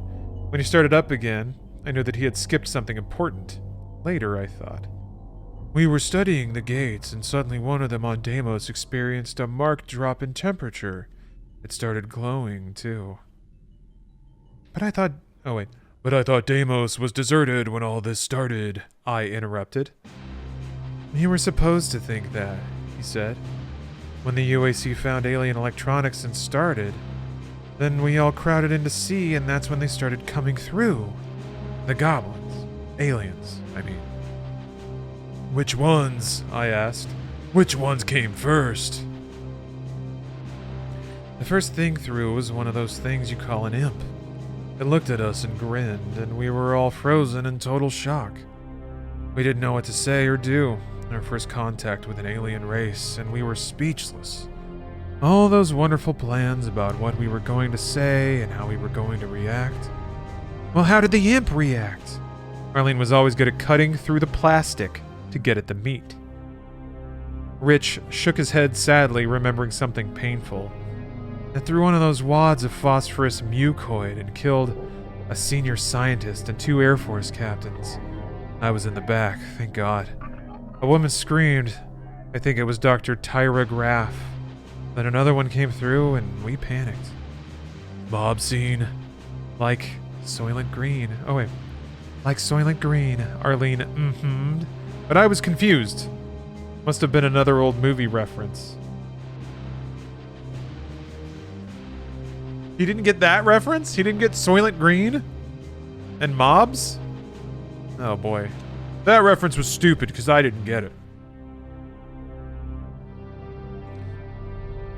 Oh, Christ. If I hadn't been such a big guy, I would have been trampled. As it was, I was knocked down. I tried to get up, and they squirted some sort of webbing at me, a neurotoxin that paralyzed me. I was out of it for some indeterminate time. When I came to, this spider thing was interrogating me, and I was in a huge room, surrounded by hundreds of goblins of different types, and even some of those zombies. I recognized Dr. Graff, but I could tell right away she was dead and her body was just reanimated. And, well, that's the story. That's it. Interrogated by a robot spider. Just, you know, we've all been there. I don't need to go on. Oh yeah, it was probably the spider thing on screen. Speaking of which, Arlene interrupted with her own thoughts. Fly, you notice there's a lot more zombie bodies here than anything else? Sure. But with all the noise we just made, why didn't a lot more come running? Curiosity may have killed the cat, I said, feeling flip. But never a zombie. Or maybe this is all of them. Arlene shook her head. I think it's because they never do anything they're not told, she said. They spend so much time theorizing on the world rules of doom. I guess there's not much else to talk about, so I can't complain, but still. They must stay in constant communication with someone or something and only go investigate when they receive a command. If they've been told to patrol looking for humans, then they'll attack. Otherwise, they might march right on by us and not even see us. That imp who talked to me made me wonder if imps can give them orders, I said. Maybe, but we've seen zombies where there were no imps. Maybe they get standing orders. I saw a bunch of imps come running to check on a situation once, where all I'd done is get the zombies firing at each other. The imps couldn't control them. Well, the pig-snuffing demons don't have any intelligence worth mentioning either, I said. If there's any more of them around, they wouldn't hear a battle over their own breathing. The skulls don't even have ears, Arlene said. Look, it's either Hell Princes, the steam demons, or that thing Bill described, the spider thing. The spider creature that interrogated me, Rich said, shuddering. We'll keep that in mind. Time to move on. I've decided, we're done. I'm trying really hard to follow along, but it's really hard. Yeah, there's a lot of, like, the conversation doesn't flow, and they're jumping between characters a lot. It's hard for me to decide to figure out who's talking. So, I might be, like, misattributing some of this dialogue to it. It doesn't flow very well. Time to move on. Hugging the right wall, we discovered a narrowing natural corridor with more shotgun shells lying on the floor like popcorn. Yeah, the spider creature that interrogated me. Shut up! She's like shaking. Cram it, soy boy. We scooped them up, but I was disappointed to discover that some were defective or spent. I was preoccupied with a handful of questionable-looking specimens when they spilled through my fingers and I dropped my knees to recover them. That saved my life. A shotgun blast filled the space where my head had been a moment before. He really just, like, dropped a bunch of shotgun shells and was like, whoop! And, like, bent down to buy him, and then a zombie tried to shoot him. And that's the reason he survived. Yeah, the preposition use is also bad. Yeah.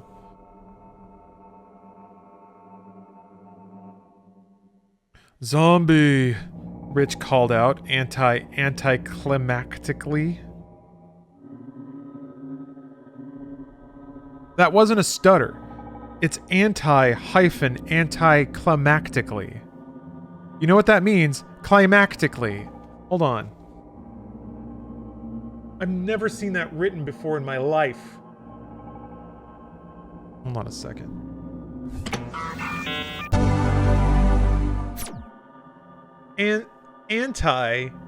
Anticlimactically. Just incredible. Just 9 hours of queue time and I'm finally in 14, just in time to go to bed. Oh, they're Irish, no! 9 hours! I don't know if this helps, but that's like the worst queue time I've heard so far. So, I apologize, that sucks. Surely it'll be better tomorrow.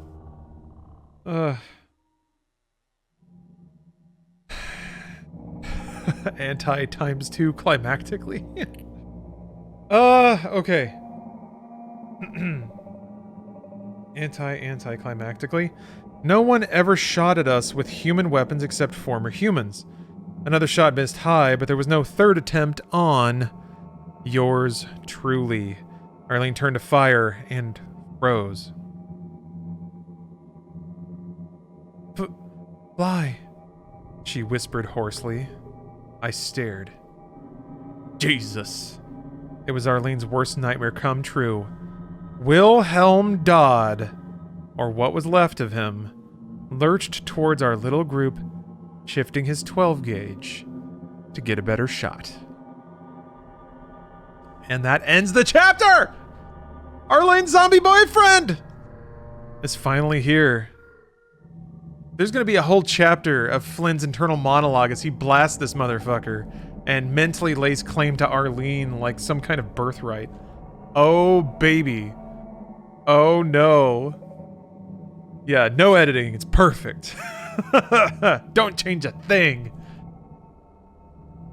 Yeah, fucking Dodd. Almost as shitty as Weems, who's also dead. I realized, like, This is one of those where, like, Flynn Fly-Taggart is a shitty human, but somehow is like making out like a bandit in this scenario, and it's not fair. I don't like it.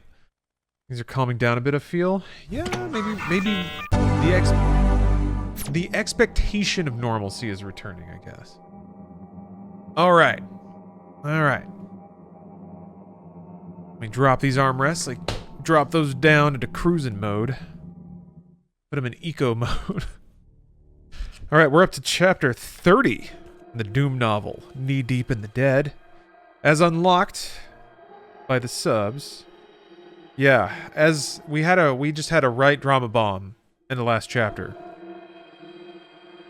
Arlene previously confided to Flynn Fly-Taggart that if they were to ever run into her boyfriend that she has, and she does have a boyfriend, it's important to remember, that she never even talked about leaving, even for a second. But she did say, Flynn, Fly, can you shoot my zombie boyfriend if we run into him? He's an anti-cuck, exactly. Flynn said he would, and mentally he did a fist pump that the book literally described, where he was happy that he might be able to blast Arlene's boyfriend in the face. And here we are. I stared. This is the end of the last chapter. I stared. Jesus. It was Arlene's worst nightmare come true. Wilhelm Dodd, or what was left of him, lurched towards our little group, shifting his 12 gauge to get a better shot. Chapter 30. No jeans. Thanks for the cheer. Arlene stared at him approaching, her mouth open, face pale as a ghost. I didn't want to do it, but she made me promise. Feeling sick, I raised my own weapon. I knew what would happen. I would blow the effing SOB away. Allergic to bad dialogue. It actually just straight up says effing SOB. F apostrophe. Anyway. Effing SOB away. And Arlene would hate me for the rest of her natural life. Which might not be a very long time at that. Then, a miracle happened. Just as my finger tightened on the trigger, Arlene's face suddenly hardened. The color returned. She closed her mouth. Then she pumped a shell into the receiver, shouldered her riot gun, and blew the zombie Dodd's face off. Nobody said anything. Rich took his cue from our awkward silence. I put my hand on Arlene's shoulder, and she spoke. Her voice croaked like a rusty can tied behind a very old car. He was already gone, Fly. And I didn't want him to come between me and my... I didn't want him to come between my buddy and me.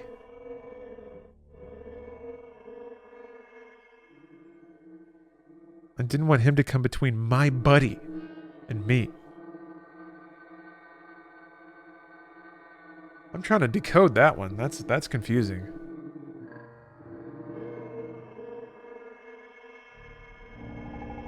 Yeah, whatever. Buddy. Buddy. Okay, alright. There was that damned peculiar lump again. I blinked. Dust in my eye, I guess. And squeezed her shoulder so hard she winced. She didn't move to push my hand away. She knew what would happen if I were the one to kill the reworked Wilhelm Dodd. She wouldn't allow that to happen. Evidently, our friendship was as important to her as it was to me. I'd forgotten that the zombies had ever been human. I made myself forget. But the staring face of Willie Dodd wouldn't let me get away with it any longer. He was a man, a Marine, and very important in my life. Now that he was gone, I didn't know what to think about Arlene and me. You know, your buddy. Best not to think about it, I advised me. It was good advice, and I took it. Arlene was taking it hard.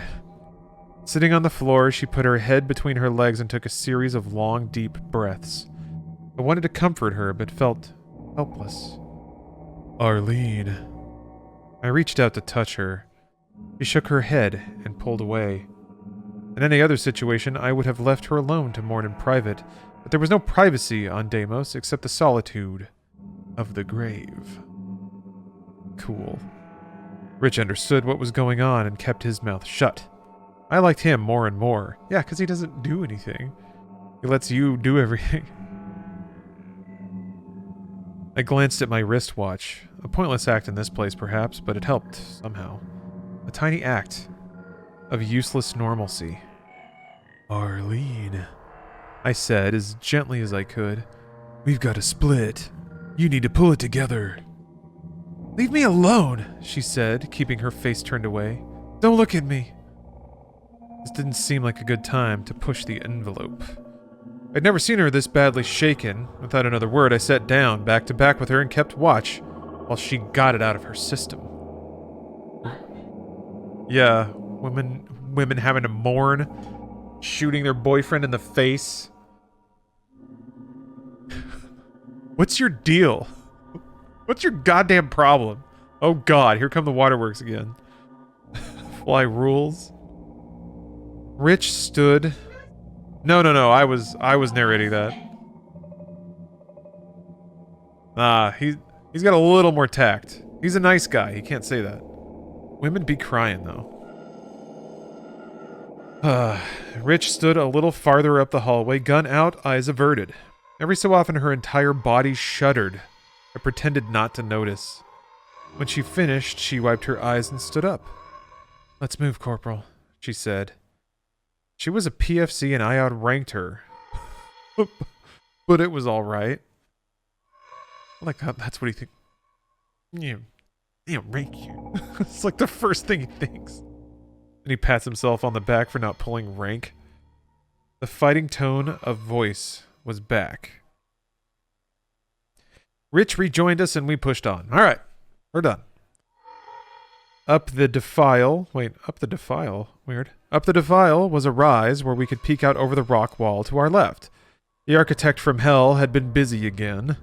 A huge garden structure stretched out before us in the shape of a right hand. We were in the thumb. Can you believe this one? Arlene asked. Better than a swastika, I said. They actually did. They were in a swastika level before, because that was in the original Doom, I believe. The hand covered a good piece of territory, with the fingers widespread, each undoubtedly offering a wide selection of motion, sensors, and other surprises. The ring finger had a bizarre wooden shack right where the ring would have been. I wondered if the pinky finger would be full of Arlene's demons. We started with the thumb. Bet the only prints we find are footprints, Rich said. I never liked stupid jokes either, but Arlene laughed, anything to shake her out of her depression.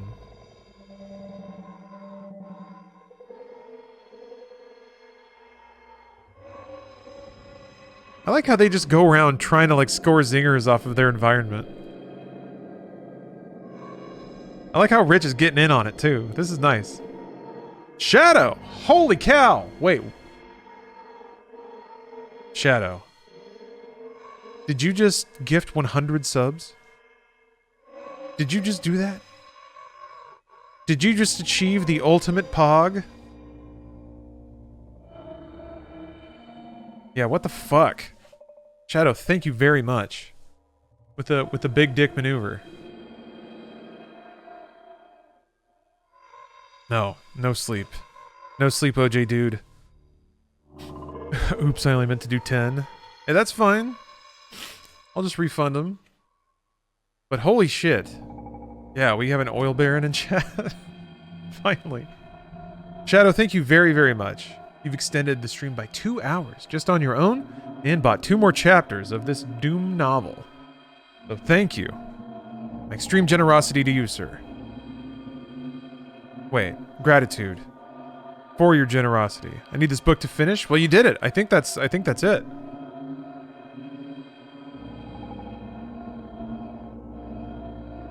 Do you want to just... Should we just knock it all out now?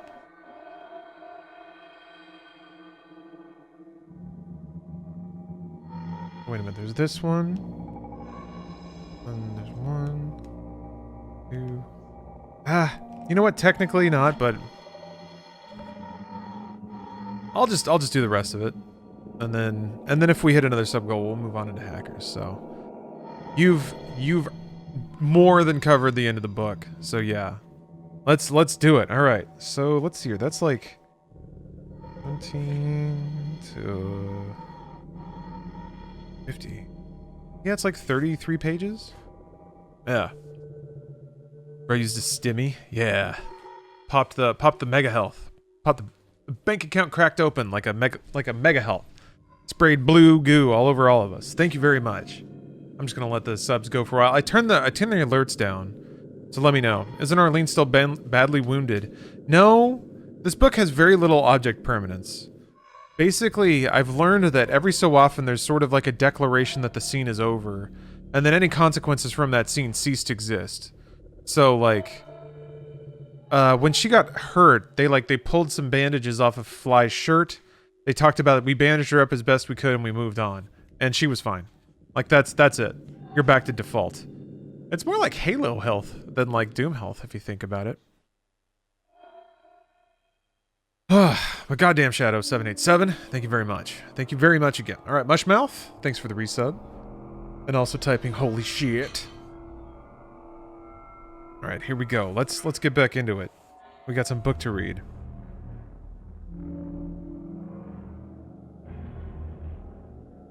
Let's see here. Can you believe this one? Better than a swastika. Yeah, footprints. Okay, here we go. I heard a familiar bubbling, the red lava liquid. The pool was in a raised stone structure that could pass as the swimming pool from hell. I thought I saw a switch just below the lava line. What's that? Rich asked. Toxic yeech, Arlene answered. Haven't you seen it before? Rich shook his head. You've been lucky, she went on. Fly and I have been through an ocean of the stuff. Well, it looks like lava, Rich said, proving an old adage about great minds and small circles. Is it hot? Not enough. Oh, sorry. Not enough, I said. But it can still kill you. The switch teased me like a piece of plastic sticking up from a bowl of red oatmeal. I'm so awake and need to see how this novel ends. You got it. Yeah, Cole. She just calls it yeech. Y-E-C-C-H. Maybe yech? Maybe that's what it is?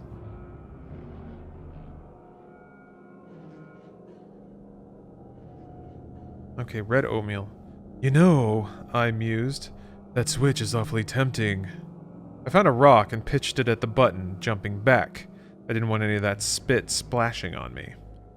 I should have tried out for the majors when the 12-year strike began. First try was the charm. We heard a loud click and a door rotated open, revealing our latest take-home pay. Another AB-10. And far more important, a pair of beautiful medikits. I would have preferred another one of those magical blue spheres, but this would definitely do in a pinch. My heart sunk when I picked up the first one and saw the telltale signs of an imp. This was not a virgin find. I really don't like this writer using the word virgin. Tooth marks explained why most of the drugs were missing. Apparently the imps liked the taste. A hurried investigation of the kit showed there were barely enough drugs had survived for Arlene. Okay, so they are acknowledging she's injured. Rich helped me gather what was needed. After cleansing her wounds with special care for the bad gash in her chest, I gave her painkillers and put on fresh bandages. Rich seemed embarrassed, swabbing at her ample, naked breasts. But titillation was the last thing on any of our minds. Definitely not her amble. Oh yeah, it's amble, not ample. Amble. Naked breasts. Amble. Not ample. That's a B. Amble. You ever seen a titty amble? Naked breasts. She's also conscious. Anyway. How's that? I asked. better, she said, but I could tell from her strained voice and pale face that she was far from perfect. Better would have to do. The dregs of the drugs proved a bonus for Rich. He didn't look so hot either. Coming down from the ceiling and snapping out of shock so quickly couldn't be good for anyone. He'd been holding his own in combat instead of resting. I wish I could have offered him a needle of the stimulant I'd used back in the marble room on Deimos, but stimulant seemed to have been what the imps were after, leaving all the vials were all empty. Yeah, amble is a verb, to walk slowly. It's not an adjective. Okay. Leaving the thumb, we descended on the palm as if storming heaven. What? And began a serious house cleaning, sliding from rock to rock, blasting anything in our way and scooping up anything useful. The opposition was feeble, hardly worth mentioning except to say that they died quickly. Arlene lucked into finding a rocket launcher of her very own. Then we helped her locate the little battery-sized rockets that were nearby. She collected 7 of the little darlings, and I showed her where to stick them and taught her the forbidden lore of proximity fuses and firing rings. Make sure you don't disconnect for 14. Yeah, I reach down and click it every so often, but I appreciate the reminder. I move forward a teeny tiny bit to try to stay active.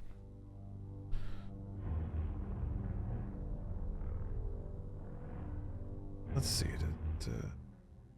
He was teaching her lore. We were so happy about the find that we must have sent out a subverbal signal. Monsters don't like humans being happy. We were ambushed by 6 former comrades-at-arms and ex-UAC workers, 4 imps, 3 demons, 2 flying skulls, and a partridge in a pear tree. Parentheses. I'm lying about the pear tree. End parentheses. I'm pissed off that I had to read that. I'm mad. That wasn't necessary. God damn it. Yeah. Borg Ninja, that's the perfect response. God damn it. In the ensuing carnage, Arlene used up every rocket, but at least she could never again say she hadn't been checked out on the launcher. Arlene and I barely worked up a sweat. Rich was getting good at the game. He was a good draft pick. He'd been doing some thinking that he was eager to share with us. Arlene still seemed numb from the discovery of Wilhelm, but I was ready to get to know this new Rich better. So as we surveyed our latest gaggle of X's, I encouraged him to speak his piece. He'd already told us that computers were his area, but he'd been overly modest. Evidently, he was a bona fide computer genius kidnapped from Deimos by the aliens. We had already decided that the gates were hyper mass transportation devices. If they really worked, and weren't just some elaborate failed experiment from millennia past, it would blow past every physics theory we had out in the wash. We discovered they responded to bursts of high-energy microwaves. Their circuits responded for several seconds after each burst. Not electronics exactly, but something involving direct manipulations of particle streams. As Rich held court, Arlene perked up and started paying attention. She was getting that expression she wore when a boyfriend betrayed her. Suddenly, her mouth dropped. You mean you activated the gates yourselves? You turned them on? Jesus Christ, you brought those things here! Arlene had a romantic side that tried to believe whatever nonsense officials put out as the truth du jour. I'd gotten over that sort of silliness long before I joined the Corps. It just wasn't a long-term healthy attitude for a jarhead. I think we brought these aliens through the gate ourselves, in a way, Rich admitted pathetically. But it was an accident. Ah, an accident, I snorted. Well, that certainly relieves anyone of any personal responsibility. Rich continued, not noticing the irony. Not even irony. It's not even the dumb version of irony. It's just sarcasm. I think now that whatever these creatures were, they were listening to the gates. Maybe they were trying to fire it up from their end, and until we answer the phone, they couldn't do it, but yeah, I guess we let them in. Anyway, Wait.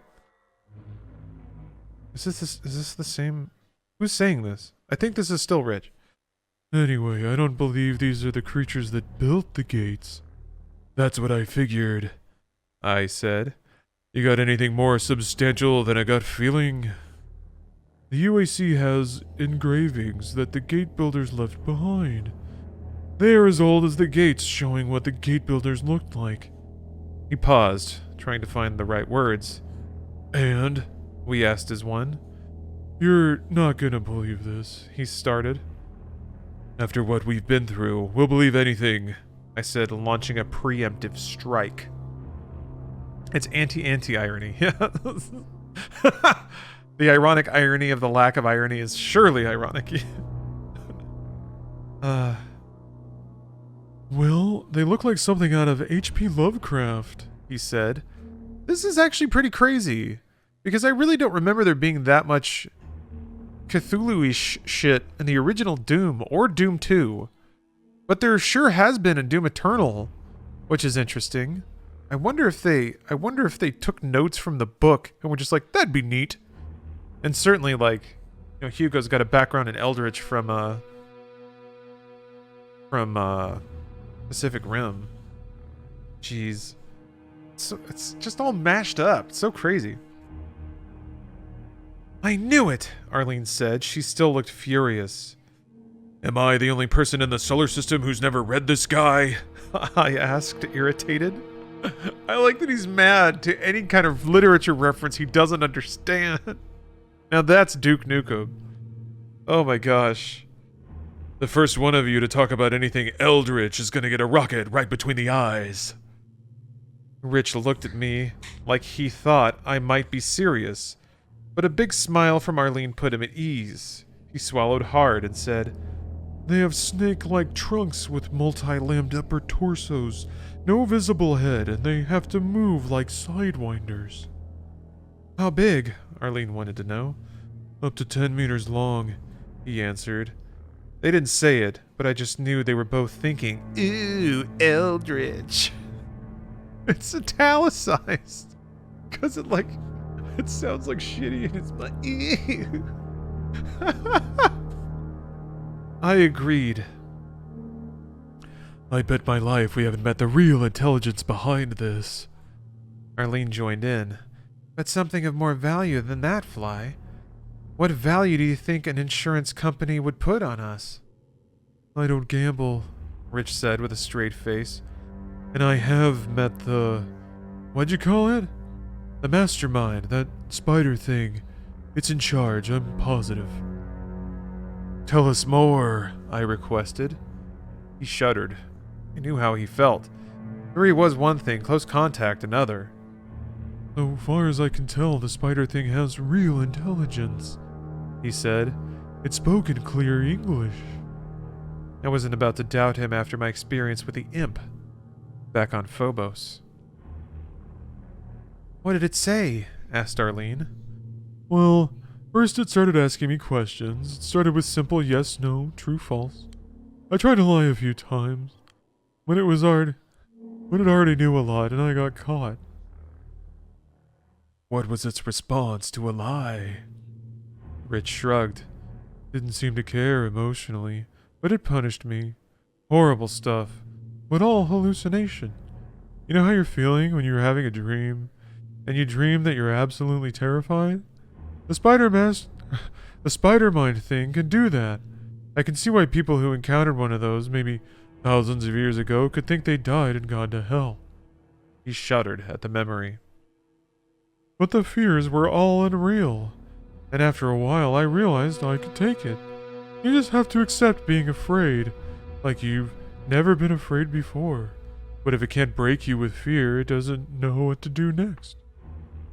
What did it do to you? It started ordering me to reprogram all the Phobos and Deimos equipment. When I refused, it tortured me with more and more fear itself, which is what I started calling the hallucinations. When that didn't work, it hung me from the ceiling with its webbing like it was saving me for later. I got the impression it needed to find out more about humans so it could figure out how to crack us. Meanwhile, I think it went looking for a more cooperative programmer. I'm sure it would have killed me when it found one. To find out about more humans, I repeated, feeling a chill. Arlene, do you think all this crap that's been thrown against us? She glared at me, then glared at the deck.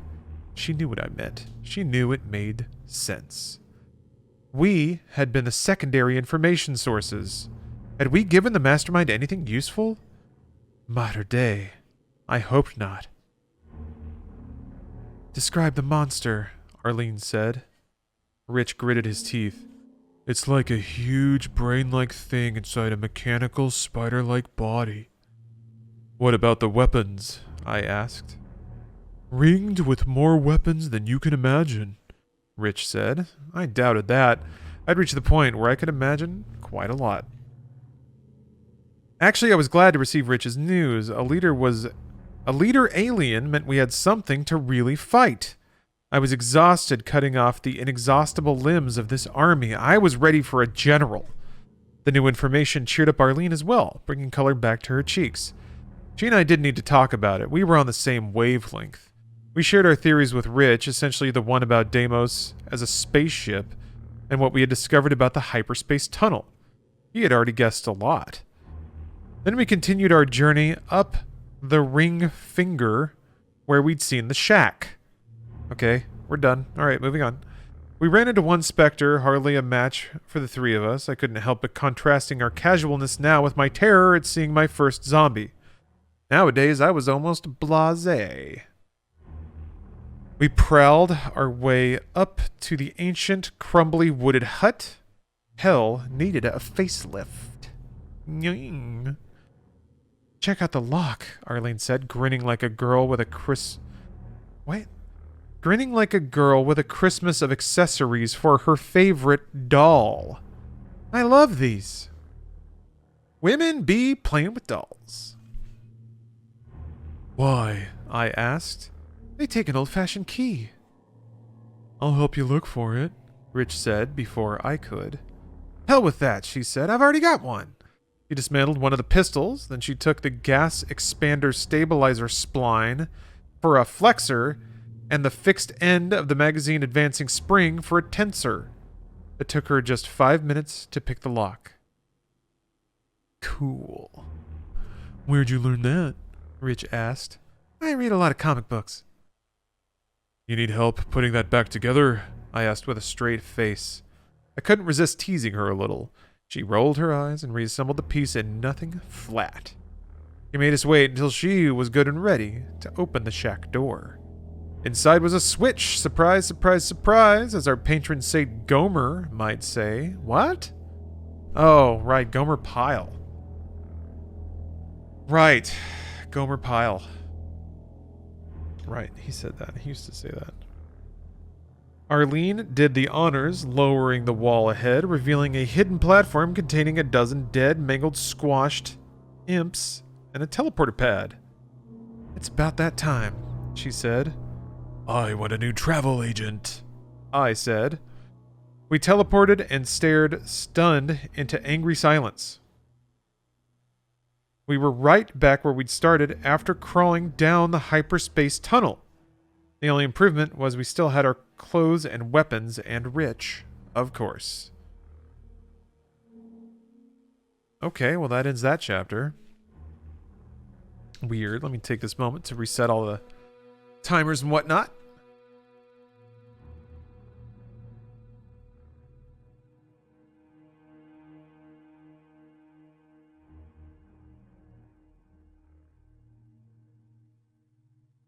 Thank you again for the outstanding generosity. Do appreciate it. Do appreciate it greatly.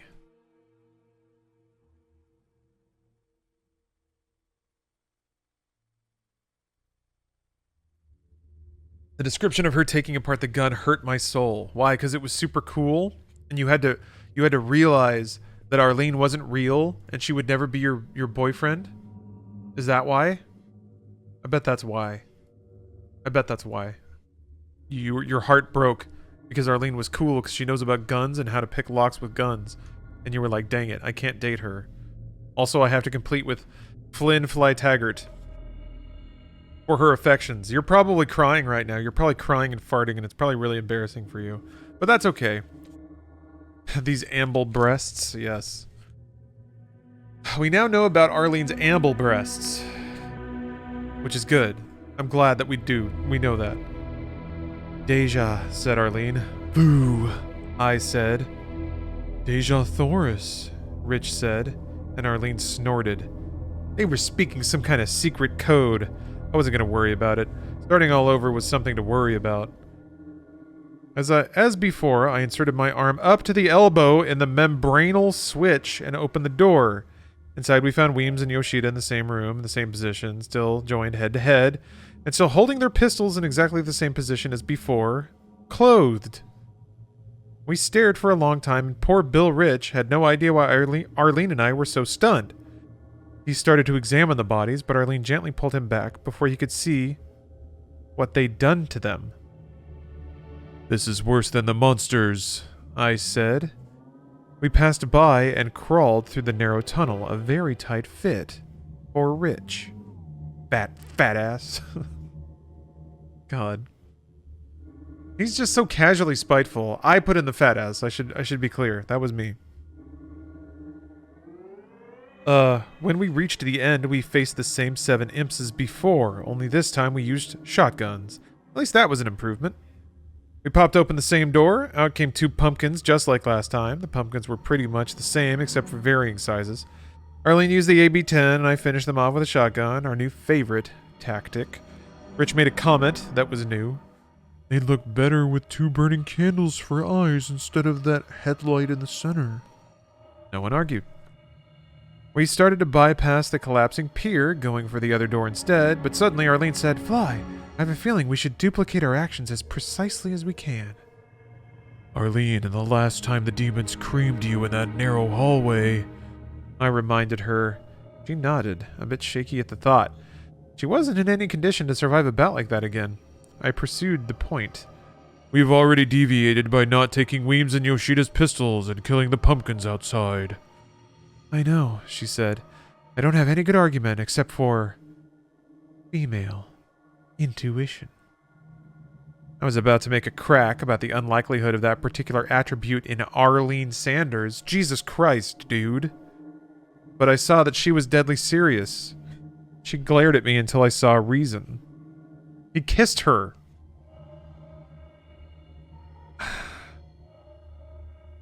Okay. We left Rich in the corridor. He wasn't in shape for what we had in mind. Of course, after we cleared a path for him, he could stroll through in relative safety. We ran like bats out of Deimos down the pier, this time charging through the illusory wall of flame and blowing away the imps we knew to be on the other side. What's happening? Yeah, they're playing the same level again. And she feels like they need to do a particular thing the same way they did it the first time that almost killed her. Did he kiss her again? Not yet. That happens later. Do you think that's what it is? She just is like, I just wanted you to kiss me again. Do you think that's what it's going to be? Oh no, knickknacks. Oh no. That might be what it is. God. Okay, let's see here. We knew to be said. Okay. There was another reason I'd insisted we leave Rich behind, one I kept to myself. I half thought we'd find a second Bill Rich hanging from the ceiling here. Interesting. We didn't, and I never brought the subject up to Arlene or Rich. God only knows whether they thought of it themselves. Probably. They kept quiet as well. What's the point of bringing it up if it doesn't happen? Wouldn't it be weird if there were 2 Bills? I mean, I guess they struggle to talk about things, so sure. They could have like 5 pages of discussion about that, actually, now that I think about it. Trying to like make up rules for if there could be duplicate Bills. What would happen if Bill like killed Bill? Could Bill kiss Bill? God damn it. Okay. We slipped back by the secret corridor and used the same trick on the pumpkins and imps inside the room. It was a lot easier when we knew what to expect. This time I knew where the last pumpkin would be floating in ambush. When I opened the door, I enjoyed not being surprised. Pop goes the pumpkin. Crossing the patio, Arlene grabbed the chainsaw and revved it up, but she made me promise to start shooting the moment she lost it this time. Except that this time, since she knew what to expect, she didn't slip and wasn't out of position where a demon could knock the chainsaw out of her hand. She ducked, she weaved, she sawed all the demons to death. It was hard to believe she'd been seriously injured only a short time before, but having a chance to get it right the second time did wonders for her psychological recovery. We continued up the narrow corridor to the teleport. So what happens now? I asked. Back to the hand again? I should have kept my hole shut. We stepped aboard, but instead of teleporting, the walls of the chamber lowered into the floor, leaving us standing behind some pillars in a very wide open courtyard. A neat row of UAC boxes stretched across the courtyard before us like a skyscraper on its side.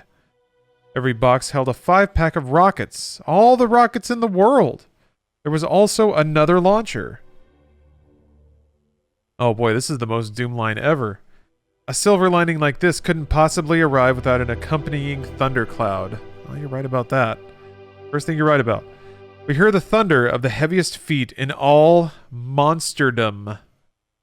Oh, Shadow, those subs are all I can do. The rest is up to y'all. Let's get hackers. Hey, you've done more than enough. Thank you, Shadow. And yeah. But now we have 2.5 hours to hit another sub goal, so you bought a nice window of time. I wonder about the head game of that. Like, would people contribute to it if they think it's more likely for it to be reached? You know? So now that there's more time, maybe, who knows? We'll see. Maybe we'll cycle into new time zones, get us a new oil baron. But Shadow, yes, you can rest now. Truly, thank you. And I have time to do more giveaways too. I can pull up more G Fuel packages. Let's see here.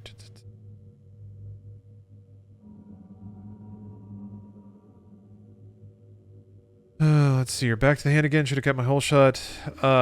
Biggest, heaviest feet in all of monsterdom. Oh, Pop-Tart. No, it's totally fine. Pop-Tart, believe me, you just being here is more than enough. I don't want anyone to feel any kind of monetary pressure. I'm having a great time. Let's see. Should have kept my hole shut. Yep. Sitting behind some pillars. Rockets, monsterdom.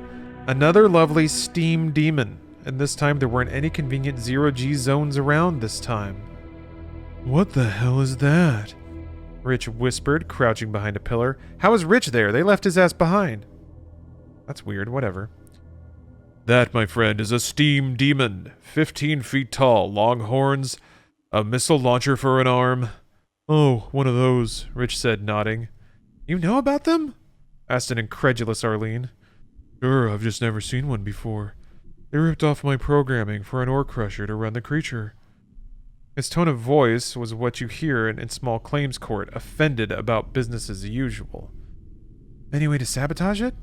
Oh, Chili! Thank you for the 1,000 bidos. There's a 1,000 queue time on my server to log into 14. What's going on? Yeah, it's weird, right? Weird to have login queues. But it'll mellow out. But thank you for the generosity. Thank you for the cheer. And Moezi, thank you for gifting a sub. Thank y'all. Any way to sabotage it was the question. Rich frowned and thought. A steam demon was large enough to inspire frowns in anyone. If you can get me around back, maybe, he said. That's where the missile feeder is. Worth a try, I said. I looked at Arlene and she nodded. We dashed out to either side of the pillars as the steam demon spotted us. It was as ugly as last time, but not as terrifying when frozen in indecision about which target to attack. While it made up its mind, assuming it had one, Arlene and I fired rockets from opposite directions. At last the steam demon chose the prettier target and raised its missile-launching hand. Arlene saw what was coming and dived behind her pillar. 3 small cruise missiles struck dead on, shattering the pillar. I jumped out and shot the sucker over and over until I got its attention. As the big ugly mother deigned to notice me, I popped behind my own column. Arlene repeated the same process out from her cover and blasting away. It was kind of like dealing with the playground bully, where the stakes were real. No Jeans, thanks for gifting forward your sub. Appreciate it. The steam demon proved that it had a mind by passing our little intelligence test. It stomped closer to the pillars, cutting off our angle. Arlene was ready for this. She ran backwards, zigzagging, popping off an occasional rocket. Time for Rich's plan. While this was happening, Rich and I were moving into position. When the monster was finally standing with its back to the pillars, lining up for a fatal shot on Arlene, I interlaced my fingers, bent down, and let Rich climb aboard. Heavy as he was, I could barely boost him up high enough to grab the back of Godzilla for the ride of his life. He shoved his hand into the missile-loading machinery up to the elbow. I ditched him, as agreed beforehand, and leapt to a safer position to try something else in case Rich failed. Arlene was still dodging around as if she were an actress at a producer's convention. As if she were an actress at a producer's convention.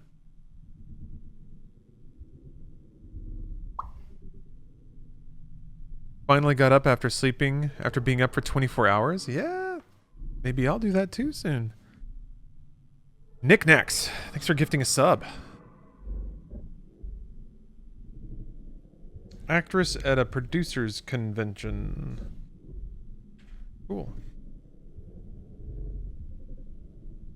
She was too busy now to even take a shot. Besides, she wasn't going to risk hitting Rich.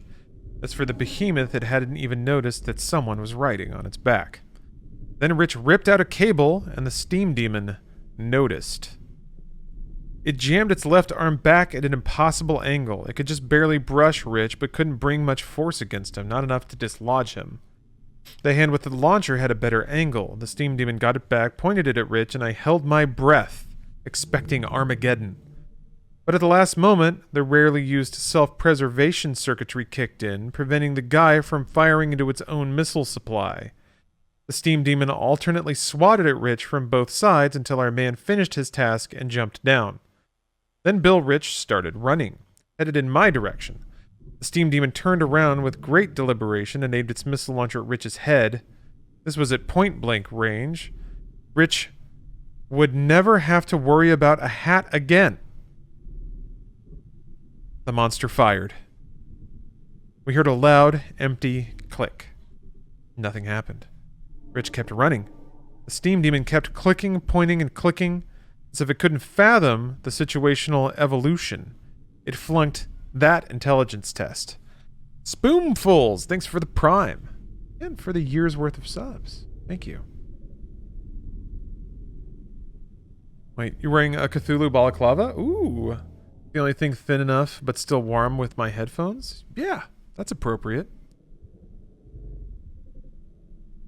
Think that works? Let's see here. Arlene didn't waste the opportunity. She started pumping at it from behind. Arlene is pumping at it from behind. The poor bastard turned and aimed its useless arm at her. Click! I shot it 3 times with my own compact rockets. I kept at it, squeezing the ring until my palm became numb. After what must have been 25 direct hits at least, the Titan finally staggered and fell to the deck, like a skyscraper under demolition. I kept firing, and it got weaker and weaker. Then Arlene got smart, ran around back, and pumped a couple into the missile supply. The steam demon's last words were pretty spectacular. I was surprised the entire hyperspace tunnel didn't collapse. I was tired, but Arlene and Rich were still full of fire. We went back the way we'd come, but there had been a change in the architecture. Walls no longer stood where they had, floor plans were different. A room that had been a small empty antechamber was now a huge room with the equivalent of a beach against which red waves of toxin washed relentlessly.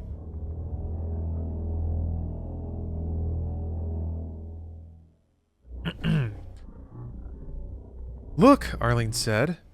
I followed her pointing finger to the unwelcome sight of a hell prince wading through the crimson toxic surf. After playing patty cake with a steam demon, a minotaur didn't seem that serious. But back on Phobos, Arlene had ripped through a crack to avoid one, and I'd almost been paralyzed with fright. How times change. He keeps reflecting on how they don't care about the smaller demons anymore. But it wouldn't do to be careless. We took it left, right with rockets until it was slagged. It made one gratifying before dying. I guess that's the sound. The long, narrow corridor where Arlene had chainsawed the demons was now one edge of a triangular room full of specters. We gave that a pass, rushing through before the lumbering invisible pinkies could avenge their more invisible cousins. Okay, yeah. Specters are just the invisible pinkies. Okay. We beat cleats back to the door leading to the central corridor and jamming it with a latch, or jamming the latch with some 10mm rounds. Okay. We didn't see anything in the corridor outside, so we went back along the secret passage by which we had exited from the room behind the illusory wall. From that room, we could see the lava lake now had a wall at the back, and next to it a corridor that offered the possibility of dry land. I was about to slog across the corridor when Rich got into the act. Why don't you use the toxic protection suit? He asked, pointing. What? Where? See those coveralls? Huh. I pulled one on over my armor and boots before making a dash through the crud to the island behind it. There I found the damnedest rifle I'd ever seen. Huge, gyro-stabilized, and with a gigantic battery backpack. Is this the plasma rifle? Hoisting it up, I was pleased that it was a lot lighter than it looked and considerably less unwieldy. Grinning like I'd won a bowling league trophy, I humped back to where the others were waiting. That's a fun little detail, how the little portrait, smiles real big when you pick up a new gun. But bowling trophy, maybe it is the BFG? I guess the BFG did have it did have a brace on it, didn't it? I don't think it's a BFG though, right? They have to lead up to that. Although this book is almost over. 20 more pages. Let's see here. It was a good thing I followed Rich's advice on the protective suit. The toxic glop ate away at the material with a consistent low hiss for company. I started feeling lousy by the time I was out of the stuff, but at least I wasn't in pain. Arlene reached out to help me climb up from the red pool. Get it off, she said. Your suit is disintegrating. I eagerly stripped for her. She noticed a telltale bulge under the suit. What's this? She asked. I looked at it. It's a big freaking gun, I guess. What's it do? I hate to say it, but we better find out in combat. I don't want to waste power. Rich? He looked at the thing and shook his head. Ah, baby! Ah, baby! I guess, yeah, it's the BFG. It's the BFG. It's his penis. His penis is the BFG. Oh, that was a pretty good reveal, I have to admit. I did not expect the "is that a BFG in your pocket or are you just happy to see me" routine. But also, we just found it on the fucking ground. Whatever. Shut the fuck up. These jokes suck and it's 2 a.m. and I'm suffering. Oh, Jesus. I am proud. I'm proud of that. I'm proud we got to experience that. Oh my God, what a line. Oh, it's a big freaking gun. Okay. My skin was tingling after dumping the suit. We three exchanged that special expression that is only shared by those who skirt close to death. We touched hands. More than a handshake. More like taking a secret oath. There was nowhere to go but back out to the courtyard, and now I was glad we'd already popped the 2 pumpkins. We found another difference in the pattern. A new door next to the old one. Or next to the old, this one locked. Arlene dropped to her knees and fiddled with it. Bad news, she said finally. I can't pick this one. That was annoying. I'd about convinced myself that she could handle any of these. Surveying the scenery, I noticed a third door on the far side of the courtyard. This place was turning into a hotel lobby. Let's try over there, I suggested. We skulked through the doorway and entered a dark corridor. I took point and no one argued. I'd suppose I'd become careless. I didn't notice the teleport pad until I'd stepped on it. This one was quick, but it made me feel like I wanted to throw up. Suddenly I was standing on a triangular platform directly behind 2 pumpkins. Not 2 meters away! Chapter 32. They didn't see me. That was a good thing, because there was no way I could kill them quickly with a shotgun or pistol. It would take multiple shots to destroy them, and at this range, long before that could happen, they'd fry me with their lightning balls. I could forget about rockets unless I had a burning desire to be a burn ward poster boy. Oh my god. My god. Unless I had a burning desire to be a burn ward poster boy. This seemed a fine time to give the big freaking gun, call it a BFG, a shot. Taking a deep breath, I raised this fine piece of the Union Aerospace Corporation craftsmanship and pointed it at the nearest oblivious target.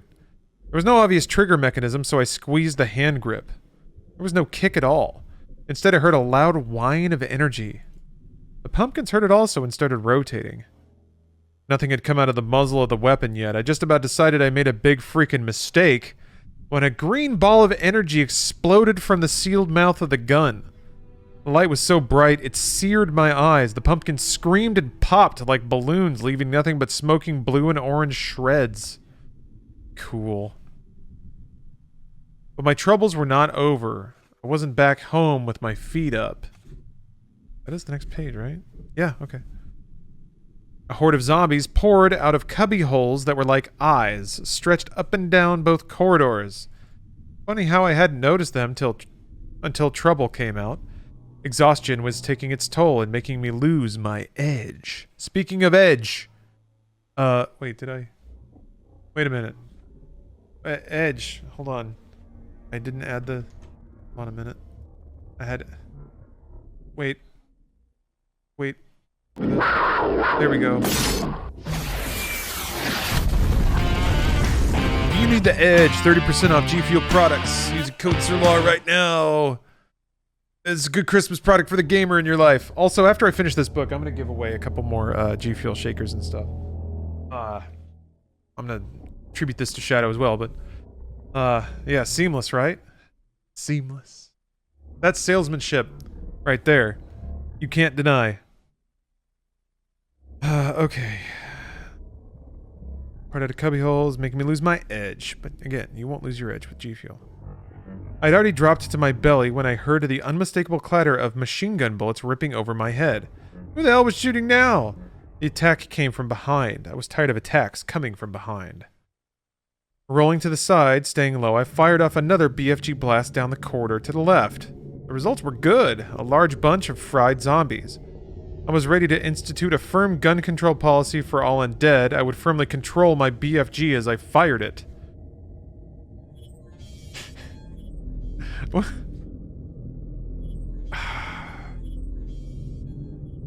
Here's my gun control. Oh my god. It's the coolest thing. That's riding though, yeah.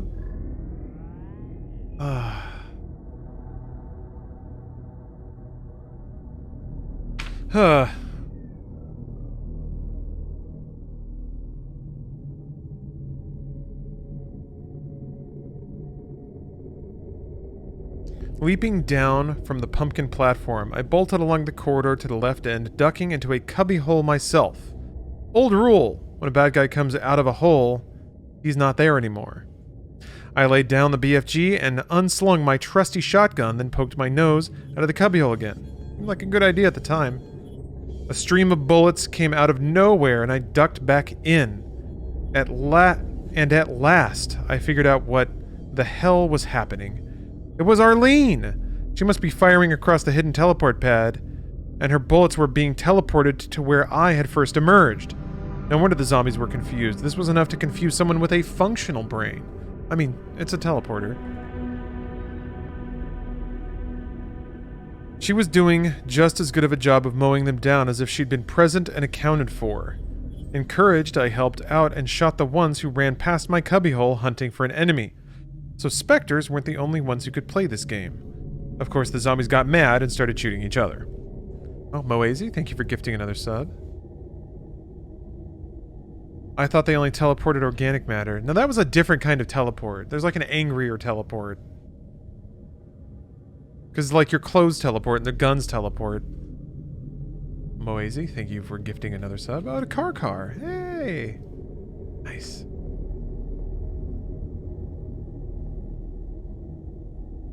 Oh, you're in chat. Hey, Car. It's good to see you. They were all dead by the time Arlene joined me. She hopped off the pad and I filled her in. Then we returned to the end of the corridor where I had hidden. I'd seen a door awaiting our attentions. There was no special key required to open this one. Of course not. A Hell Prince waited for us on the other side.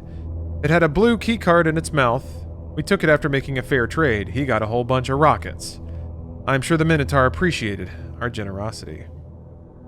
Returning to the mouth of the corridor, we picked up Rich. We hadn't forgotten him. Rich never seemed to regret missing out on our repeated exterminations, although he'd acquitted himself admirably when backed into a corner. The perfect civilian. He'd have done well at Lexington and Concord, provided there wasn't a lot of running involved. Good God, man. The non-stop of Flynn Fly Taggart is relentless. Jeez. Oh, snap, son, gifting 5 subs. Thank you, snap. Let's see here. The three of us trekked back across the courtyard to the locked door, and none of us was the least surprised when the key unlocked it. Inside was a single ornate teleport pad. We blinked into existence in a vast room, a huge open pit with a narrow catwalk running around the periphery. Our eyes watered from the mist in the air. The place stank of boiled rock, and the walls were the color of dried blood, and everywhere was the stench of sour lemons. This is it, Rich said, suddenly excited. This is the place where the spider, the mastermind, interrogated me. I'd been getting to the point of dismissing any differences in the hellish architecture. All the chambers seemed more and more identical, but they'd never tortured me, stringing me up to hang halfway between life and death. There was no doubting Rich's memory after what he'd been through. We heard a cacophony from below, as if a monster convention was being held under our noses. We dropped on our bellies, hugging the catwalk, and listened. I heard roaring, grunting, screaming, wheezing, howling, snuffling, and even a weird piping or whistling.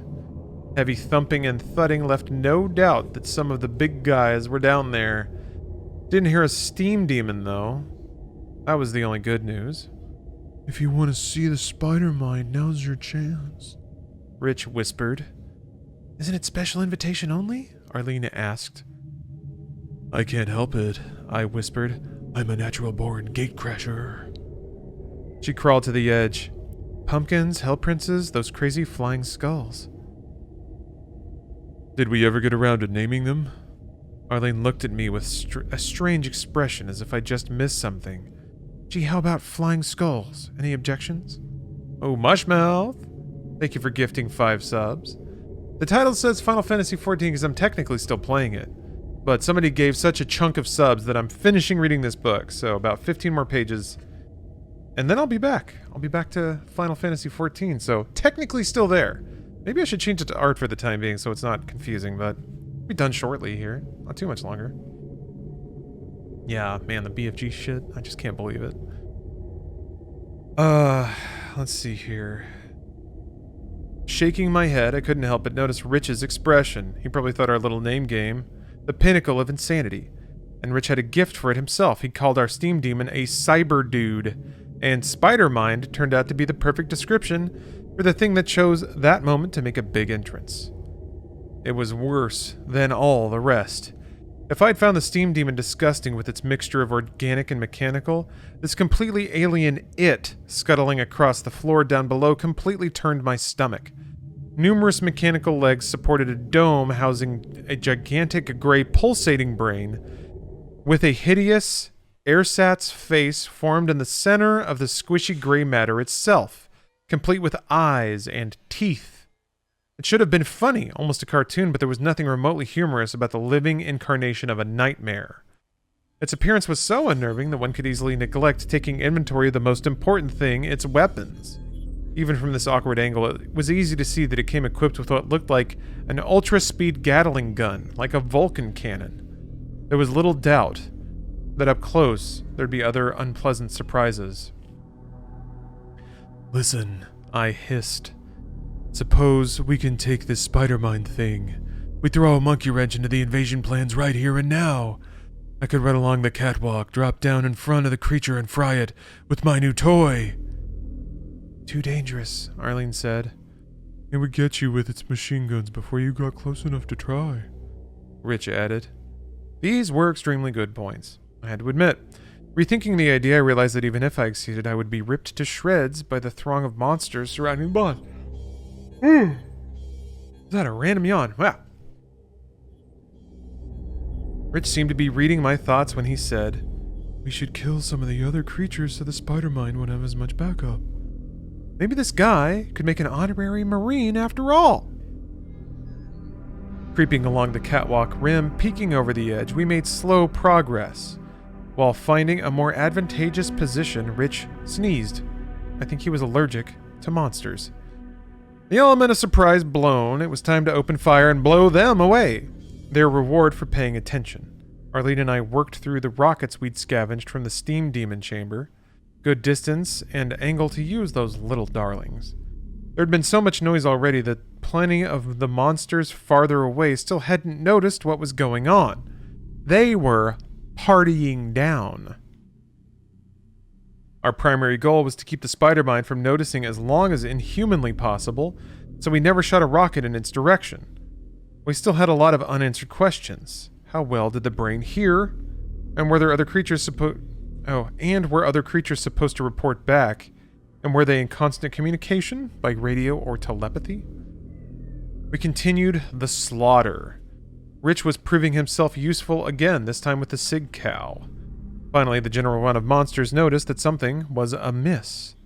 Some became agitated and began to run about, their roars more thoughtful, attuned to the conditions of the general community. Communication, obviously. A few even attempted to apply what mentality they had to investigate the mysterious deaths of their comrades. Alas, the Spider-Mind lived up to its name. It detected the trouble and began stomping around, trying to identify the source. But my respect for that great quantity of gray matter declined somewhat as the damn thing got frustrated and started blasting away at random, killing its troops. Rich crept over and offered me more analysis. Corporal Taggart, Call me Fly. Well, Fly, I've been thinking that the amount of energy required to actually move Deimos through hyperspace would be monumental. This is the perfect time for this conversation. Oh my gosh.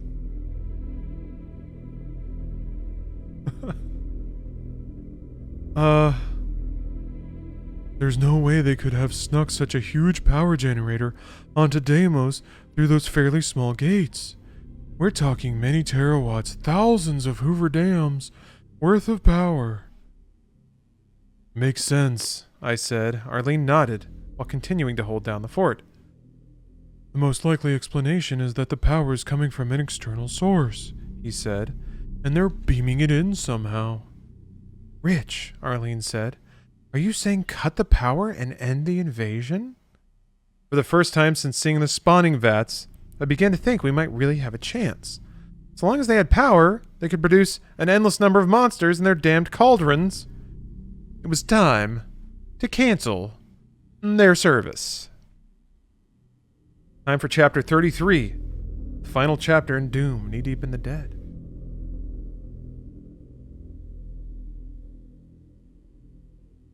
Final chapter. Chapter 33. Arlene pointed at a central building, a small pillbox structure, right in the center of the monster convention. In all the chaos, none of the creatures had gotten anywhere near this pillbox, as if they deliberately avoided it. Could that be the power receiver? She asked. Rich shrugged. I don't know, but this seems like the best possibility.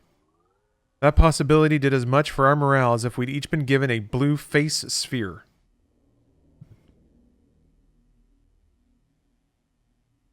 The Spider-Mind continued firing until many of the other creatures, its own troops, were either killed or driven off. It was now or never. I jumped first, feeling as if I could fly. Arlene followed, and I turned to help, but she didn't need a hand. We both had to help Rich, who wasn't exactly constructed for flight. The three of us made a dash for the central building. What does that even mean? How do you help someone run? Did they, like, just slap him on the back as he went or something? Monster corpses presented a major obstacle, but we quickly turned grateful for the thick-limbed, heavy bodies all over the floor. The Spider-Mind noticed us and opened fire with its 30mm Vulcans. We hit the deck and used the bodies for cover. The incredible creature charged us, firing maybe 300 rounds a minute, 5 rounds a second. In a few moments, it would be upon us, firing so rapidly we'd never be able to return fire. Suddenly, the fire stopped. The Spider-Mind was tangled up in the bodies it had helped produce. Mechanical spider legs were not designed for an obstacle course. Run! I shouted, heading for the building. A quick glance at the location of the Spider-Man told me what I needed to know. The angles were perfect. Get between the Spider-Mind and the building. Move! I bolted hutward and immediately sprawled gracefully over the prone body of a steam demon. A steam demon! My heart leapt up my throat. Then I realized the damn thing was under bloody construction. Great. And me without my monkey wrench. Yang. Always the little snarks. The gigantic monster lay on its belly, face into the deck. The missiles were exposed. And as bullets flew haphazardly over my head, I swallowed hard. A couple of good shots might detonate the warheads on those puppies. Or if the warheads weren't yet attached, the fuel cells could rupture and spray us all with caustic and flammable rocket fuel. Very adroit, Mr. Leslie, snapped Arlene, yanking me to my feet. Leslie? Like Leslie Nielsen? Is that a Naked Gun reference? What? I don't understand. We made tracks. We had crossed perhaps a third of the open territory when a wave of horror struck me like a physical hammer blow. Nightmarish images of Degas, Bosch, Patrick Woodruff, blood dripping from the walls and ceiling, sprays of blood in the distance, blood from overhead, sprinklers.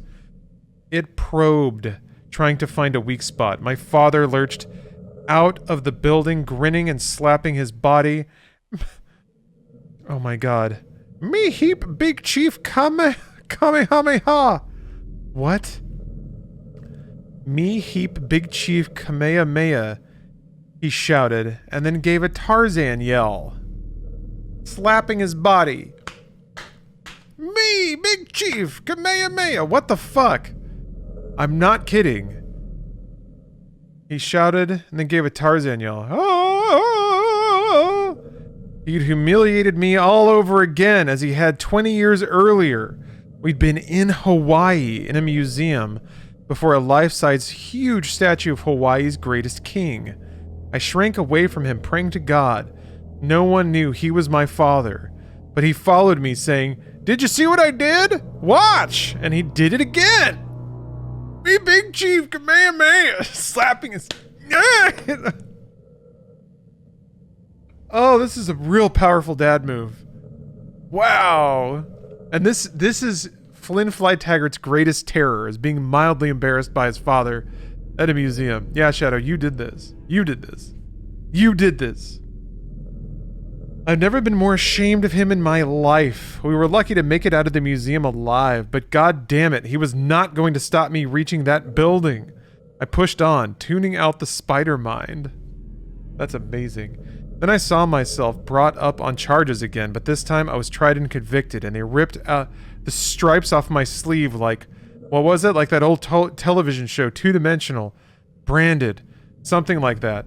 They tore off my sharpshooter's medal, my ribbons, finally the eagle and globe that told the world I was a Marine. I was reading that all literally. I wasn't improvising any of that. Morgs to Mash. I'm reading... This is the very end of the Doom Knee-Deep in the Dead novel. Doom Guy is currently being afflicted by nightmarish visions imposed on him by Spider Mastermind. Or the Spider Mind, they call it. So he had a vision about his dad embarrassing him. Now he's having visions about all of his medals being yanked off. What was the show? I guess it's branded. Like, that's the only thing that's italicized. I don't know. I gritted my teeth, and through my tears, I told myself that I knew I was a Marine no matter what, and Arlene would never let me forget it even if I tried. My feet never stopped. God knows what horrors it sent to Arlene and Rich. Their faces were white, grim, but determined. Moazy, thanks for gifting another sub. The monstrosity realized it didn't have our number psychologically and tried the more direct route. It opened fire, but it was off balance, picking its way through the bodies, and the whole contraption tumbled over.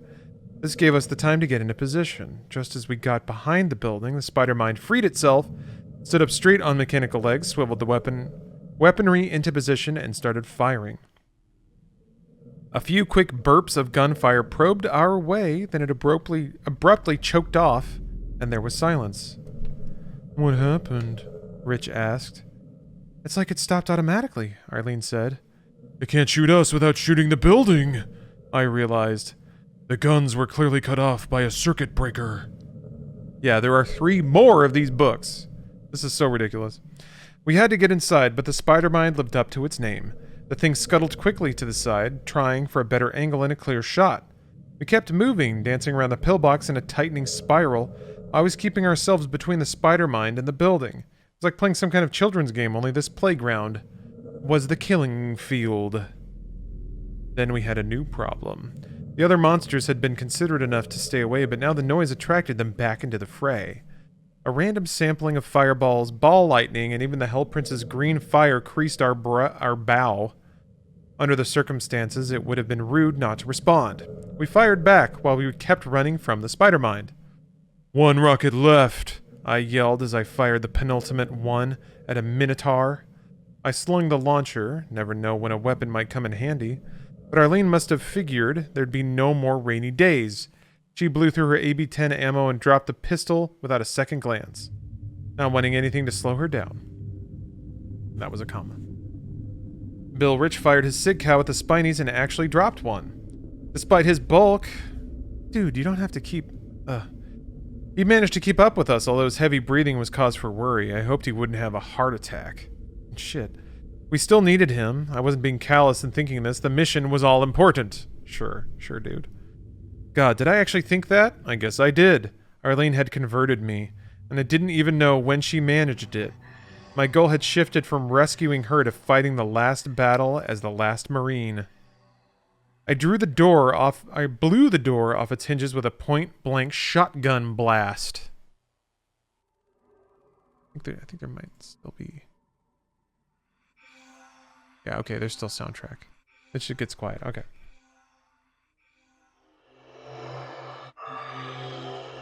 One of the Spinies didn't approve of my housebreaking. It dive-bombed me and flung a ball of burning mucus that just missed me, that is. Arlene took it out, but then I glanced over at Rich and saw that the imp had done him serious damage. Rich had taken a faceful of the poison and was coughing his guts up. Holding the door open with my back, I racked and fired as fast as I could. As Arlene dragged Rich inside. Vindication! The room was full of electronic gear, cables, data banks. While Arlene did what she could for Rich, damned little under the circumstances, I stood guard on all 4 doors, shooting anything that ventured close. Naturally, the monsters couldn't fire back. I enjoyed the situation until one of the imps flung a spit wad and hit the door frame, missing me by a hand's breadth. For one moment, in the history of the universe, the spider mind and yours truly shared the same opinion. The imp's action was ill-considered in the extreme. Spider-Mind proved it was no dummy. It blew the imp to cutlets. I drifted from doorway to doorway, and nothing shot at me. However, every time I passed within line of sight of the Spider-Mind, I cut another face full of hypnagogic horror.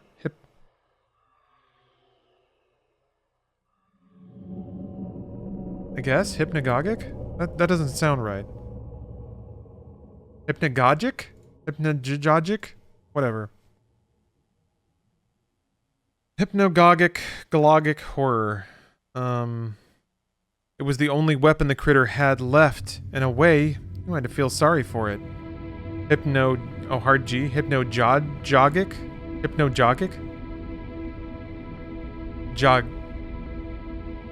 Jogic. Hypnogogic. Hypnogogic. Gogic. Okay. Hypnagogic. I think we got there. I've never heard that word before. So, good for this book. Oh.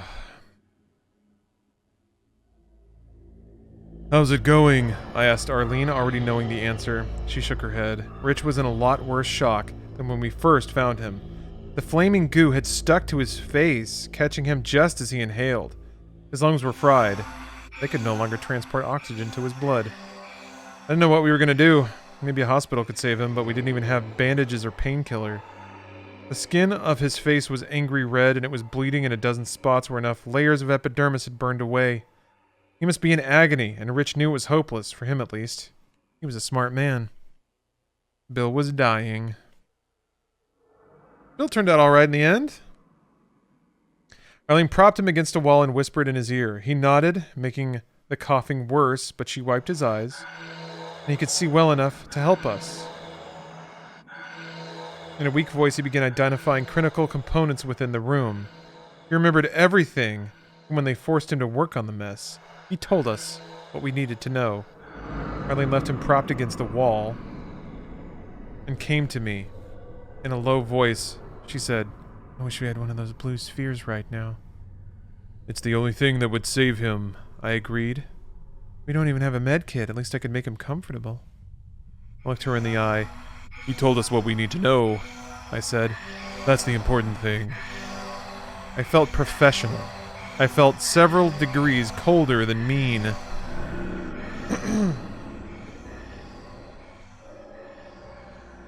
But Arlene was as much a pro as I. You want to perform the coup de grace on this energy conduit, or should I? While I thought about it, she made up my mind for me. You better do it, Fly. We need a real sharpshooter's eye to keep those bastards far enough away that they can't reach in and grab us. I suppose even you can't miss a computer bank from 2 meters away, hey? Even if you can't shoot an apple off Goforth's head.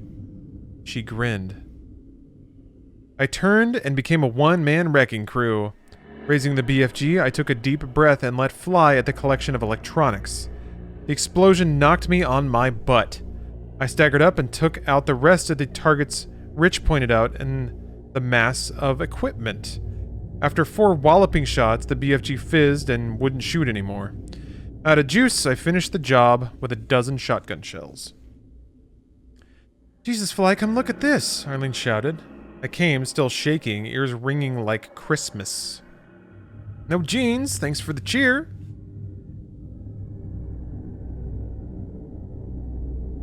This was turning into an hour of surprises. The monsters were acting like they were on PCP, wandering in circles and firing at anything that moved, which meant each other.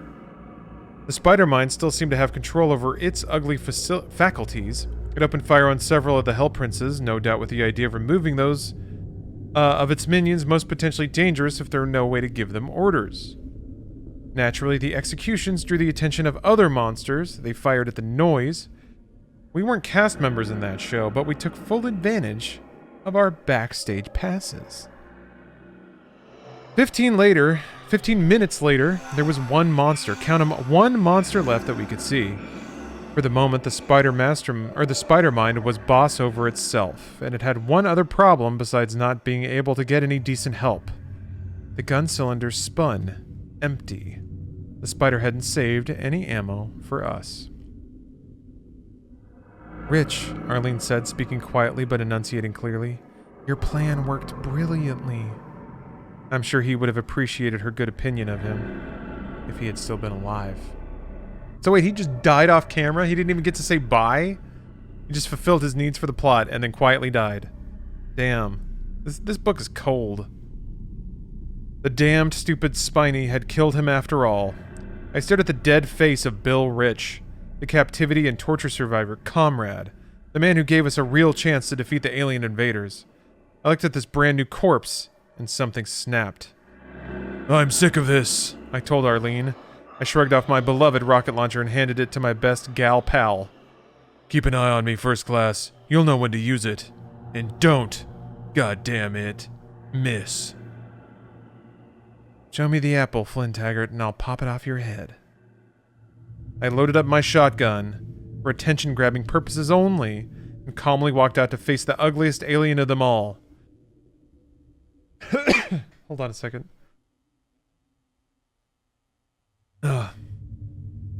Hey, spider baby, I called out. Yeah, I'm talking to you. The turret turned. The spider mind and I looked at each other, and suddenly I was overwhelmed with the most horrific vision of all. I saw the earth in flames, burning buildings, fields, oceans of corpses. I saw the demons, not just aliens, but honest to Lucifer, demons, wading through rivers of filth and blood and urine, laughing in triumph. I saw mankind under the heel, collars around our throats, chains on our wrists and ankles. I saw collaborators, traitors, quizzlings, turncoats of every race and culture. I saw a Vicky Earth government. V-I-C-H-Y, and it's in quotes. I don't know what that means. Vicky. Vichy? I saw in the distance an endless parade of bigger and more ghastly demons. Vichy? What does that mean? They filled the land from end to end, sea to shining sea. And I knew this vision was no nightmare plucked from my own subconscious fears. This was reality. I saw the future.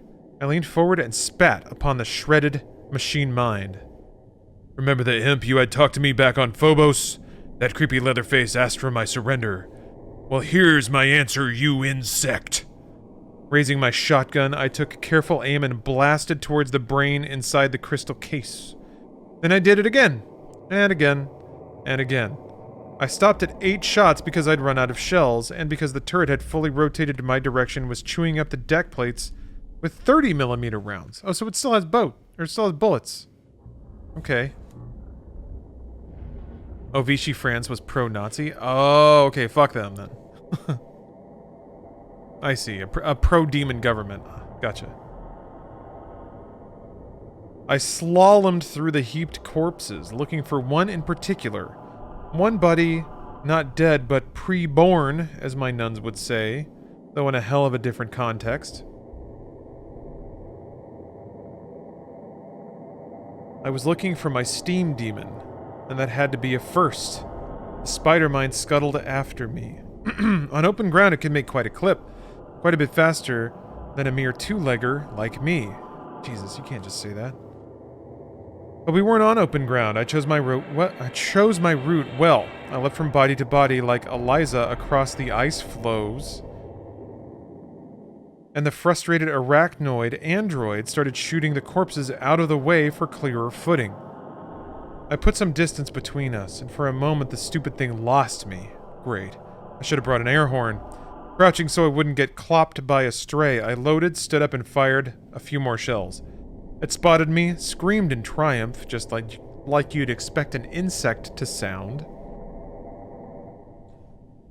Magnified a billion times, and charged, Gatling barrels spinning like gyroscopes. I ran the 100 in world record time. Well, let's see here. Vichy regime sought an anti-modern counter-revolution. The traditionalist right in France, with strength in the aristocracy and among Catholics, had never accepted the republican traditions of the French Revolution, but demanded a return to traditional lines of culture and religion, and embraced authoritarianism while dismissing democracy. Boy, doesn't that sound familiar? How weird. Fundamentalist movement trying to marriage, like, old ways, and aligning with anti-democratic means to try to do it? Huh. Interesting. Interesting. Let's see. Okay. Made an insect sound, magnified a billion times. I ran the 100 in world record time. I flung myself through the air in a graceful swan dive. I tucked at the last second and rolled up beautifully, dislocating my shoulder. I struggled up, shifted the shotgun to my right, weak hand, reached over the steam demon and let fly with the last shell.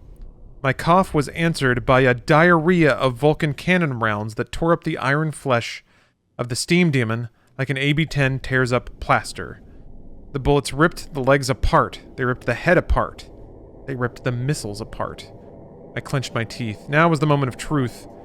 If they'd already attached those warheads, well, I guess I'd either go north and meet the nuns, or I'd stay right where I was, in hell.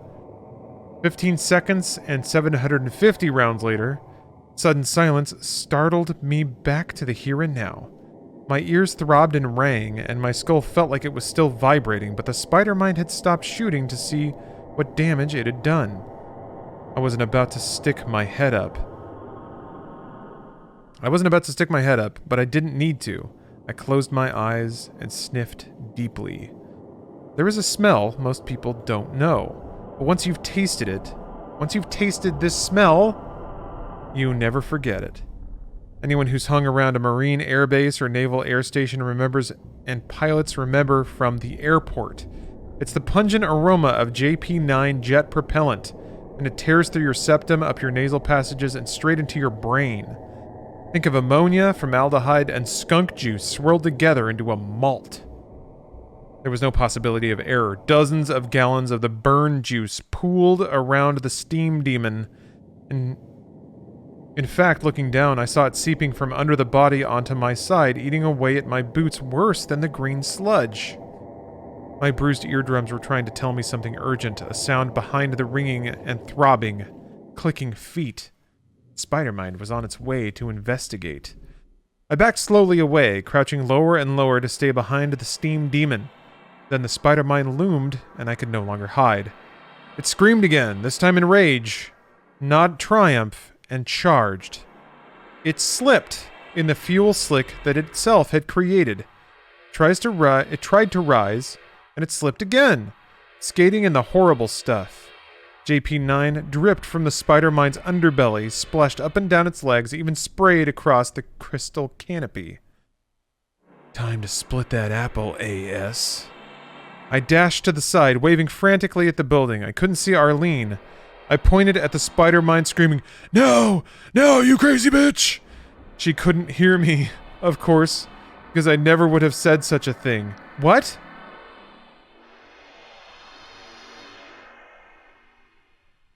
He just said he said it, and then he said he would never say it. What?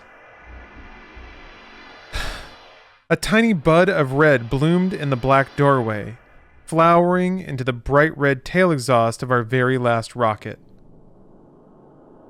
Yeah. Also, Joe, Automod caught that for misogyny. I guess I'm not not setting a good example. I hit the deck, hands overhead, belatedly wondering whether any of the jet propellant had sprayed on me. No, don't worry, Joe. It's fine. I know you didn't mean it. like that. I barely heard the explosion through the ringing, but the force kicked me in my dislocated shoulder. After a moment with my eyes shut, my arms locked over my head, I ventured a glance. The Spider-Mind screeched and skittered, joyously engulfed in bright white flames, like one of Weem's monks protesting the war in Kafiristan by immolating himself with burning gasoline. Jesus! So Kafiristan, I guess, is the fake, like, Vietnam they were going to at the beginning. What a throwback. And also, Jesus, what a reference. Holy crap, that might be the most tasteless thing. Ugh. Oh my god, this author truly has no, like... Is it now a dislocated shoulder? It's an anti-dislocated shoulder. Jesus. Fucking Christ. I watched for several minutes, keeping low as the last of the Spider-Mind's ammo exploded, bursting off in all directions. Mobility lasted only half a minute, then the intense heat melted the crystal canopy, turning the truck-sized brain into a crispy critter. In seconds. It took longer for the metal body to liquefy, even longer for the whole mass to bubble through the melted deck plates. Okay, so jet fuel can melt A spider mind. It's good to know. At last, there was nothing left of the dreaded spider mind but a smoking crater. Get used to it, I muttered, unable to even hear my own voice. Think of this as a rehearsal for the next eternity. A hand grabbed my arm. My left arm. No! I screamed, then I screamed again as in pain. Ugh! As Arlene yanked on my dislocated shoulder. Jesus, Fly, I'm sorry! I faintly heard her voice as if through a speakerphone across the room. I rolled onto my back, swearing like a drunken longshoreman. Oh, she said. I see what it is. Hang on, Fly. This is gonna hurt, but you'll thank me for it in a minute. Would you believe she grabbed my biceps, pulled my arm out of the socket, and snapped it back into place? Wait, is this the arm that was in socket already? She pulled it out? Whatever. I passed out. Came to in a few seconds, then cursed her out again, sorting the epithets alphabetically in case I'd missed any. I passed through the scatological and had started on the blasphemous when she shut me up by planting a big, wet boot heel on my mouth. She sat me up. By then, my ears were starting to recover, and I could hear what she said. Pretty spectacular, Fly. I guess we won.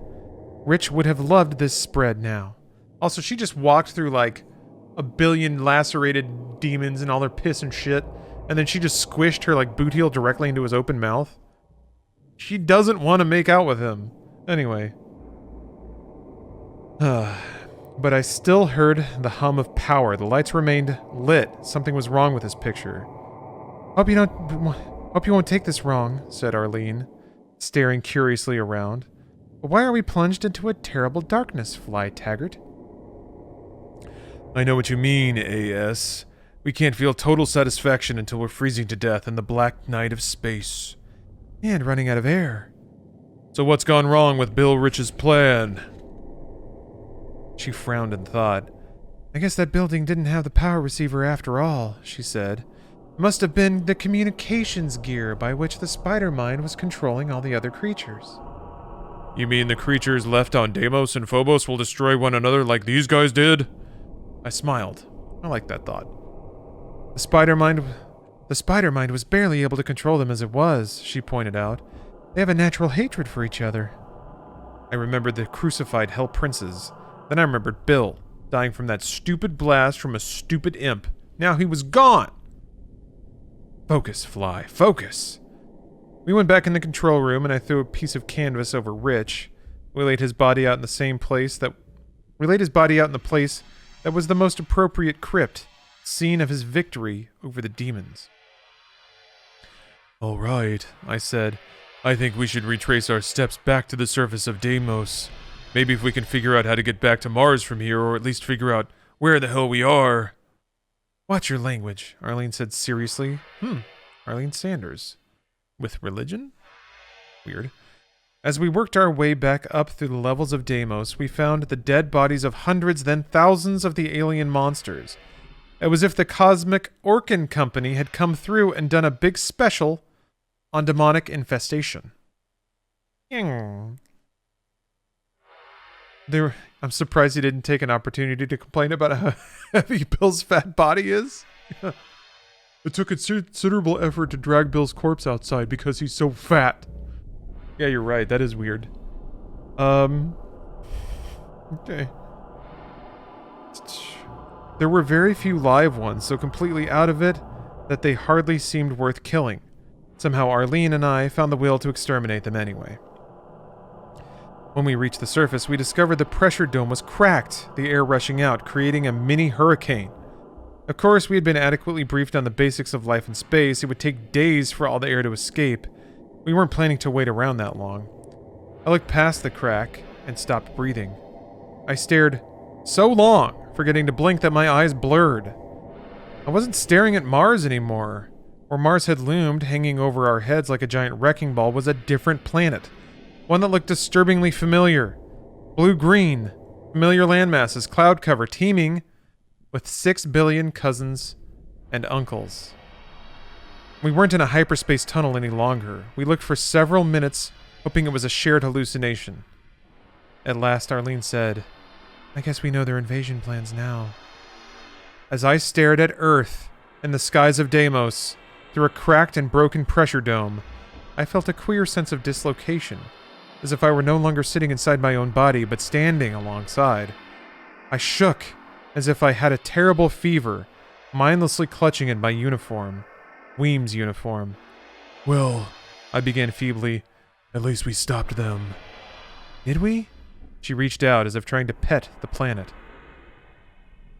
Beyond the domes, amid the bright flecked black of space, other bright spots flared upon the continents, shining through the scattered clouds. Nuclear explosions would look just like that. Other things, worse things, could look like that as well. Jesus, they've already invaded, Arlene said, hope draining away from her voice faster than escaping air. I took her by the arm and said, It's not over, Arlene. We've proven who's tougher. We won't let it end like this. But we had no ship, no radio, not even a really long rope. Going... Jesus. We were stuck in low orbit around Earth a mere 400 kilometers away, hanging over our heads like the biggest balloon we could ever hope to play with. I shut my eyes tight and then opened them.